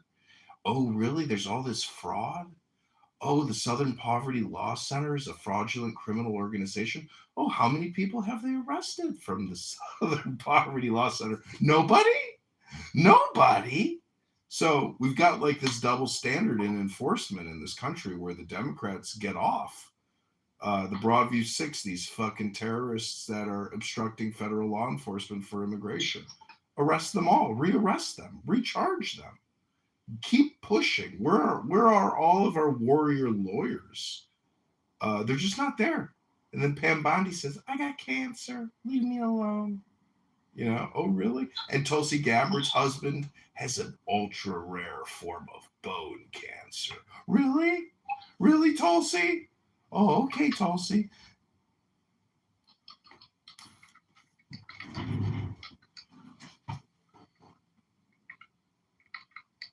Nobody wants to be the bad guy. The judge refused to release the rapist. I don't know. I saw it in the news feed. I took a screenshot of it. Was it a sheriff or a police? Sheriff. I could try to find it for you, but I got it. It's on one of my phones here. Oh, don't bother. It's the same shit in Illinois. We have young girls that get murdered by illegal aliens. And then their dads and their moms are very upset. But even the parents aren't calling for all-out war. They should be, but they don't. We live in a very, very fearful and docile community, society.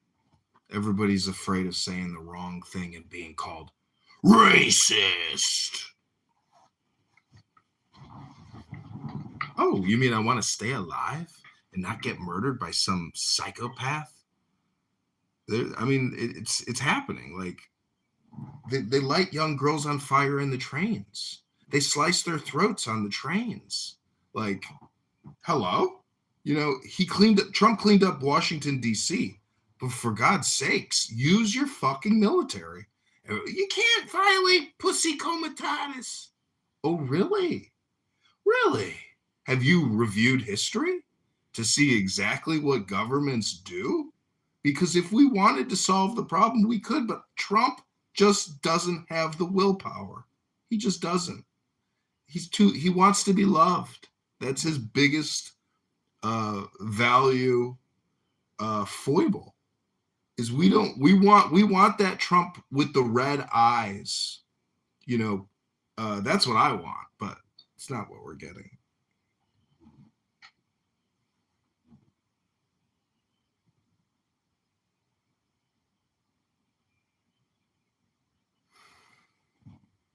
I found the case.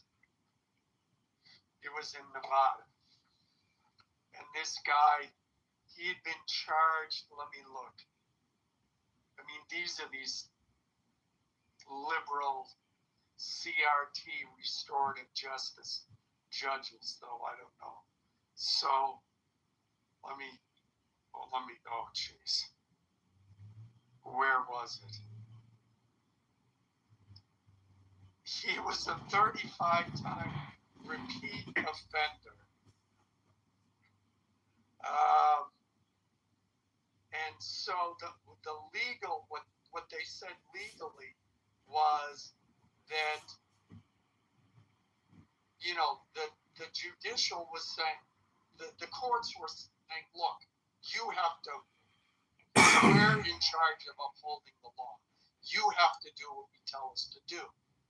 And they said that there's a statute that says that ultimately, see, the sheriff's department has the right to decide whether or not Beaver left, whether or not an ankle monitoring system is adequate, because the judge ordered this guy to wear an ankle monitor. Well, they said, no, we have the right. The sheriff's department says we have the right to do that. So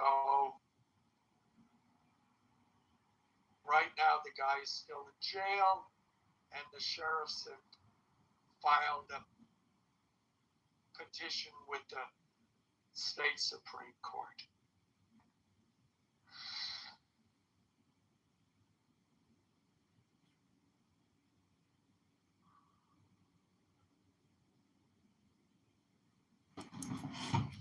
I mean, if you can dump massive ordnance on the head of a potentially very dangerous country like Iran, you can kill 100,000 of their soldiers and wipe out their fucking navy, take out their air force, you know, take out a lot of their advanced infantry and rocket technology. I mean, you know, to come on TV at 2:30 in the morning and say, "Hey, everybody, we're going to war." It's like, oh, but you can't do the same thing in America? In all these sanctuary cities that are violating the Constitution and the law and depriving citizens of due process, loss of property, loss of life, because we're allowing criminal alien invaders to murder and rape and kill us? I know we've got Border Patrol and ICE on it, and DHS, but is it enough? Is it enough? No, not even fucking close. Not even close. It requires a military response. And we got General Flynn on X every night posting his latest update about what we should do. Oh, really? Well, why don't you just fucking hire the guy and make him a czar? You know?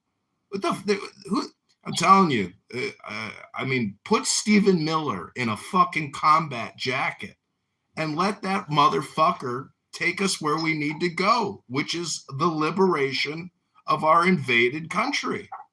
I don't understand why these people aren't doing what we need to do. I know it's because of the election, but for God's sakes, who cares? Who cares? Destroy what is coming before it comes. They're going to reopen the border. They're going to grant mass amnesty. They're going to stack the courts. They're going to do everything they can do to make it the biggest bullshit, altruistic, liberal, woke shit show in human history. It'll be a revenge tour of altruism and lies and propaganda. Destroy them. Destroy them. What are you waiting for? These are the enemies of the state. These are domestic terrorists dedicated to destroying our lives. Do you ever hear the Democrats talk about tax reform? It came up for like one day and went away. They don't give a fuck. They do. Cory Booker and these people, these are the biggest psychos amongst us. AOC. You know, this is the thing, is there's never like some DSM diagnosis attached to these fucking terrorist traitors. But they're just psychopaths. Well, what I think you should do, the most important thing you can do, is just get laid and enjoy my life. No. Get laid, get married, and have like 7 kids who will become your minions to create political change in this country. Well, I'm already doing as much as I can possibly do. I joke, but it's also true. See, people want this huge change, and they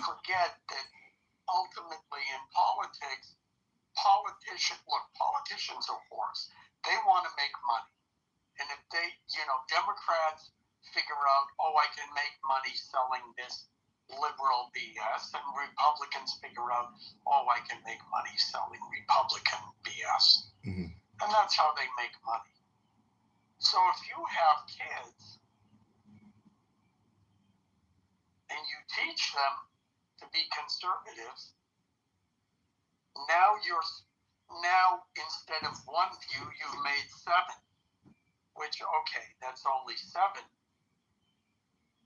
But clearly, conservatives aren't fucking enough. They need to have more sex.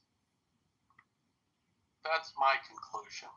And I'm putting it on you to be the spearhead of this movement. I agree. I got to get my orgasm numbers way up. That's right.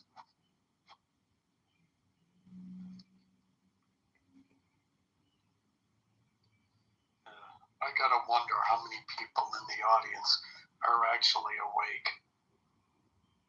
Everybody's asleep. Yeah.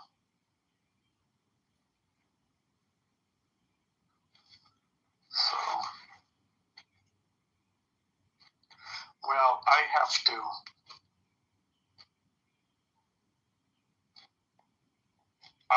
to have a talk with serendipity.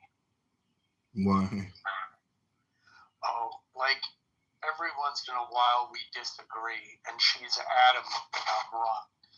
And the disagreement, the last one we had, was over the numbers in my PTR picture. She's another one. It's over how many white victims of black violence there are versus the number of black victims of white violence. And a lot of people, when I bring that up, they're like, yeah, but the reports say it's only 15% or whatever. And if you look at my PTR picture is from the Bureau of Justice Statistics. And if you add up the numbers horizontally, you get that 15% they're talking about. But you have to add up the numbers vertically and get those percentages. And when you do that, you see that if you see the two numbers I've outlined, black victims of white violence, it's 371,000, 450. But white victims of black violence, it's over 2 million. So that's my latest thing. But why does everybody hate Monica? I think, a lot of this is because this app with the stupid green bean, people really resent having a Karen control their emotional experience. And especially when you might be viewed as being like annoying or bringing up old topics with regards to race violence. Like the other day, I listened to her in Serendipity for 3 hours, go on and on and on about this fucking black guy in the park, Central Park, who fed somebody's dog that was off leash treats. And I was just like, I want to read a book. I'm trying to finish this book in my PTR. And I'm just like, this is how people choose to communicate. And I'm just like, this is retarded. These are retarded, stupid people because they can't help themselves and they can't stop. And they don't care about reading anything. They don't care about new information or knowledge. It's pathetic. And like, this is what happens when you're a big, fat, obese pig. I mean, you're boring, you're redundant. You talk about shit you talked about years ago. You constantly bring up the race friction as opposed to wisdom or knowledge or anything of any real value. It's just you're complaining that blacks are extremely violent. and it's okay, great, but that's not making my life any more intelligent, knowledgeable, or not trading anything. I'm just listening to Karens complain on the internet, and I resent that. And so I make a moral value judgment, and I proclaim that you are retarded. So that I hope that helps you answer why people may not enjoy Monica's cheery demeanor, even though it sounds so pleasant. Look, let me put it this way. You're Jewish? No. No, you're not. Okay. Oh, it's Rich who's Jewish. I don't know, but my mother's not Jewish. Does it matter? No. Because I was. But see, here's the point. Monica doesn't bother me. There have been times we've had run-ins where, yes, she does try to control. Ellen! Yeah, control the. She does try to control the emotional state of the room as a mod, and there have been times I've gotten really pissed at her, but I am willing to put up with that, and it's not too often because I like her insights on the topic she speaks on, and like if you're a member of their club. I mean, there are times she posts interesting videos to it that I've watched, and I thought they were good videos, And then the last reason is both her and I were on Clubhouse before it got political, and we both were kind of succumbed to when the room started getting political and there were black and white people on the stages, we were speaking openly and honestly and got attacked. And she didn't know how to handle it. And I kept telling her, look, you're not going to win. Don't argue. You're not going to win those arguments because they believe what they believe, and you're just, in their eyes, you will always be a bad person. So if you're trying to get validation from them, it's not going to happen. Which is, important if you're going to get into those discussions. So I think at this point, both to be, both.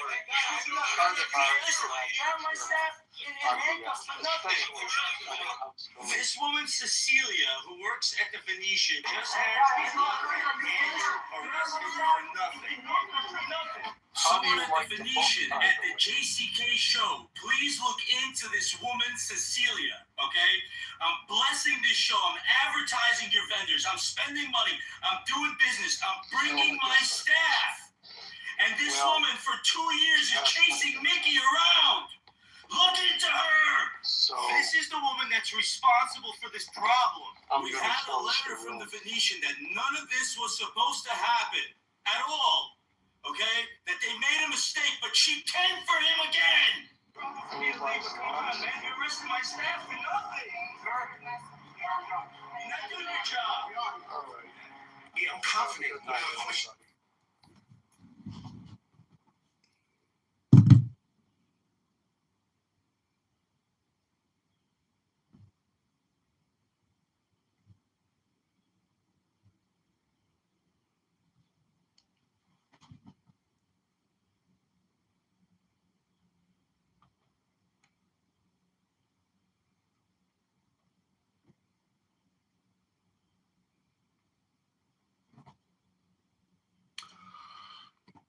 That's another show in the tank.